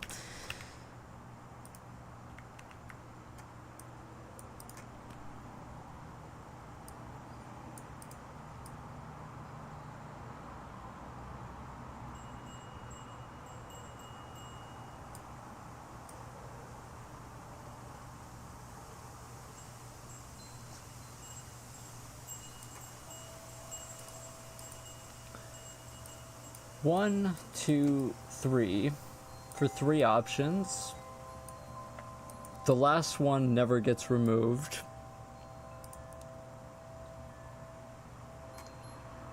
And as you can see, this is the issue. This is the issue right here. Watch, we're gonna do it a couple more times, and now we're at 24.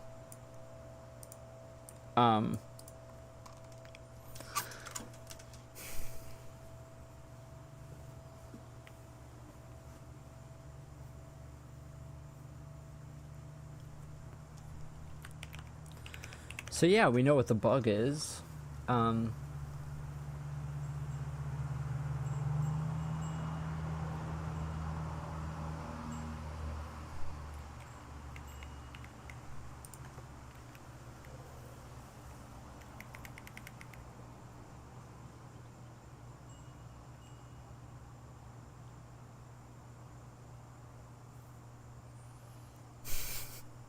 Yeah, the bug is located. I mean, I know that we are not shifting properly. So the reason, is this is definitely -1, right? So for whatever reason,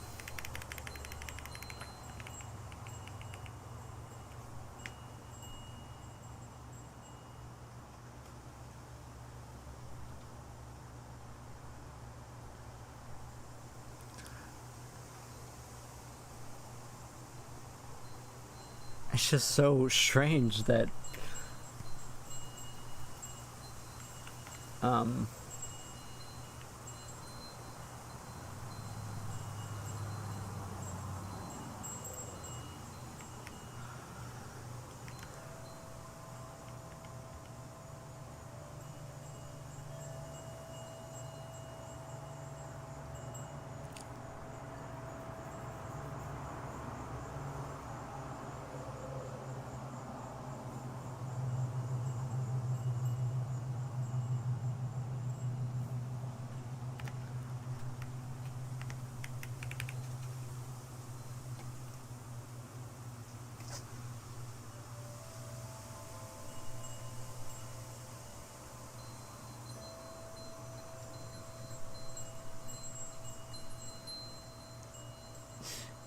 what do you mean, increment it that way?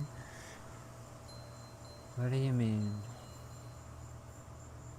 What this is doing is it checks through all of our children of the dropdown, and it compares the pointers to our master array to find the index that it needs to shift to the left. That's what this is doing.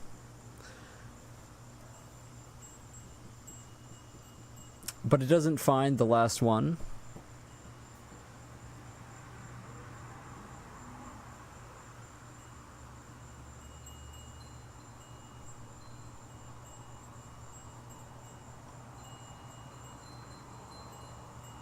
For whatever reason, it doesn't find the last one. Not only the box, but for the element as well. That's what this is.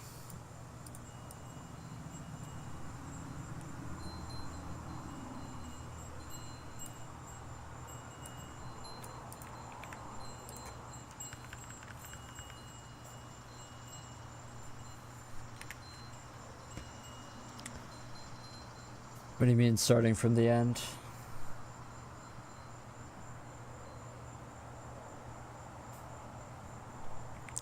No, this last one should be 18. See? Decrease, decrease, decrease, decrease, stays the same. What's happening is we aren't getting in here. And we can prove this by saying I'm like 90% sure that this is what's if it isn't this being -1, then our shifting is wrong, but no, it's 100% this. It's probably just something that I'm not thinking about properly, but yeah.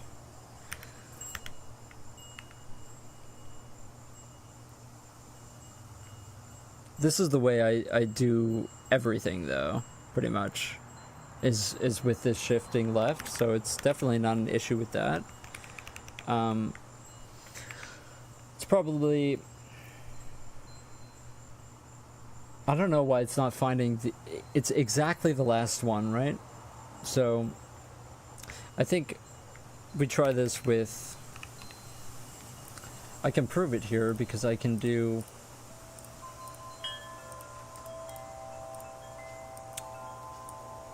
I'm gonna do a drop down with 4 elements this time, and it's always going to be the last one.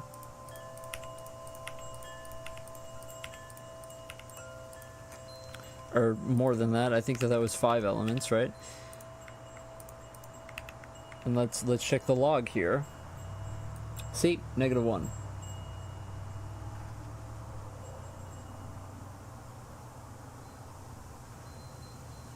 For everything past 4.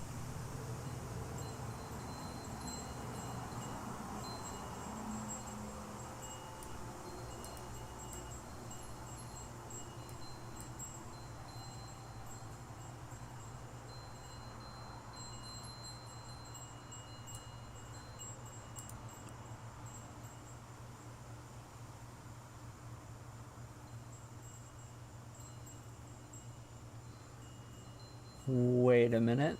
Hold on.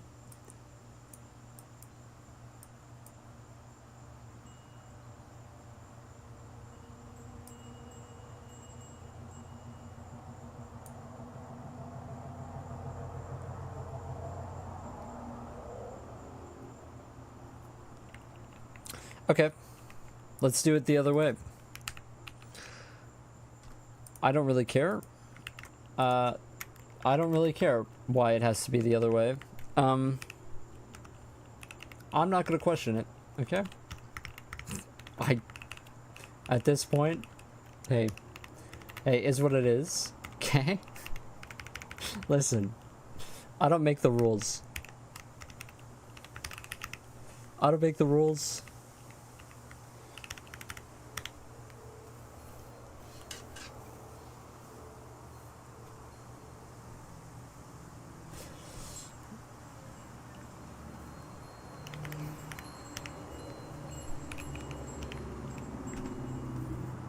It actually kind of makes sense. So what's happening is it doesn't find the pointer because we keep on decreasing the amount.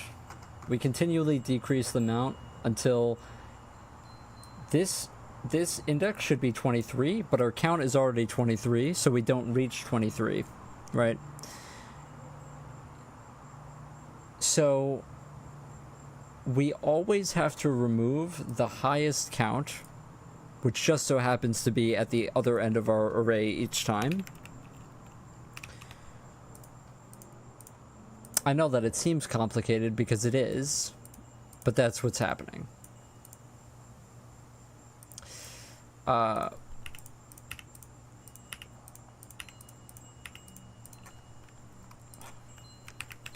think we did it though.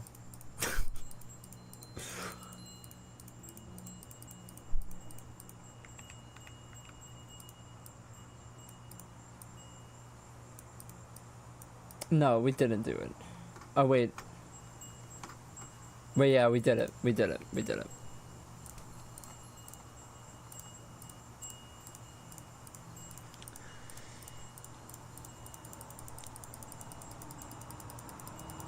Look. There's no more seg faults. Oh, man. That's good.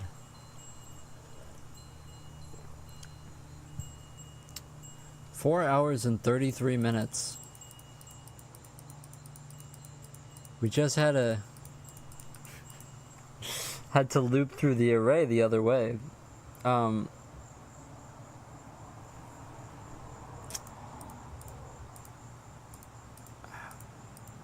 To fix this bug, yeah.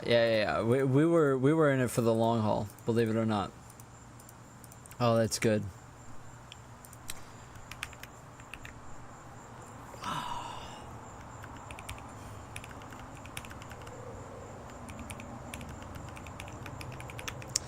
Yeah, it makes sense. It makes sense when you think about it, right? So, we were looping through it the other way, right? And then shifting everything left. But when you shift it left, you are changing the pointers.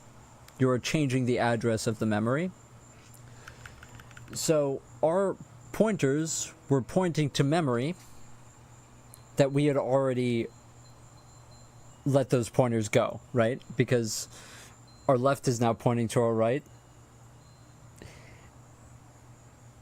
So you have to go through it backwards so that we always,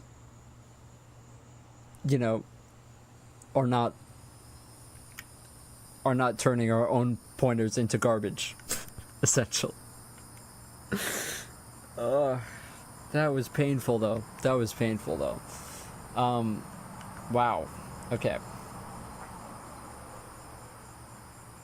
Yeah, I mean that just works though now.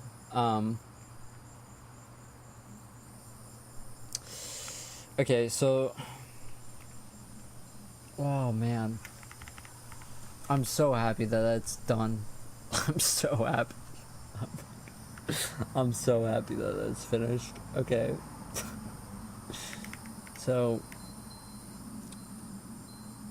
Are we actually choosing the option though? I didn't check that. I think that I was just so happy with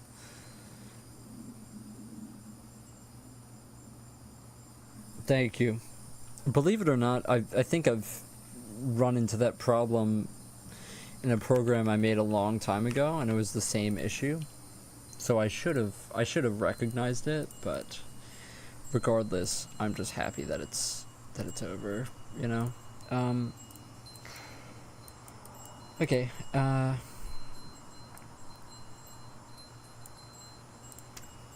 let's do something other than let's do fa, let's do fa, okay? So, let's do that.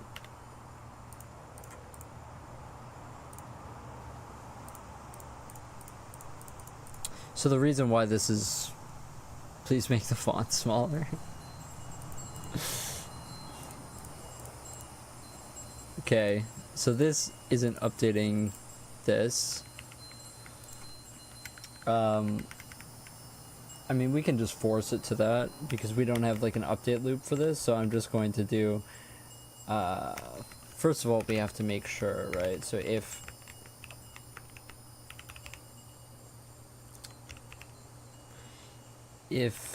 selected option is what I called it.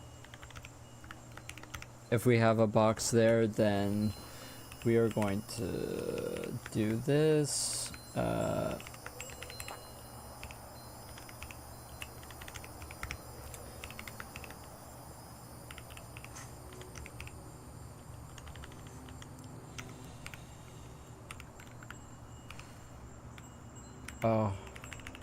I'm so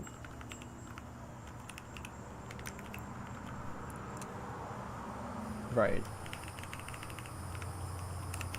This has to be .text. Yeah.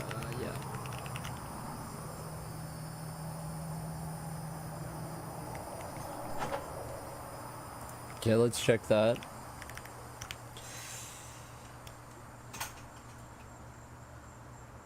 Primitive coding. Watch your mouth.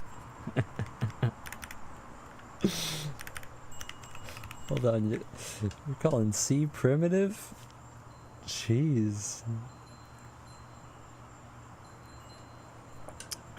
That's crazy. That's wild.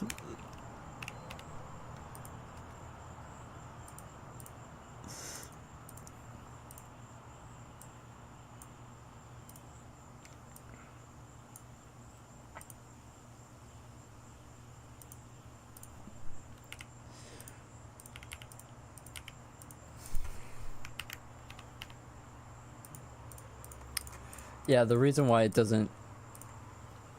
yeah, that's correct. That's correct. It just wraps around, which I have to fix, but yeah. The reason why it's glitching out like this is because it doesn't have a cooldown when I press it, so it just... yeah. I appreciate that, Adam.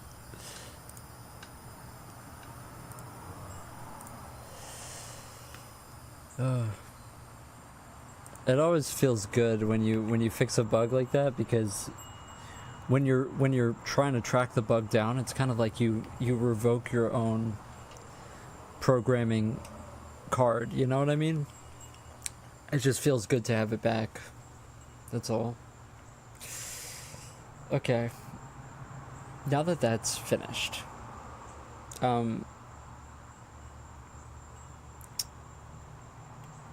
let's also have the font size change the text box that this has. So text size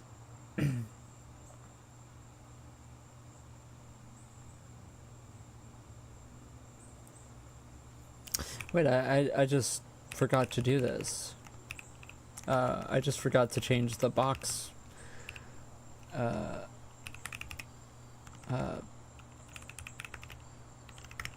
Yeah. I started programming this and then I immediately forgot what I was doing, I guess.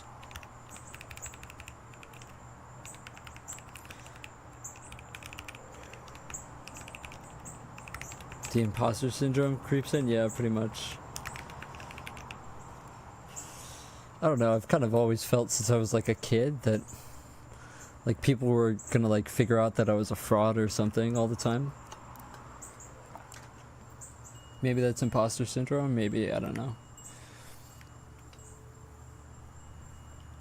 Wow. Okay, well we have drop downs now.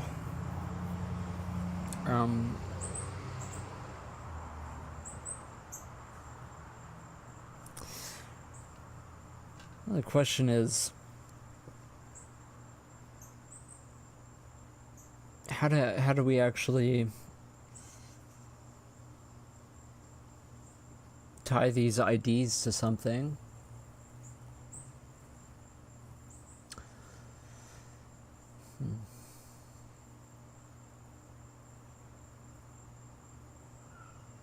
Well, I know how to do it actually. So when we go to expand dropdown, this actually isn't going to be too painful to implement.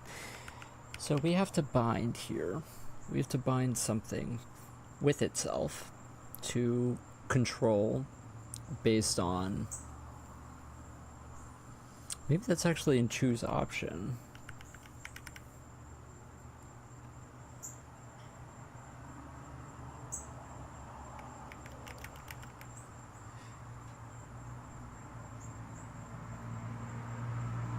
Dude, see? It's the good juju. It's the good coder juju. I'm glad you found it.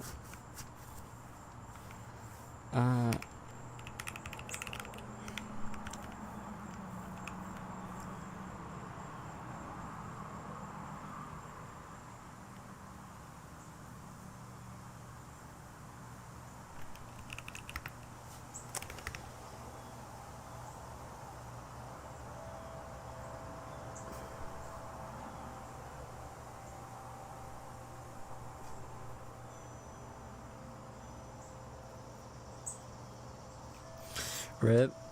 Yeah, I mean, those are the bugs that get you. Just, this is the first time I've actually had like a logic bug though in my program for a while. It's usually just typos.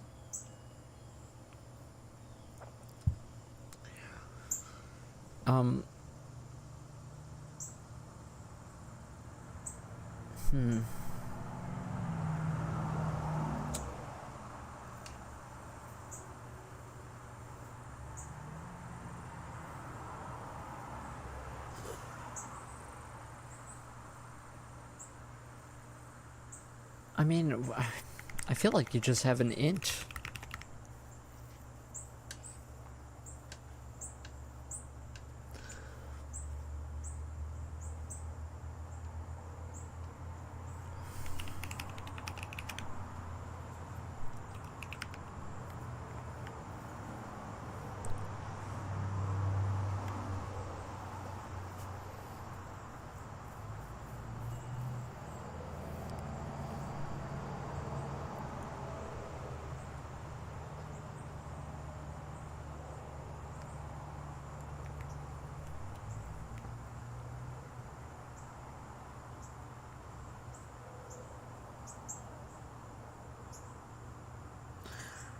Shalasad? Shalakade? I don't know who that is.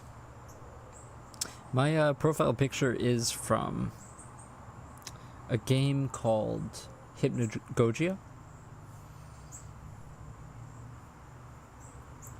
I've been thinking of changing it since, you know, I'm kind of my own content creator now. It was just my profile pic from a long time ago. Love 2D, I don't know what that is. Don't know what that is.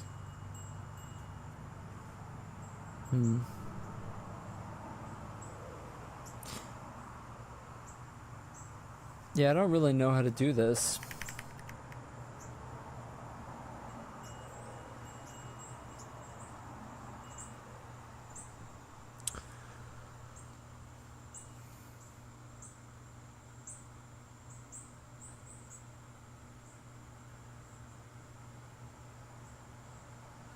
We could just set an endpoint for everything. Like, you could technically make this like choose option, you know, whatever. You could choose option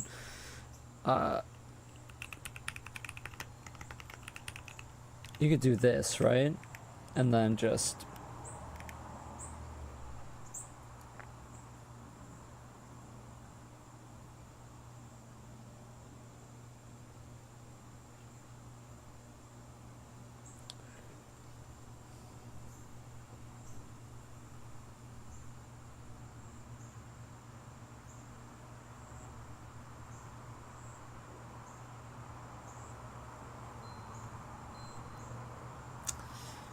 yeah, this might be the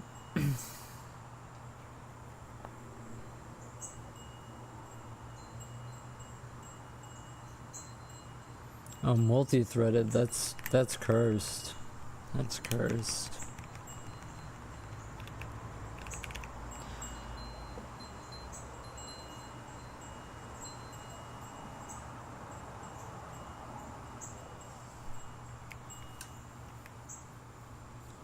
Never heard of it. I might have to check it out. I don't know Lua though. I think we just leave this here for later. I'm just seeing, like, if I want to implement my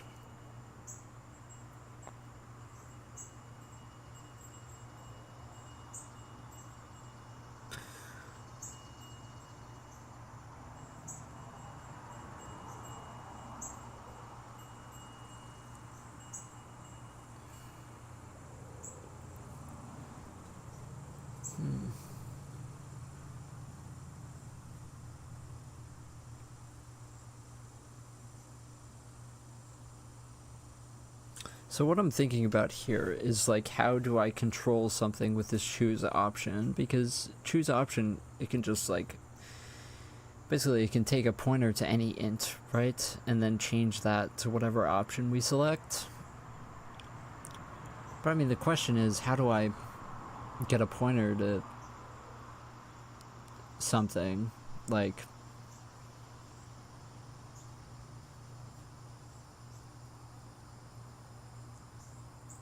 without kind of just hard coding it.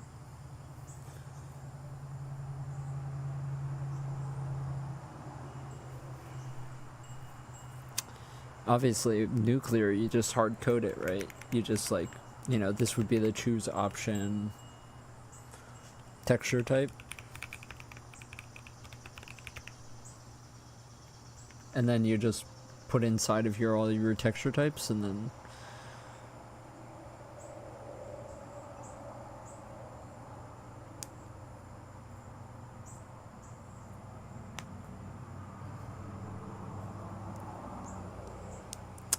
yeah, I might have to think kind of hard about this later, because it's going to change the behavior of this.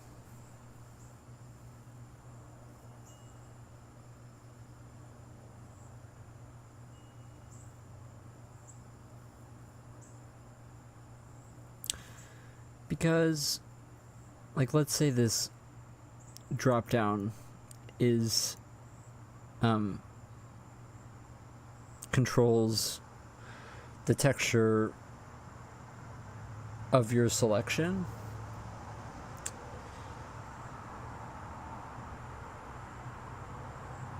Then you need this pointer to go to some other memory that then deals with that.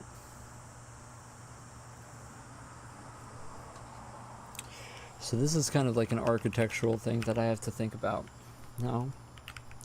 So I just thought, you know, I'll just make the drop down and then I'll get an integer and then we'll use the integer, but now it's a bit more complicated, I'm realizing.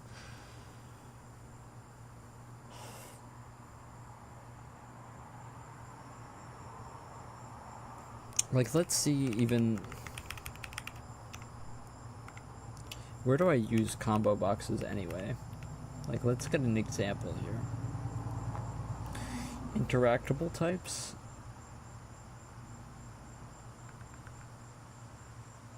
And then we have hard-coded logic here to get the value.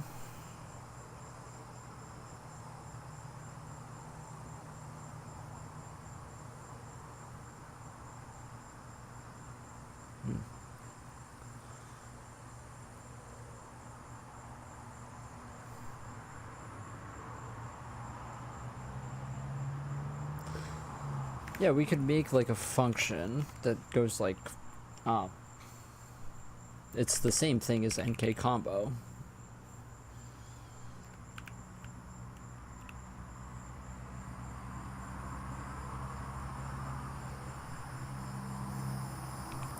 Yeah, in fact, we'll put it in the drop-down options.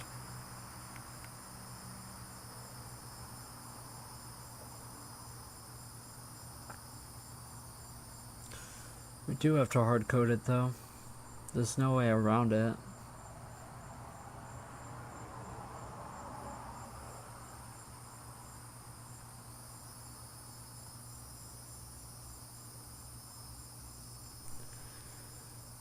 Yeah, we'd have to make a wrapper function for it though.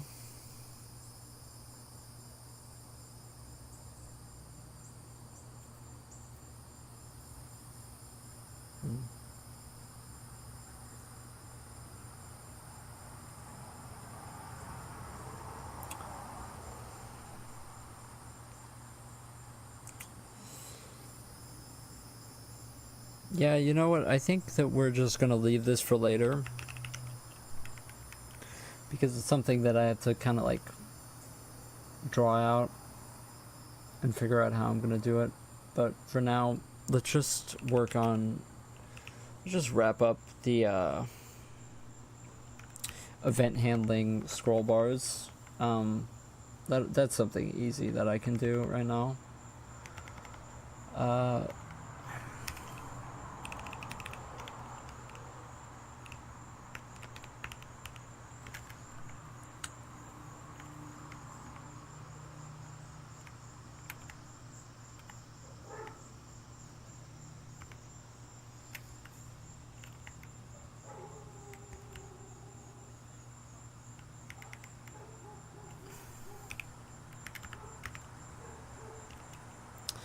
What's the event again?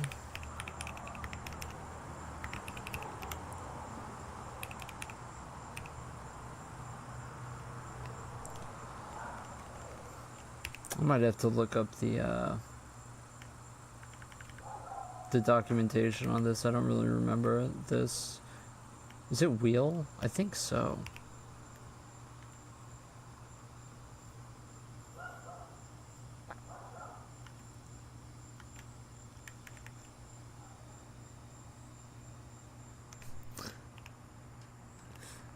By the way, did I actually lose subscribers?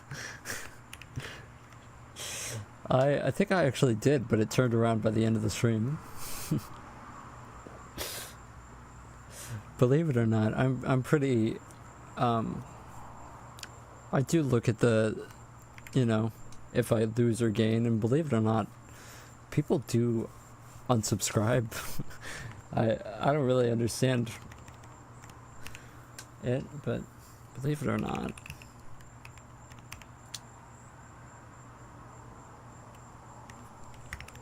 I have to look at the documentation of this.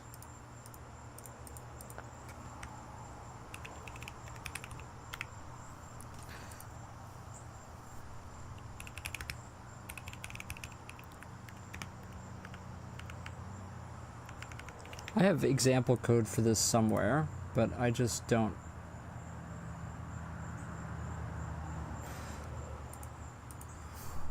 Oh, this is a thing.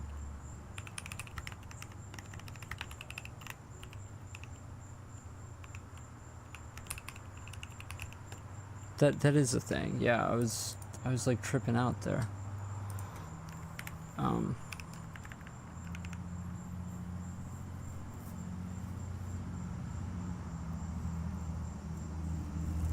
Why unsubscribe? I don't know.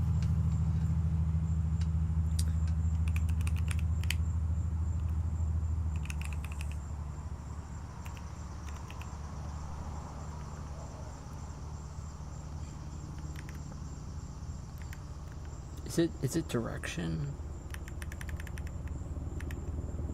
Is it X? Let me see again. The amount scrolled. Yeah, it is.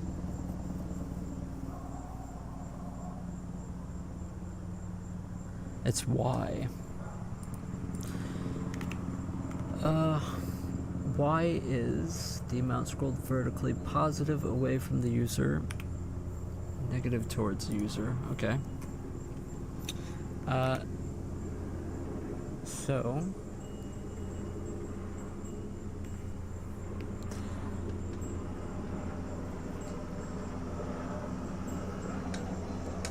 we want to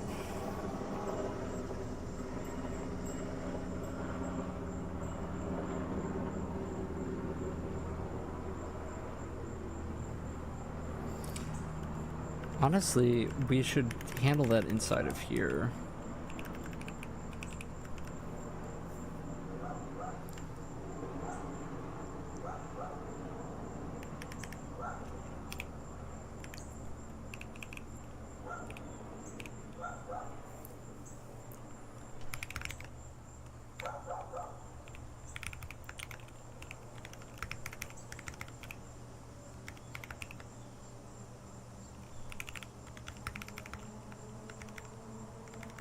No, it's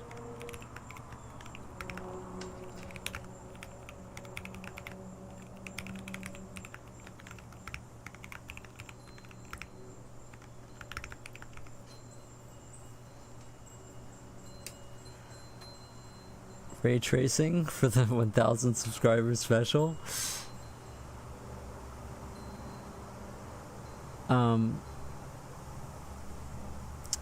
I don't know if I'm gonna do ray tracing. I don't think that my GPU can handle ray tracing.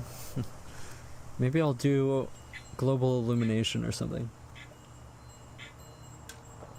Like my own global illumination probe thing.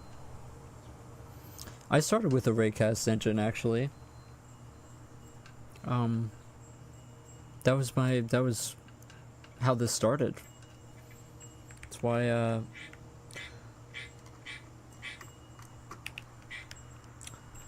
That's why this is still called this.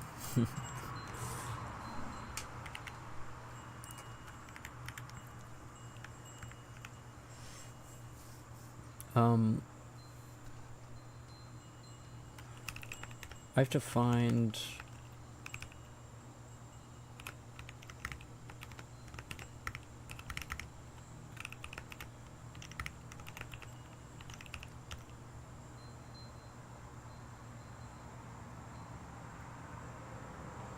Coding Train does have a good video on Raycast. There's also this great tutorial series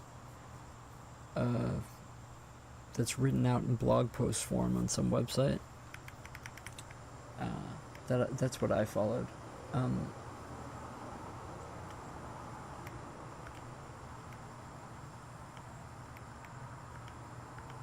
Where is this?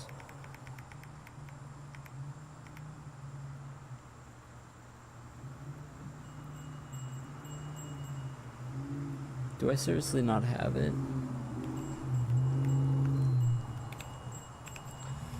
Maybe we don't actually have it.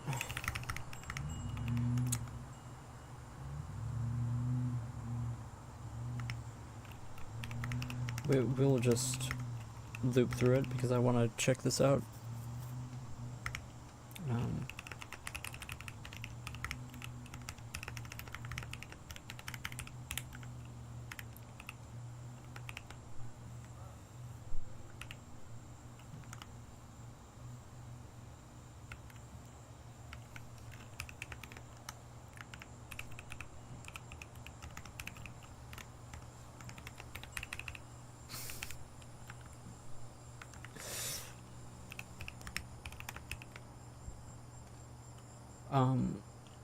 I'm exhausted right now, but I just want to...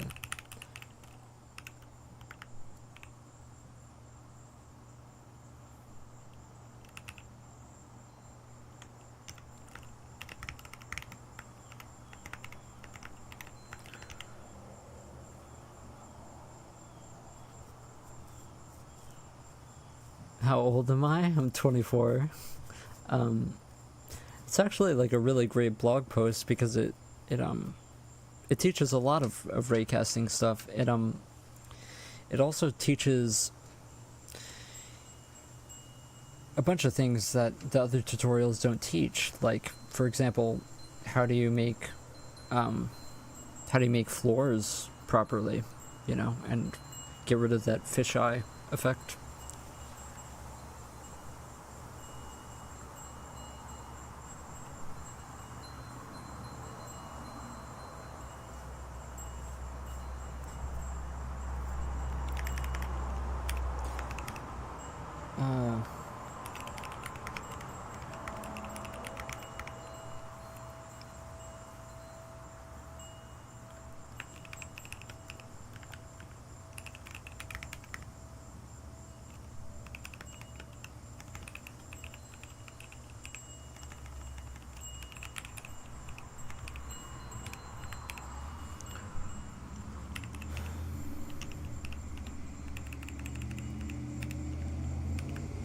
You can tell I'm just kind of really tired.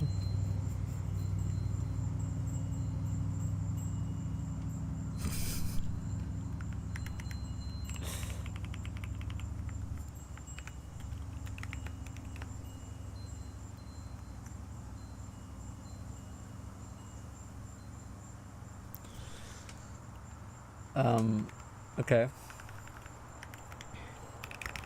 If we found a slider, then we have to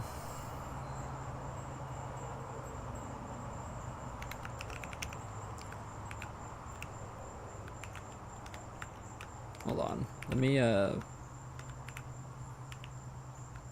me open this in the split and then go to where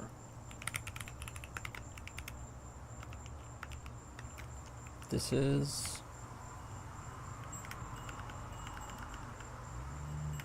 I mean, pretty much we're just going to use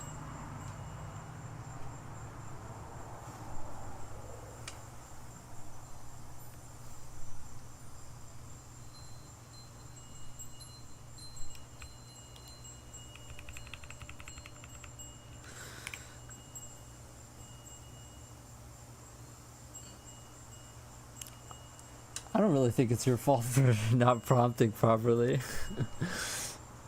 It doesn't really know anything. It just, you know, it can give you any answer, you know.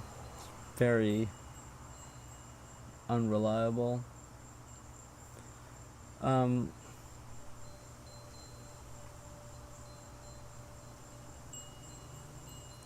me try to figure out how to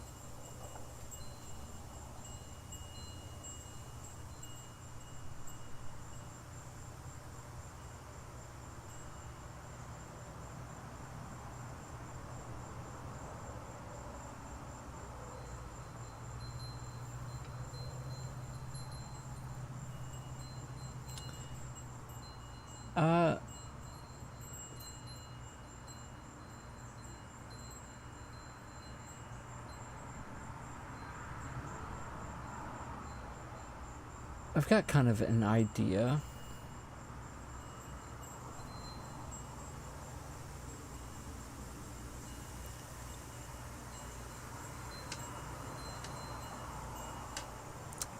The way I do this is based on mouse position, so it's kind of hard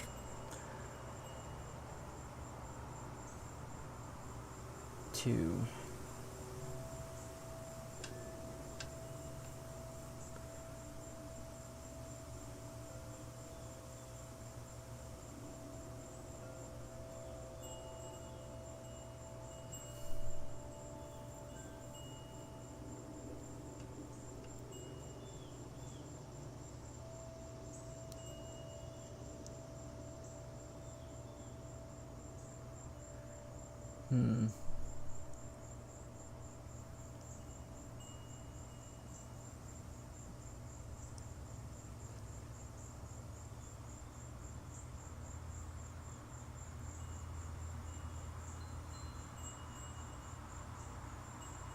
I have an idea. It might not work, but I think just for proof of concept, let's just copy the code for a second here. Even though it's ugly, obviously, but let's just think for a second.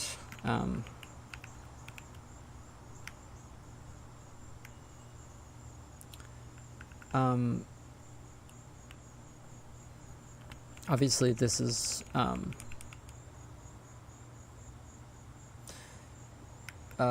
yeah. So we have to. I mean, I'm just going to grab.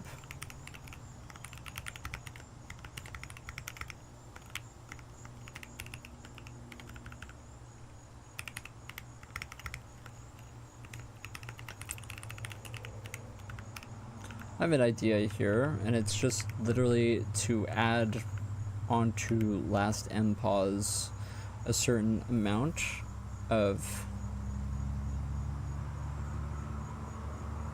the direction of the slider multiplied by the mouse wheel event.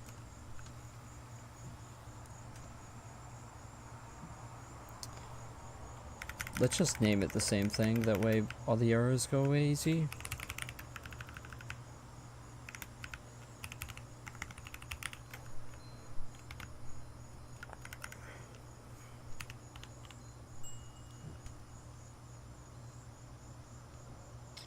I feel like this isn't... Oh, actually, yeah.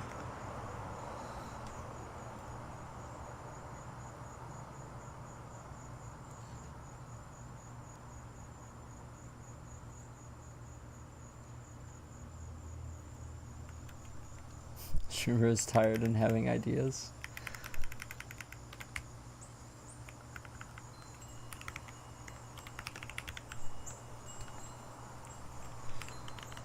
I think, at least for now, that, well, yeah. Maybe we don't care about the drag mouse start then.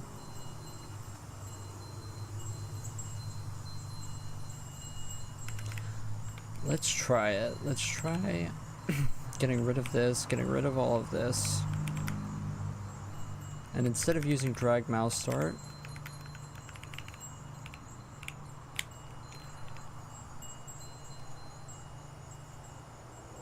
the delta just becomes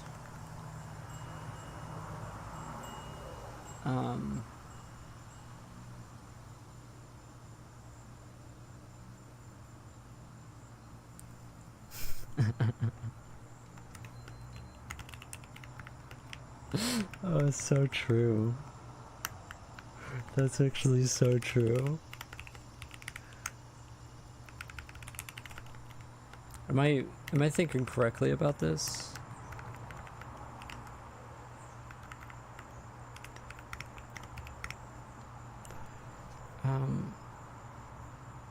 We are scaling this by the mouse wheel event.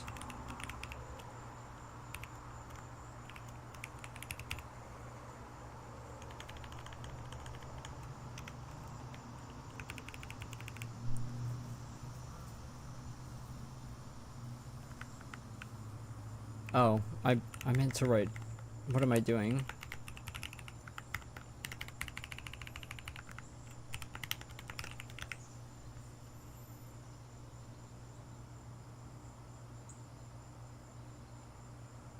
Isn't this just...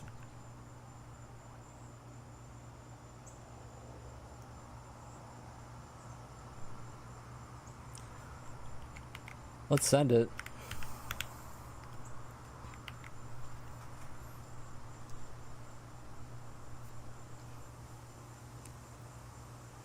You know, I don't think that we need this dot anymore, but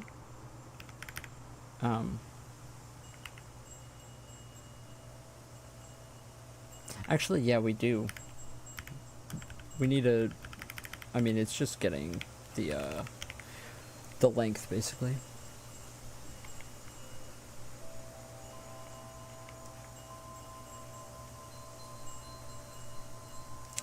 I think that that's pretty good. Filled 53. I just kind of wanted to make up for the fact that I spent so long trying to fix a bug, you know? So...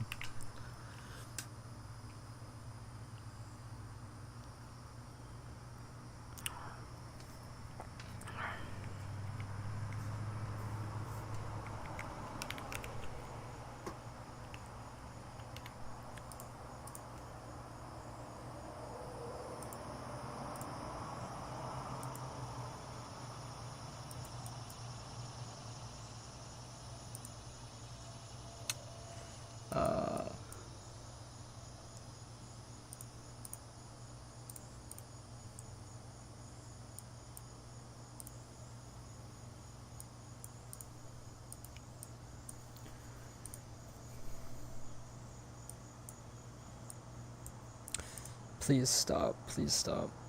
Please stop, please stop.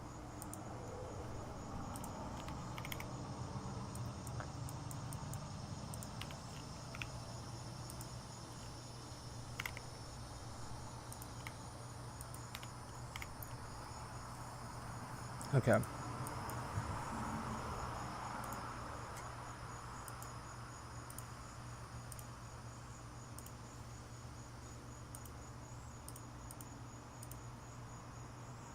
Was that a segfault? What? In draw element wireframe? What are you smoking?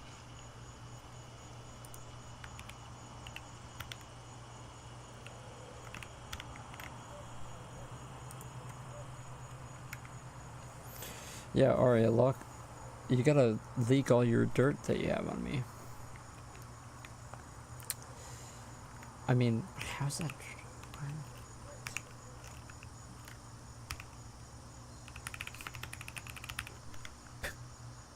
This went out of bounds?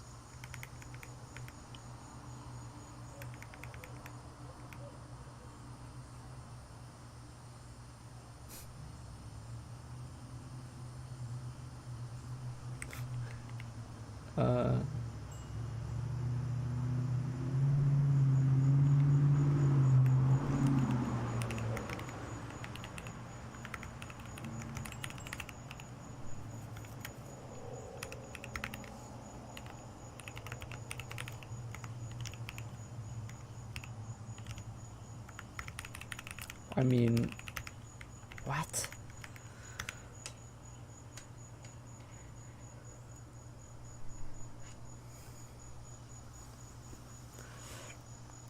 Just clip all the times that I made fun of you for using arrow keys. Maybe we'll get famous.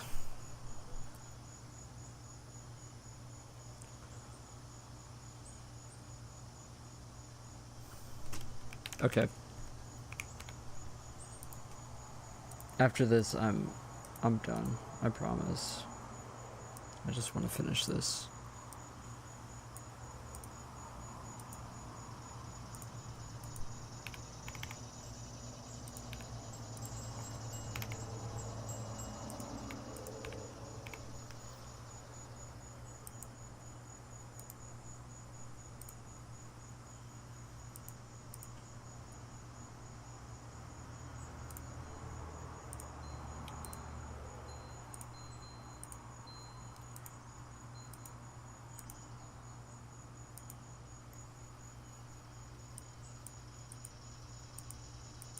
Okay. Here it is. Moment of truth. Oh, I forgot to link them. How do I do that again? Alright, I gotta set an ID.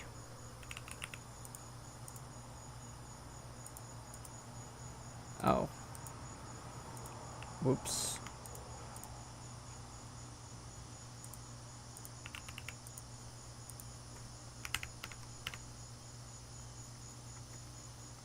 It is moving.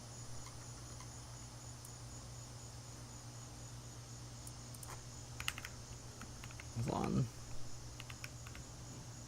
I don't understand why, actually.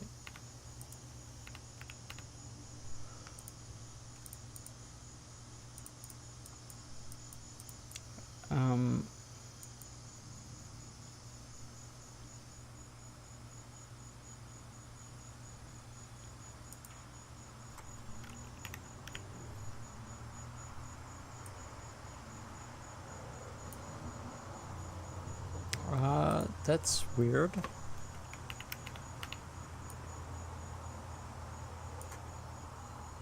This is me doing the scroll bar, by the way. It's always going down.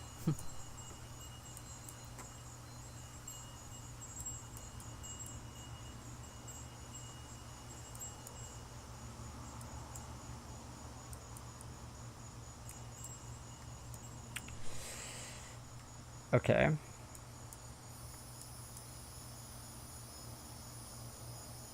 Interesting.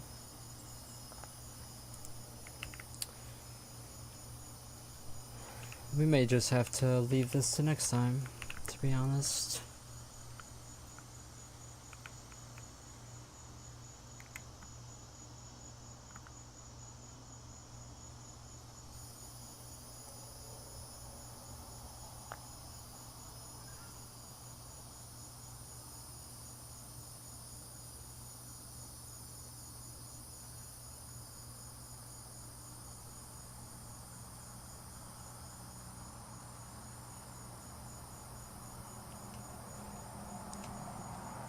I live in the United States.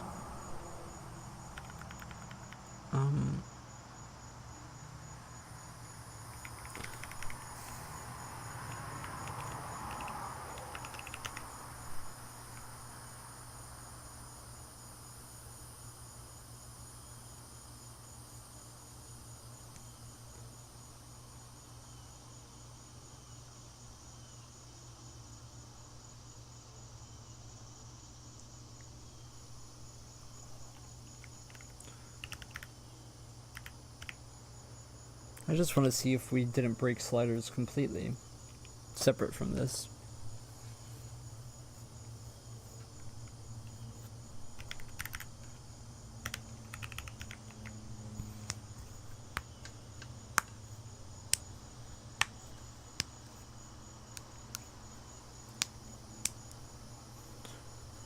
How has the audio been? Has it been good?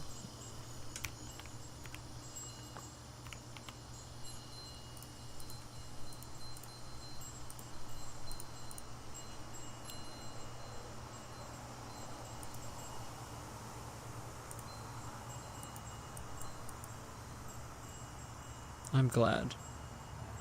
Well, at least there was one thing good about this stream.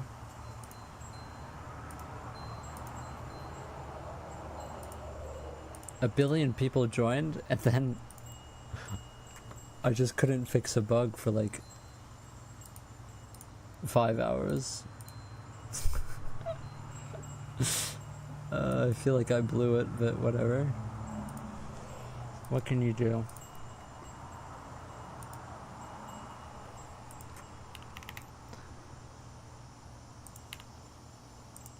To be fair, it's not like anybody else, I think, was like, oh, I could fix this bug, you know? It was a pretty annoying bug, to be fair.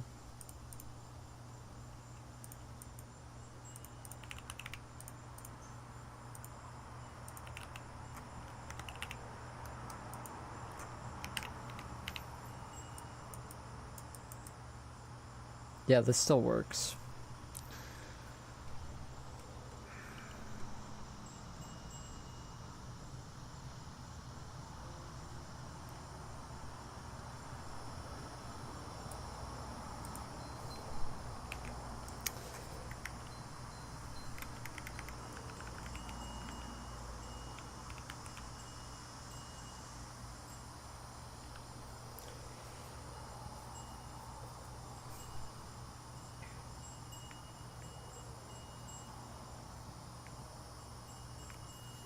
Yeah, I think I gotta figure this out when I'm less exhausted, to be 100% honest. You know?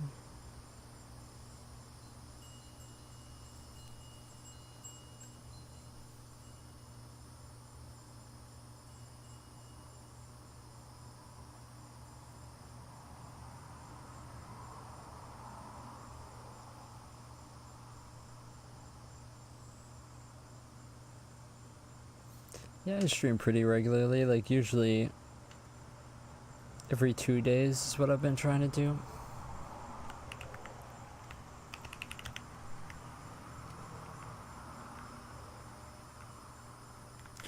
You can join our Discord too.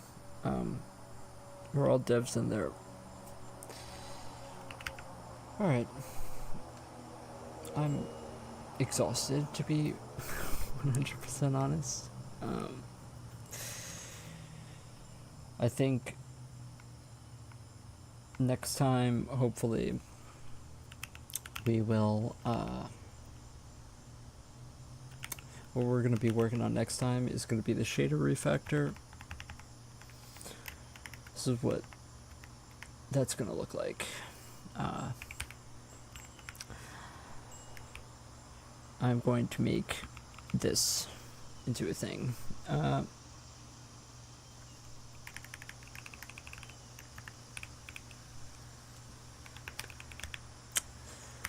That's going to be the next thing, is so that anyone using the engine can make their own shaders, and then we sort them based on texture array and shader now into different draw arrays, so that textures of the same type can get different shader values, and that's going to let us do even more interesting stuff with the UI, because then we can split based on UI element type in the shader, and that's going to be a bunch of fun. Hopefully we don't run into any awful bugs with that like we did today, but I think that's it for me today.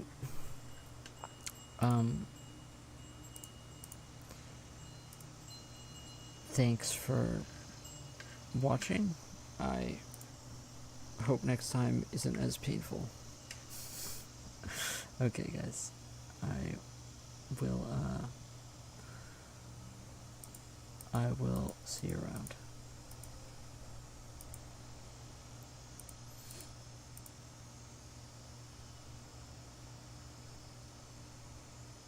Peace out.